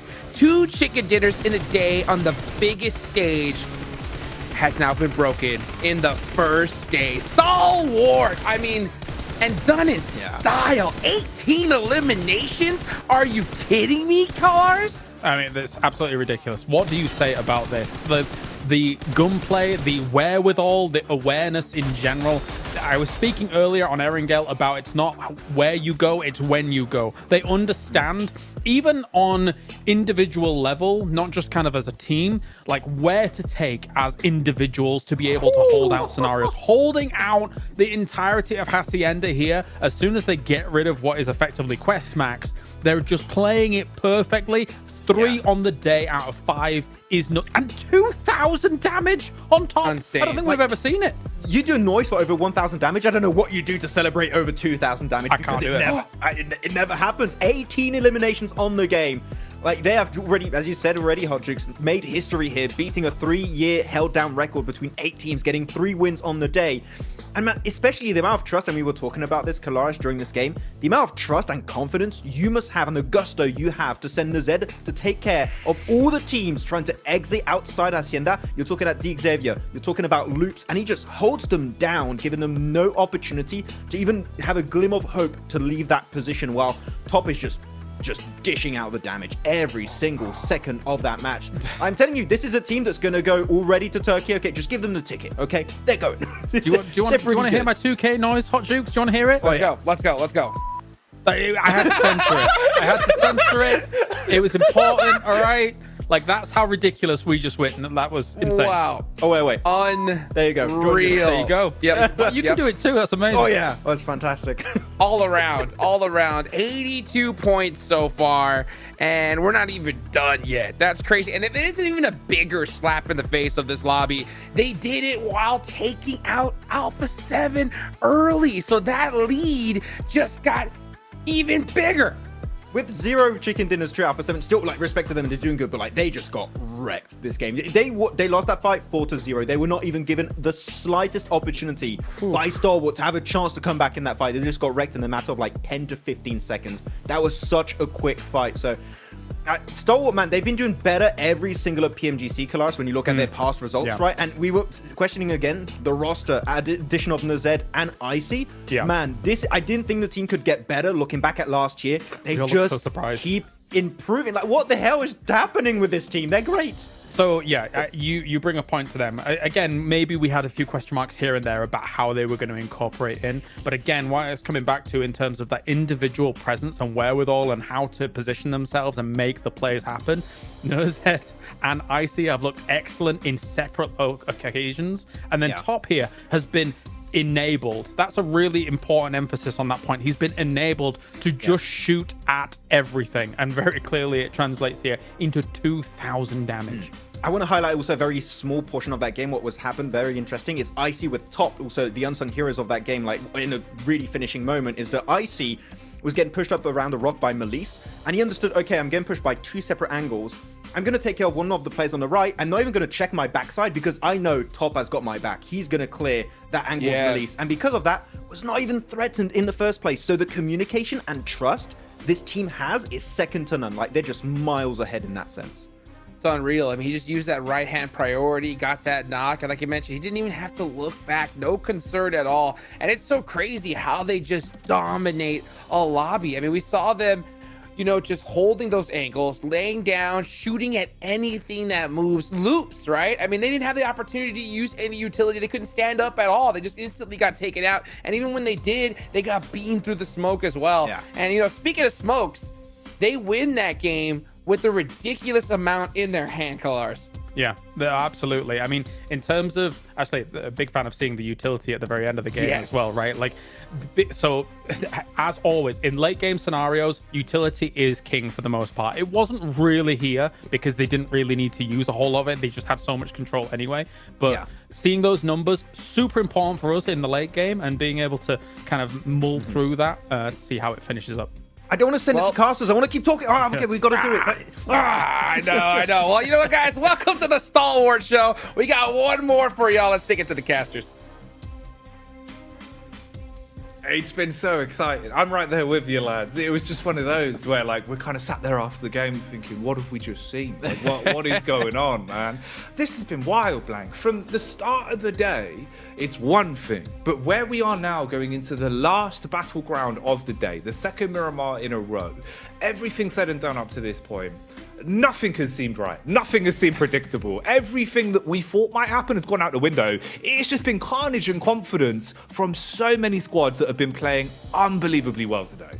Yeah, it's absolutely disgusting so far, and I think that you look at some of these boys in this group, and again, they're still performing fairly decently well, but still, Stalwart is just so wrong in this lobby. I feel like they should be in a lobby of their own, right? Or just get sent straight through the PMGC now. Give everybody else a chance, just a little bit, because with this points lead, it's going to make things so volatile towards that center side of the lobby, right?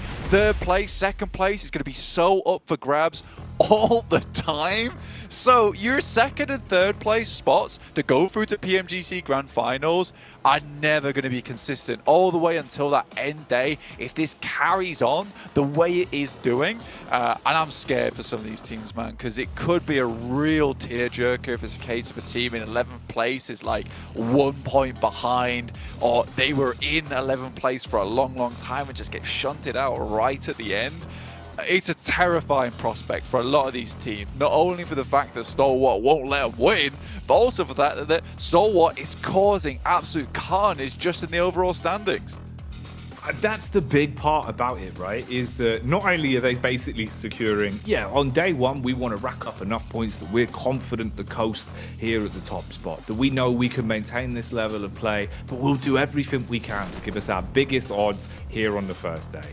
But then you look at other teams that are getting caught in the crossfire. Some good squads that are just getting eaten alive by them as they're going through to get those chicken dinners. The difference that, you could be coming top 3, top 2. Instead, you run into them on your warpath, you run into them close off the back of a drop blank, and suddenly you're thinking, really? Do we have to take on Stalwart? Oh, we're back to the lobby. I mean, it's not even taking on Stalwart at this point in time. It's like, do we have to take on one player from Stalwart? Do we have to take on Nursehead? It is crazy. It's just disgusting behavior from this team. I can't wait to see what else they bring out. Pretty awkward playing path. We didn't get to talk too much about it, but this is very far down towards the south side, makes heading up towards the northern edge a little bit more difficult. Luckily, the circle isn't too horrendous. Will force most teams to spread out along this northern edge. It's not going to get too claustrophobic on the south side of the map, at least.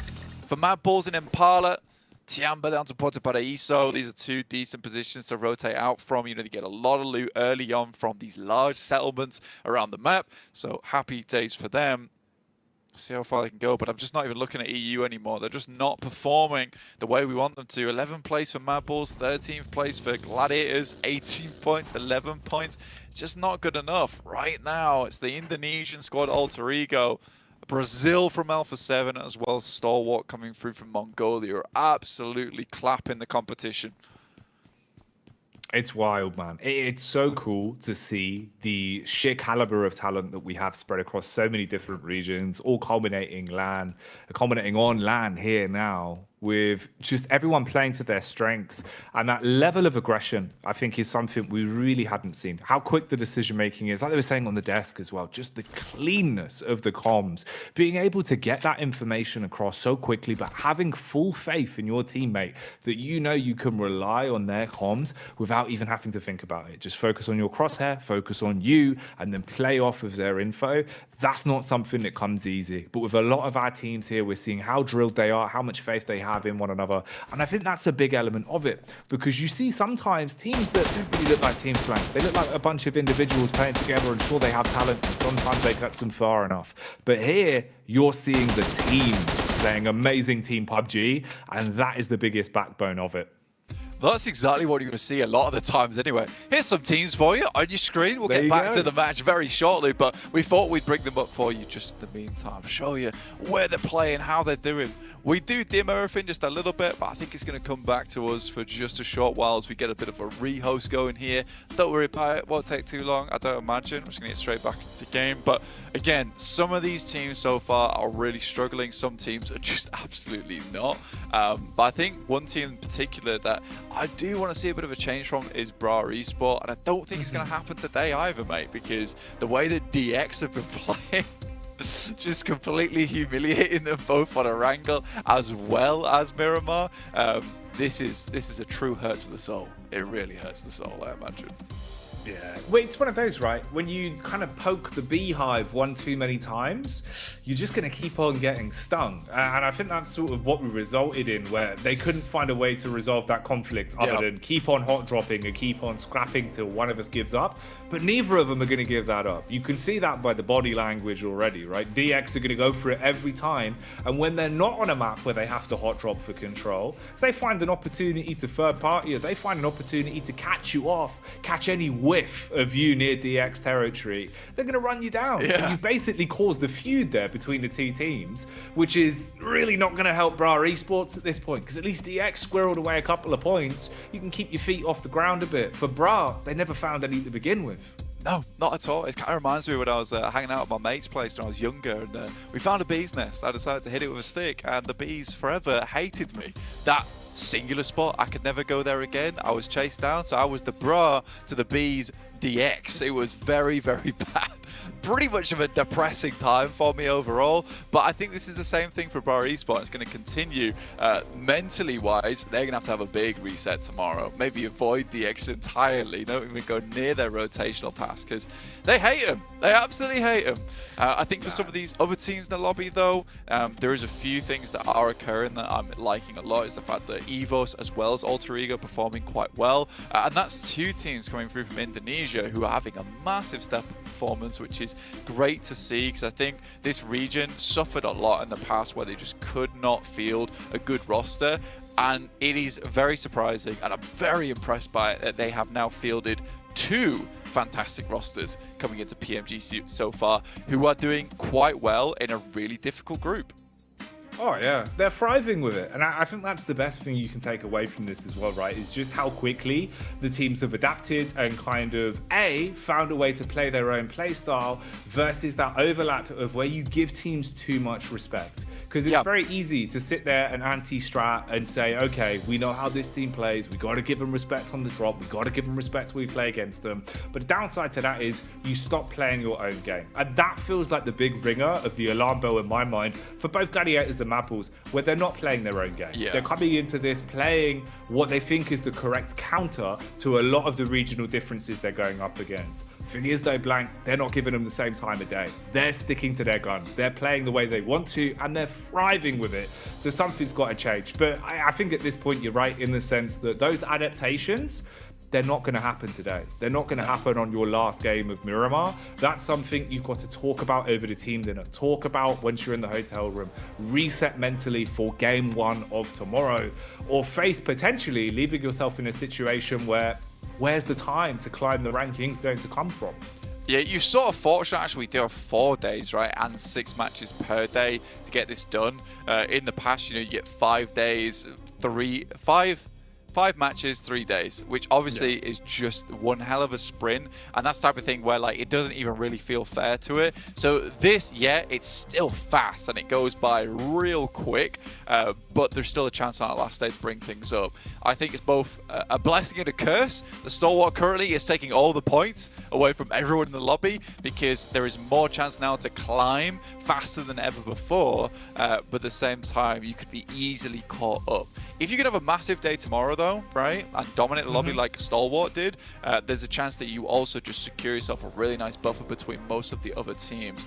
But that would require, again, another big step up, and after seeing Stalwart hit 3 chicken dinners today, maybe a 4th here on our last Miramar, I just don't know how likely it is for a team to kind of match that or at least resemble it in some way. Well, because it's all about stamina at that point as well, right? And it's something where it really does kind of prove, you see with Stalwart, the second they finish the game, celebrations, everyone's elated, but then instantly, like you've been pointing out, the coach comes over, it's a matter of simmer down, mind's back in the game, right? That game's already won, you've had your celebration, you think about the next, you forget about the bad, you forget about the good, you reset, take it game by game. For some of these other squads, Blank, I don't know if they're going to be able to deal with the sheer longevity of the day, in and out, 6 games in a row, when you've got to compartmentalize, oh, we didn't have the best first game, oh, we've had a bit of a misplay there. It's a lot to think about, whereas you can see that the way that Stalwart are approaching it, it feels like they leave their emotions at the doorsteps and just keep playing like a professional team, which is a huge thing to do. It's a lot harder than it looks. Yeah, it's some serious discipline coming through from them, right? Because you just want to pop off, right? You absolutely want to pop off every single time, but you just can't in that situation because you need to keep things on lock, and that's how you hit the 4th chicken dinner of the day. That's how it happens. So I'm really excited to see again another Stalwart game. Mad props to the coach though. I feel like every time he comes in, he's constantly giving the team some really, really good help, some really good information, and keeping them fairly lively, but also in that flow state that you keep talking about. It's a lot of respect as well, you can see, because with this much talent on that roster, sometimes listening to a coach's opinion, it can be one of those where people get a bit second-guessy, but as you can see, the Mongolians, a lot of respect for one another, always feeling like they're cleaning the comms, taking in everyone's information, everyone's listening, and they're switched on, Blank. And that stamina could be something they need. You keep that blood pressure low. You keep your heart rate low. You come back into this last game now with a set mindset, and we'll see how things go. Let's get into it then. Last game of the day as the play path comes in.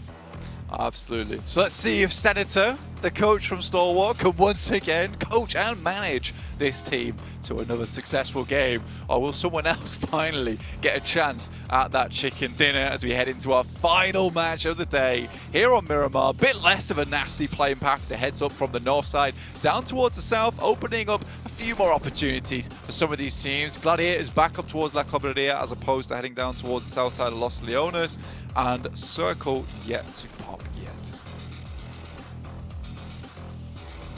And if you're just joining us, you have missed an incredible day of action here. Definitely one you're going to want to go and watch back on the VOD, because there's been history, there's been high octane plays, and there has been so much incredible momentum for some big name squads here. A lot of excitement on the line, and we get the treat of doing it one final time as we go back into our last Miramar. 6th game of the day for Group Green, dubbed the Group of Death for good reason. And me and Blank have the pleasure of bringing you all the action here. For Bra Esports as well, I imagine the pleasure is, Blank, there's no one nearby their drop. I mean, it's a good thing, right? We need Top to calm down. We need Top to calm down, all right? Chill out just a little bit, all right? Take a breather. Let someone else have some action, have a little bit of fun during these matches. We're starting things off here on board Reject. You know, it's not been a horrible day for Reject overall. They're in 9th place right now, 25 points, easily in a position to ladder up towards a 4th or a 5th off the back of this one. And I think they've been quietly good, right? You know, it's not been horrible from Reject. We've not had too many complaints. Yeah, their rotations haven't been super snappy. They're not always in the ideal spot inside the circle, but they fight for it, right? And they are at least somewhat giving it to some of these teams, making their way through dangerous areas, being able to navigate quite cleanly. So I think for Reject, I'm fairly happy with how today's gone for the Japanese team. I think a lot of it comes back to that mentality game, right, that we talked about earlier with Sarah just flexing his guns over in the player booth over there. You know, they're just happy to be here. That's the main thing. And that can help you a lot, man. With the fine margins that we're seeing, like we've been saying, we're kind of, you know, Stour is like the point vacuum that's just going sucking them all in. You've got teams like them that can actually kind of build off the back of this. You know, this is one where really you could see Reject Tokyo, if they have a couple more deep runs, a couple more late game finishes with some few eliminations squeezed in, they could do a lot to thrust themselves up the standings. This is the stat that we were talking about as well. A new record here for PUBG Mobile Global Championships, finally broken here in 2023 with 3 chicken dinners in one day going away of Stour. We're going to be bringing this up a lot, so I don't think you'll be forgetting this one anytime soon. This is a type of record which is very hard to beat as well. And honestly, Stalwart could make it unbeatable by the end of the day if they get 4 chicken dinners. I think that has happened maybe once or twice in the entirety of the PUBG Mobile esports scene. So if Stalwart are able to get another chicken dinner here today, I think that they will remain the record holder for the remainder of the PUBG Mobile esports history, and that will be one to be writing in the history books and then just signing it off, because it's never going to change. It's crazy, man. Absolutely insane how good they've been looking today. And that is in a lobby that is full of talent as well. We can't stress that enough. None of these have been easy games. You can see, pound for pound, every time we switch POVs, you see star-studded players of old and new on a good majority of our rosters here playing some really clinical PUBG Mobile. And that's why it has even more emphasis to it. DX on screens at the minute as well.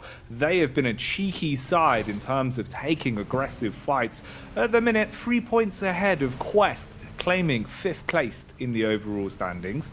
And they've been really scrappy into some of their games as well. The difference of some of the Pachinki fights maybe going a little bit better for them could have been an even bigger point lead.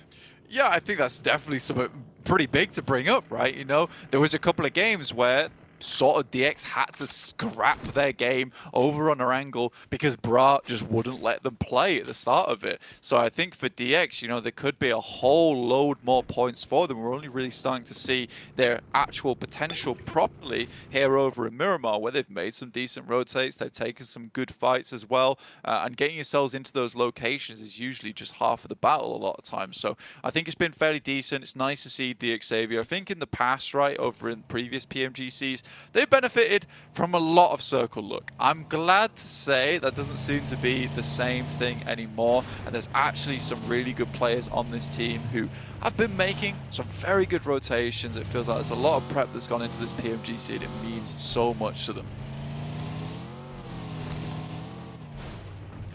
And it is nice seeing that glimpse into the team structure as well. Obviously, with online, it's one thing, you can speculate, but physically having the teams in front of us, being able to see that window into how they deal with the pressure, how they deal with anti-stratting, how they're able to communicate with one another, like we've been highlighting with the coaches, being able to be a bit more vocal, physically go in and calm players down, keep them all on one page and keep them zoned in. It's that extra level of competition which really adds the beauty to it, right? So many talented teams in an environment now where it's a clash of regions, a clash of play styles, and also just some big games on the line, knowing just what you're playing for here over the course of the next few weeks. It really is interesting to see how well some of the squads are thriving with the pressure and turning into diamonds, and how some of them in the past that have looked like absolute behemoths of the game are struggling to contend with it as well as they should. Well, it's bad to see, right? I mean, I wanted to see Brad do well. I wanted to see Gladiators do well. And the best team in the world, Falcons, is just not having the time of it. Mad Bulls is really not having the best time of it either, over just getting knocked out time and time again on some awkward rotations. I think you put it well as well, Jackie, which is the case of, like, they're trying to play to this entire lobby, try to figure things out. But, mate, I think you just got to play your own game. Just really try and push through. In a 4-day format as well, you can't afford to be trying to make plans upon plans upon plans, as we saw with the goated ream of paper that was brought out for the Mad Bulls with their 1001 strats that they'd been employing. I think you burn it. You burn it and you just play the game. I think you've got to, at this point, you've got to throw it out the window, right? Because it's one of those where it's one thing if you go into it with all the research and prep as background information to have in your mind. So you know, okay, based off this rotation, you know, yeah, I can react off this accordingly, not throw myself into a risky position. But over anti-stratting it, it takes so much out of you, because especially when those plays don't work off, it upsets some teams, right? You're thinking, oh, well, it's the coach's fault. If we didn't do this and we didn't anti-strat for this, I wouldn't have misplayed. So it really can kind of throw a spanner into the works. I think it's one of those where, especially, you know, opening day of games, after the scrims that you played, you kind of just want to take it as a bit of a Hail Mary, stick to your guns that you've played religiously over the course of the season, right? And don't change your play style too much, because no one else is giving you that respect. Yeah, it's too much info, man. It's too much going on, right? Like, we don't have processor chips for brains, so we can't process that much information that quickly. And I think there is that trouble of overprep at the end of the day, and we can certainly see some teams doing that. That's easily remedied, like I said, with a bonfire and a couple of pieces of those paper, the strats, just straight on or out the window, as Jackie says, depends on how you are. Never want to see him again. So, again, it's a case of just getting rid of that and just playing your own game, going for a Hail Mary, see what works, what doesn't work, and then compound off the back of that. That's really where your analysts and coaches come into play that can work with you. You want your coaches and your analysts to realize, how can I help you play your best game? That is the main thing at the end of the day. So we'll see what happens. Obviously, we're not bashing on any coaches here at the PMGC because we don't know what goes on behind closed doors. What we are just saying is that it does feel like some of these teams have really tried to prepare for everything, like it was Doomsday. It's not. It's PMGC. It's meant to be fun. Sometimes that can be all the difference you need, taking a little bit of pressure off yourself and being willing to take fights. Because a side like Loops, they've been living that mentality. We've seen them getting stuck into some big engagements, and individually, I think, again, the aim skill is what's been setting them apart. Yeah. And it feels like that's been the two big factors of the day so far. If you're hitting your shots, you're landing your nades, it is the world of difference between some of these teams. Because there's been so many fights in uncomfortable locations, so many fights where the only map geometry you have doesn't even resemble a compound. It resembles a couple rocks and a stick, but they're still being able to hit those marks, right? Exactly. There with the pillows lined up. I am safe. I am safe. Stalwart knocking on the rock's door. Hello? Hello? Yeah, it's not good, man. It's stressful. I think you're right. It really is one of those situations where, again, we love to see teams like Loops who are able to get into these strong spots. I think that's one thing that they do well, because they certainly are playing their own game, which is these pretty big rotates, getting into a strong position on the map, and then locking that part of the map down. And I think that they do that very well. A lot of other teams, although they look great on screen for it, it's very flashy, you know, some really cool plays, but often they're leaving the games early without getting a single placement point. Loops don't really start to get into the action until quite late in the game. They just make some smart reads on the game itself, on the map, then find themselves in good position. You can see just this, like they were over towards Graveyard, pretty impossible approach through towards that eastern side, towards Evos. Instead, they fully wrap round towards Stalwart and Malise Esports to find themselves on the north side, and this is playable now. This is something you can work with. It is just so scary. I feel like I've got trauma from the day gone by with how many teams we've seen just getting manhandled in situations where it feels like they should excel. You never quite know what to call anymore. It feels like kind of, you know, the predicted game's gone out the window, unless it's Stalwart, in which case you might as well just fly the flag. At this point, though, they're taking a fair bit of damage downhill. One of the few times we've seen them over-fragmented in the sense of actions location so far ahead of really having any room to trade from the engagement. The rest of the squad was lurching back towards the compound, and they have to convoy up and go for the getaway, attempting to link up with where Icy has found a bit of a domain to play from. Work with at the moment. And Stalwart are really very much on the edge side right now. Maliz Esports doing a good job at holding them back. It's not an easy thing to do, but they're certainly getting it done. And Stalwart will have to make a pretty wide wrap now to get into the circle. They have lost one player already, so just down to 3. That magical 4th chicken dinner just not really looking too likely anymore. Losing a player at this stage of the game.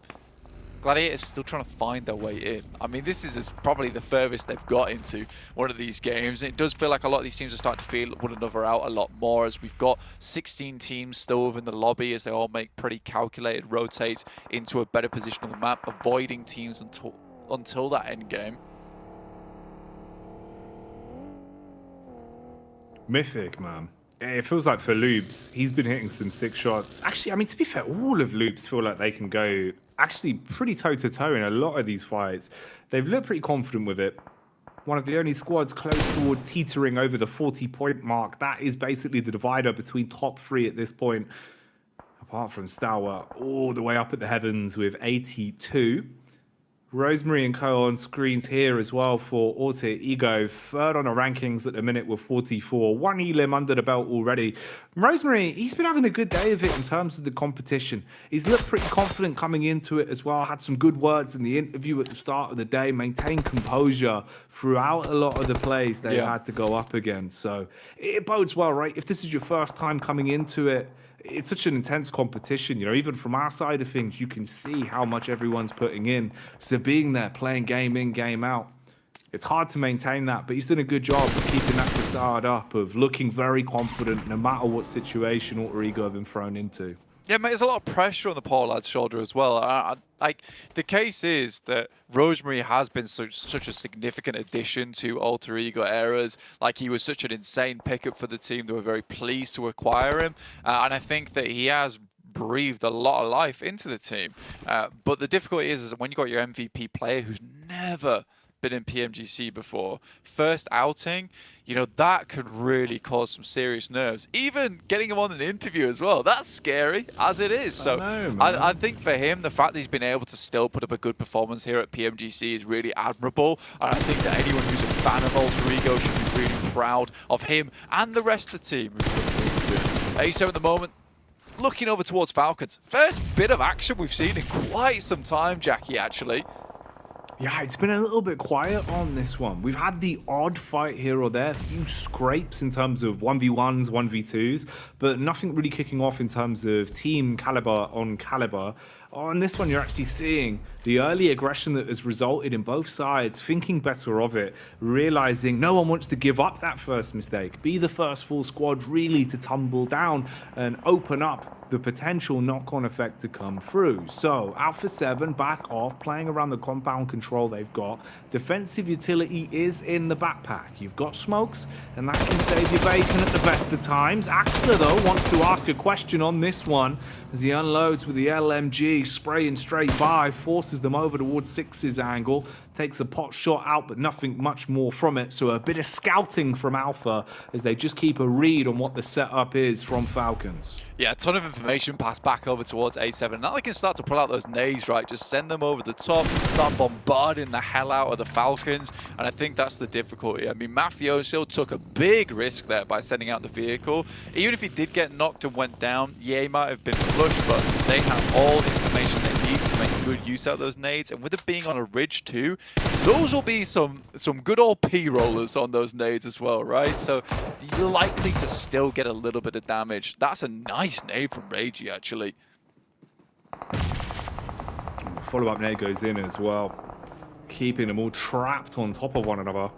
As you know, CO He's had some moments of heroics throughout the day. Very aggressive. You can see he's got so much confidence on him. And that seems to embody the entire team, really. They've been quite comedic when they're on camera, very drilled when they're in the server. If someone says we are crashing into a team, you best believe all 4 of them will follow that call until the end of days. And you do need to respect that sometimes. It takes a lot of confidence to stick to one play. And it does work out now and then. In this one, they're slowing down somewhat once again. Top's here, at least trying to lay down a shroud of smoke so he can get himself out with trouble. Bullets being peppered into it ahead of time, seeming like he wanted to get the med pack off and then go for the rotate through it, see if he can keep himself alive with the timing, as that is the lone survivor for Stalwart here into the 4th game. But they've done enough over the day. Yeah, I think you can afford to have probably the 16th place and the last 16th place I imagine we'll see from Stalwart for quite some time. It has been a tough day today, and they have really sent this as far as possible. He did get the heal off, though. If he makes it into the circle, I'll be very surprised. I don't know how likely it is. He's just looting up the rest of these death crates here, trying to find a bit more meds for himself. We are heading stage 4 now, which is where the circle really will start to tickle quite a bit, in which case he's going to have to run in. But I think he's so far out without a vehicle, it's going to be very unlikely. And Loops have got him locked down. It's the first time in quite a while, though, we will see Gladiators with 4 players up. Right? I think they've been so down their luck. If they can at least get themselves a top 5 in this game, it might be the confidence that they need to realize, actually, guys, we can play the game again. It's that difference of mentality when you finish the day, you're going to bed, you know, you're sort of running back through the memory of the day and wondering where things went wrong, where you could have improved. If you at least end it on a high note, potentially a higher placement, maybe even the chance at a chicken dinner, it will do so much for your confidence. Tops does eventually go down as well, so out in 15th, even still being able to scrape by, not going out dead last on that. I know, I was going to say. Falcons take it off him, man. That's mad. He was like just searching around for death crates, like, I need to see the first aid kit until another team goes down, because we just cannot have a 16th place on our record here in PMGC. So that's nutty from Stalwart, but I like that a lot. 15th place, that'll do. Don't get too many points from it at all. So they'll end the day with 82 points, still a good 30 points ahead from Alpha 7, but they seem to be trying to get some more eliminations on board, trying to catch up despite everything, despite the unbelievable day we've seen from Stalwart. Alpha 7 never that far behind. They can thrive in the moments of carnage as well. If they're hitting their shots, they can definitely do a lot for themselves. Play off those elimination points, because that is your best bet in a spot like this as well, where you're so close towards 3rd place in terms of only 10 points between you. You want to make the difference here. Try and shut down Alter Ego if possible. Shut down Loops. Target the squads that are closing the gap. Make sure you farm up the elimination points. Go for a late game placement. They've been in those final circles a fair few times. It just feels like they've always gotten a bit unlucky. On this one, though, the push is coming their way and it's relatively fragmented. They're taking shots from either side. It's not working as well as they would have hoped for, with the initial knock now being picked up. Trade back onto the squad. Molotov going to be thrown as well, igniting the pathway ahead of them. The nades are doing a majority of the damage, and one by one, they're all crumbling to their last legs, leaving A7s just on the hands of Mafioso. This is getting real scary now. Good test for Alpha 7, but QZZ not going to let any of them survive in this situation. Mafioso will peek over the edge, but QZZ slowly running up. Nice side swipe as well, and quickly takes him down. QZZ, decent pickup there for Tiamba, coming through from Nova way back in the day, and he still seems to be performing to real extreme heights. And Tiamba, that is very nice for them. Going up against one of the toughest teams in the lobby and comfortably coming out on top there, that is a beautiful result for them. Oh, man. Where's this going to go from here? This feels like a fight that was instigated a long time ago, with Reject swooping in, looking to try and take the fight to them. Since then, it's been a little bit stop and start. But in terms of the control they have down towards the wayside here, and with already a couple knocks coming across, this could be the opportunity for the full engagement. Revenge being given back their way, though, as Reject Tokyo struggling on the initial crash with a 1-for-1 trade between either side.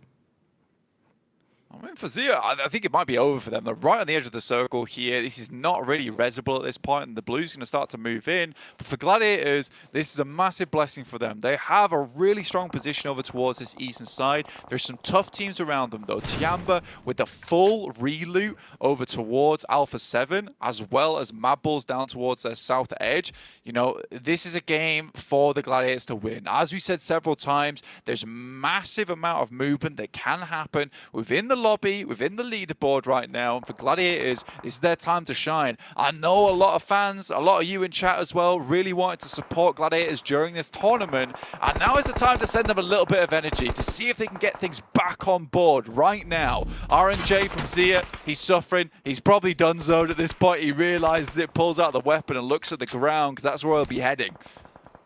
Finished off. Mulch at the end of that one. Mad Bulls being flanked upon, though, as Reject Tokyo start to take space away. Meanwhile, Evos here, close quarters engagement. Is that going to be relatively tight in terms of the spacing between the other squads around them? A lot of high ground being taken as well. Quick migration on the rotate as they hop into the vehicles here for Rejects. Start to close the gap. Tulika as well, with the support of Zerich, looking at the building a bit of a flank back onto the wayside there, where Gladiators will be exposed from. We're also saying goodbye to Loops as they're taken out of commission. Not able to get many points from this one.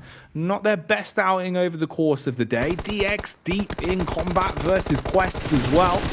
And Quest, if they can get a little bit more of an upwards draft, it could be a great way to round out the day for them, honestly. As right now, they're leading the charge in terms of eliminations, 7 in the total tally. And they've been playing off the back foot the whole day in terms of map control, in terms of going down numbers. It's one of the few times it feels like spacing-wise and in terms of actually hitting their shots, they might be in a good position to get more from this. DX and Bra as well, always going head-to-head in the clash.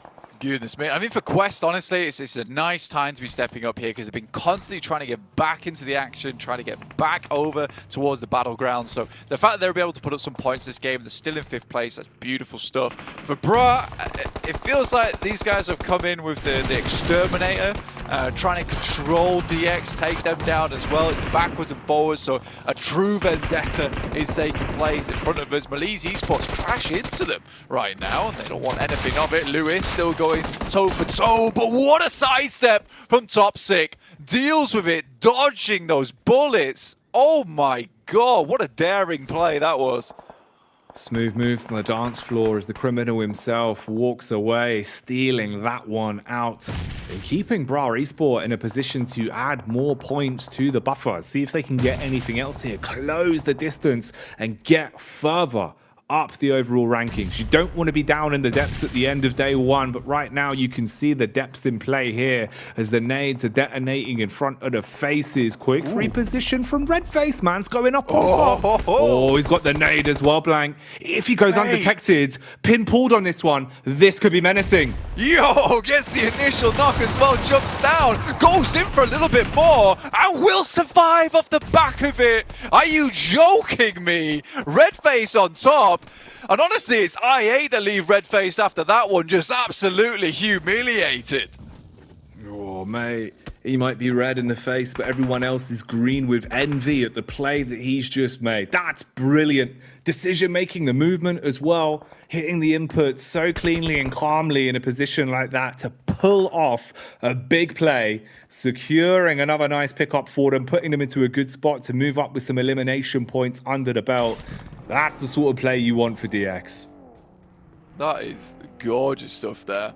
Evos very happy with the way that Redface was able to pull that one off, even getting their player back up again. Just 3 players alive now. I think there maybe was a side swipe over towards Redface that took him down, but that's okay. Carry on going forwards there. Alter Ego, they spot out the guys coming through from Mad Bulls who have been slowly trying to work their way up from this low ground for a long, long time. This is going to require a lot of smokes right now. Bloom in the clouds all over the map of Miramar. Duello will be first to face here versus the Mad Bulls. See if they can hold back the bull, hold back the charge. And so far, it's going well. Trying to grab the bull by the proverbial horns on this one. See if they can swing him around and send him packing. Taking the fights quite calmly.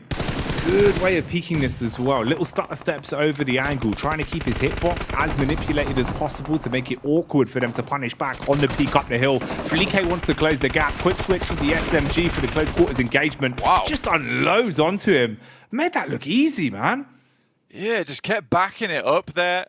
Created space. Gladiator's just Kitsune alive, I think it is. Maybe. Goes down, and look at that. It has a top 4, though. I think for the Gladiators in that situation. So some points accrued, but they essentially stayed still that entire game. So I think it's majority just placement points for them there. And now we're into that final circle. And it's EVOS, once again, looking for their second chicken dinner on the day. Quest would love to win this game. If they're able to do that, then they'd be able to pump themselves in terms of points, maybe even overtake Alter Ego with the 10 eliminations that they found during this game.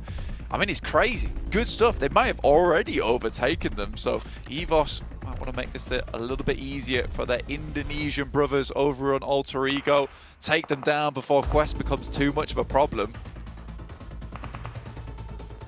Ooh, contact found. Information being gathered by Quest, at least at this point. And this is a relatively equal fight as well in terms of the distribution. 3 players on each squad. Look at the confidence on the peaks here. Still trying to keep the pressure applied, just firing out those warning shots. Basically wants to be the seed of doubt in their mind to keep their focus on him. The other 2 players working off each other's contact towards the right-hand side. Reject Tokyo not really fancying the peak. They do have one vehicle to work with, and they go in for the quick adjustment. But wait a minute. The shot across, that's Zuxi that actually landed the striking blow. And Blank, they've closed the gap. They're right in their grill. Well, close and personal. Hidan, it's Al-Haji. 5 limbs found for him, going down first.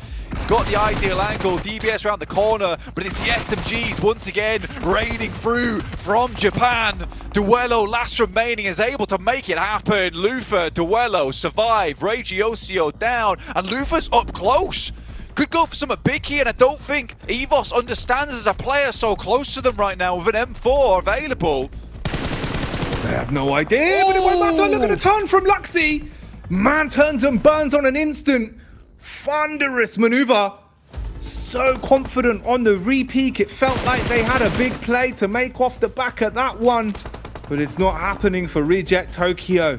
They're ace in the hole, their surprise play, it's been discovered, and Zuxi strikes back. They finally pick it off. EVOS claiming a chicken dinner on that one as the celebrations come in.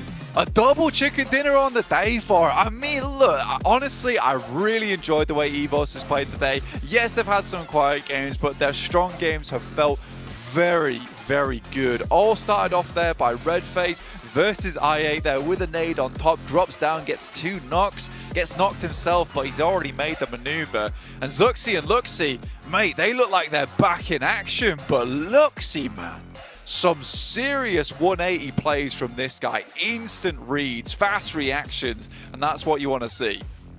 It's insane just how quickly he assessed the situation, understood what was going on, hit the shot before there was even a chance for the flank to do anything. And that was their one saving grace. That was their one play that could have made the difference for Reject Tokyo. So absolute insanity. Nice damage, nicer limbs. And like we were saying, all off the back of that play from Redface, really, that projected them so much further into it. That was his crowning moment. You know, you needed that to get them back into a comfortable position. They coast it out to a big win. Yeah, it's gorgeous stuff, and I mean, I'm really pleased how this team has turned out. I mean, we were talking, me, you, Max, and Kale, about this team. We were saying that, look, they look much more like a well-oiled unit now. Before, it felt quite individual players coming through from Zuxi and Luxy, but it's taken a lot, a new team, a new set of faces around them, getting subbed in and out as well, not always together, to really set this team apart now. They look strong, they look good, and they look very, very confident. So overall, I am seriously pleased with how this has turned out, and I'm seriously pleased how this first day has turned out. We've got a multitude of stories going into tomorrow that we can talk about, that we can break down. The desk is probably itching to really go over very, very shortly, but what a day it's been already. It's been incredible, man, especially from our side alone, right? Some of the action that we've been gifted, the beauty of being able to put our voices over today really has been a treat, right? Especially from the first game, the excitement, the sheer shenanigans that went down on Sandhawk, to the back-to-back Erangel flamboyance that we were seeing, into history being made by Stalwart. So much to digest, so much to break down. It's been a real treat for me and you, but I've got to say, I can't wait to get my ears on and listen to what the desk have to say about the day at hand. Let's get it back over to them and see just what they thought about the incredible first day of Group Green. What an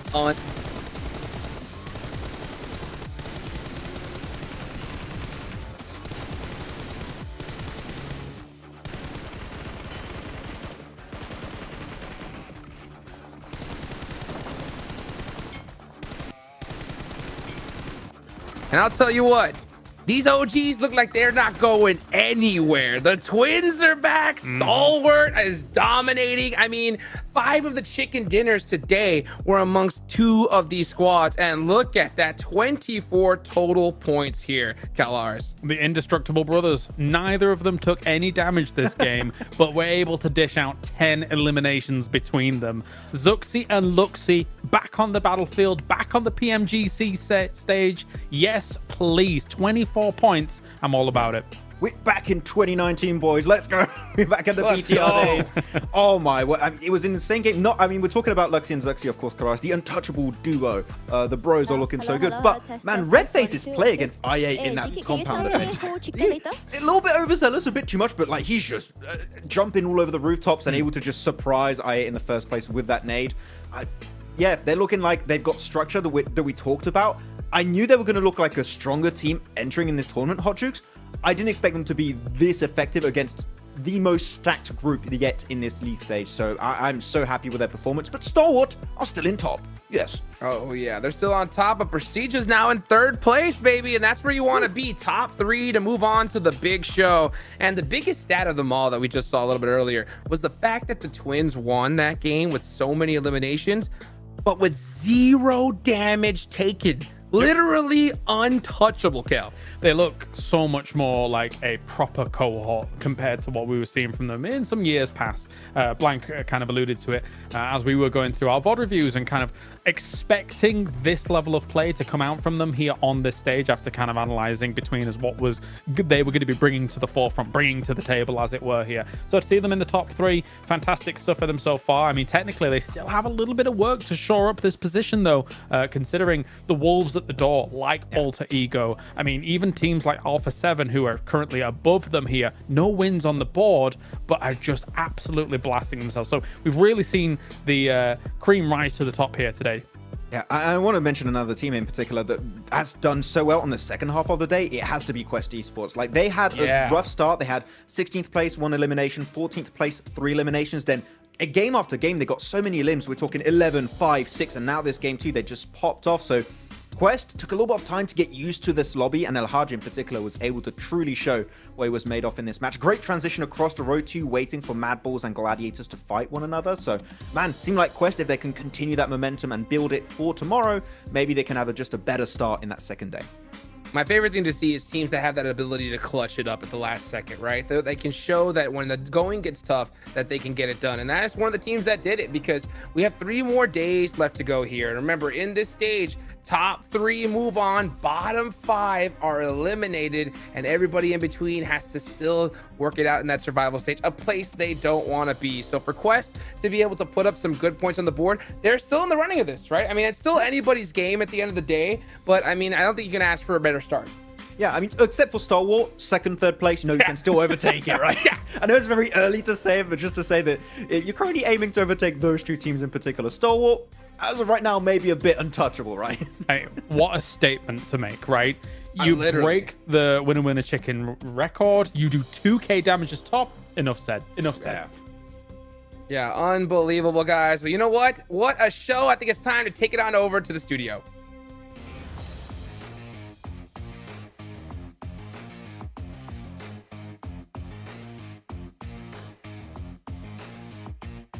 And there we have it, everyone. Day 1 done and wrapped, but not before Records are broken. 3 chicken dinners today. Hailing from Mongolia, I have Top from Stalwart Esports with me on stage. And I'm sure many of you have a lot of questions to ask about what's going on with this team and how on earth are they able to pull it off. So for now, Top, how are you feeling about day one? За топ эхний өдрийн тоглолт ямар хөө байв? Ямар хөө мэдрэмж төрж байна өрч байна. За бид манай багийн хувьд гэвэл өнөөдөр тоглолтыг үзүүлэх гэж маш их хичээсэн. Тэгээд бэлтгэл ерөнхийдөө маш сайн хангагдсан байгаа. Тэгээд тэрүүгээр гайгүй сайн тоглолт үзүүлсэн. So about our team, we have tried our best to practice ourselves for upcoming the tournament, and because we had such a great training, we did today's performance. Today was insane for them. So was today exactly what you expected it to be? Were you expecting to get 3 chicken dinners today? За өнөөдрийн тоглолтод та хэдийн төсөөлж байснаар тоглолтод өрнө үү? Өнөөдрийн үед 3 chicken dinner гэдэг ингэж бодож байсан уу? Эхний өдрийн хувьд 3 chicken гэж юусоо бодоагүй. Тэгээд ер нь тэгээд чадхаараа сайн тоглоё гэж үзсэн. So about us, we didn't think of getting a 3 chicken dinner in one day. We just was going for playing all we can, try our best. All we can and try our best gave them 3 chicken dinners and a record broken. So congratulations on that. So like the English panel mentioned earlier, some historically big teams like Nova Esports did not manage to get here. So does this change anything in terms of the competition for you guys? За англи панелуудын хэлснээр өмнөх уламжлалтай Nova Esports гэх багууд энэ удаа дэлхийн аврагт хүрч иж чадаагүй. Энэ та хэдийн хувьд өсөлтөнд ямар нэгэн нөлөө үзүүлж ин гэж бодож байна уу? Nova ороогүй гэд бусад ерөнхийдөө бүсийн багууд маш чанга өрсөлдөгчнөр байгаа. Тэгэхээр их ялгаагүй санаж. We don't think so because the other region teams are pretty strong too. The other region teams are pretty strong, true, they said. And you know what? That brings me to my third question for you guys. Out of all the other regions in Team Group Green this week, which team do you consider as your biggest competitor for your first place spot this week?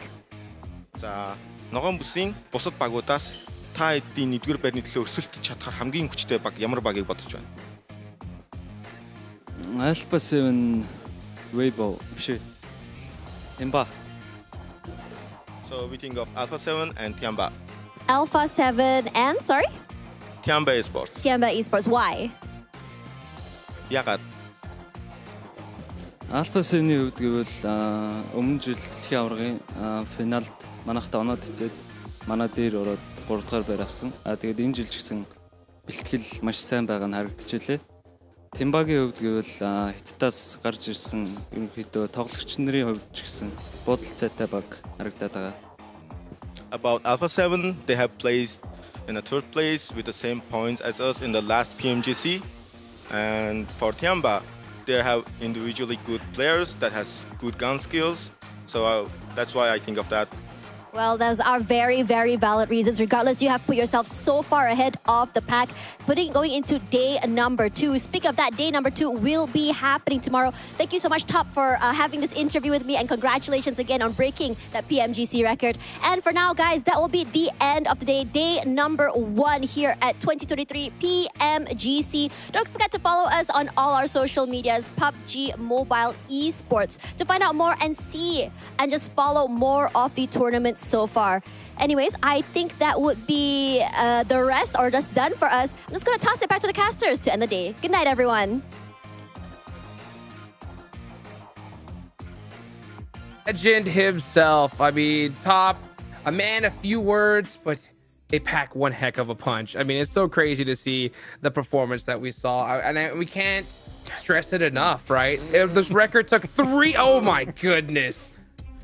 What do we say about this?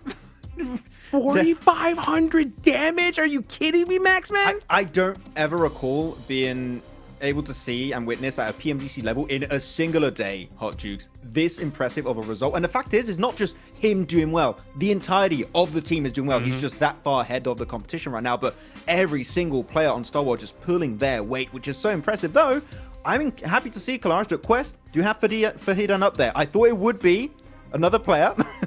But Fahidan is up there, so good to see Quest actually able to get some consistent eliminations throughout the day. Yeah, no, definitely. The fight back was really on as time went on here, considering that the headlines at the very top were dominated by pretty much stalwart Alpha 7 and Producer for to an extent, right, with their 2 chicken dinners as well here.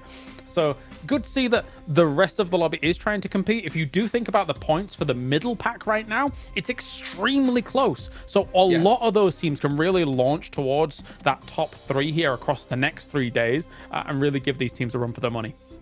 100%, and it's still anybody's game, right? I mean, obviously Stalwart have had such an iconic performance. They're going to be very tough to beat. All they got to do is do what they did today, and I don't think anybody in this whole tournament's going to touch them. I mean, because that is ridiculous. 3 years long and shattered that record just like that. I love how they just go out early in the last game because they're just like, hey, you know what? I think we did enough today, Max. We can have a vacation, okay? We got too many wins. We want to give some wins and points to the other teams at some point. It's going to be happening. But as you said, though, it's still a lot of it's still anyone's tournament at this point. Even teams at the bottom like your Bright Esport, Aegon IX, yeah, could still catch up very quickly because you have that sponge effect at the top. A lot of the points are towards those top 3 squads, so there's a lot of catch-up opportunities. I would like to see maybe some changes on the hot drops more specifically, but we'll see if that's going to be coming through tomorrow because that would impact a lot of the teams actually on the bottom currently of the leaderboards. One thing that I observed and also Blank observed whilst he was finishing up the cast of the 3rd win from Stalwart as well, which I think is very grounded and very important, is that Senna tried to temper their expectations a little bit as he came in as the coach, right? You saw him, and Blank mentioned it, as he was calming them down. Yes, one day you've looked fantastic, you've looked great. There's still work to do. You could still fall out of top 3, no problem here, if you do not come in with the same fire into the next couple of days. So I like that grounded approach from Senna here to keep the guys on the right playing field. Stay calm, stay collected, and put in that work. Speed of putting in that work. We got to go, of course, mention our sponsor, the official smartphone of 2023 PMGC, the Infinix GT10 Pro. It is born for professional esports players, guys. If you want to outplay everybody in PUBG Mobile, go ahead and check out that GT10 Pro. So, man, it is so crazy to see how we started off this tournament. The group of death and a performance that we haven't seen before. It's incredible. It's incredible. I mean, Stalwart, we heard about the Stalwart fan club at the start of the day, you know what? And then you got to definitely wave your flag today, Max. I mean, yeah, we're going to support the boys, of course, every single time. They've been doing better every single PMGC. So technically, if you continue that trend, they should win this year. Just saying, okay? It's following the approach there. But no, they've been looking amazing, right? Stalwart, we expect him to do well. I'm still intrigued on a lot of the bottom and middling teams to see how that's going to be wrapping up for them. But we're 1 day played out. We still have 3 more days before we see who's going to make it up. So we still have so many more matches to go. So I'm really excited for how tomorrow's going to go down for these squads. Yeah, well, hopefully we can see which teams are going to be able to bounce back, which teams are going to be able to get it done. I'm Hot Jukes here with Maxman and Kalaris, guys. Thank you for watching day number 1. Mark your calendars, and we'll see you tomorrow.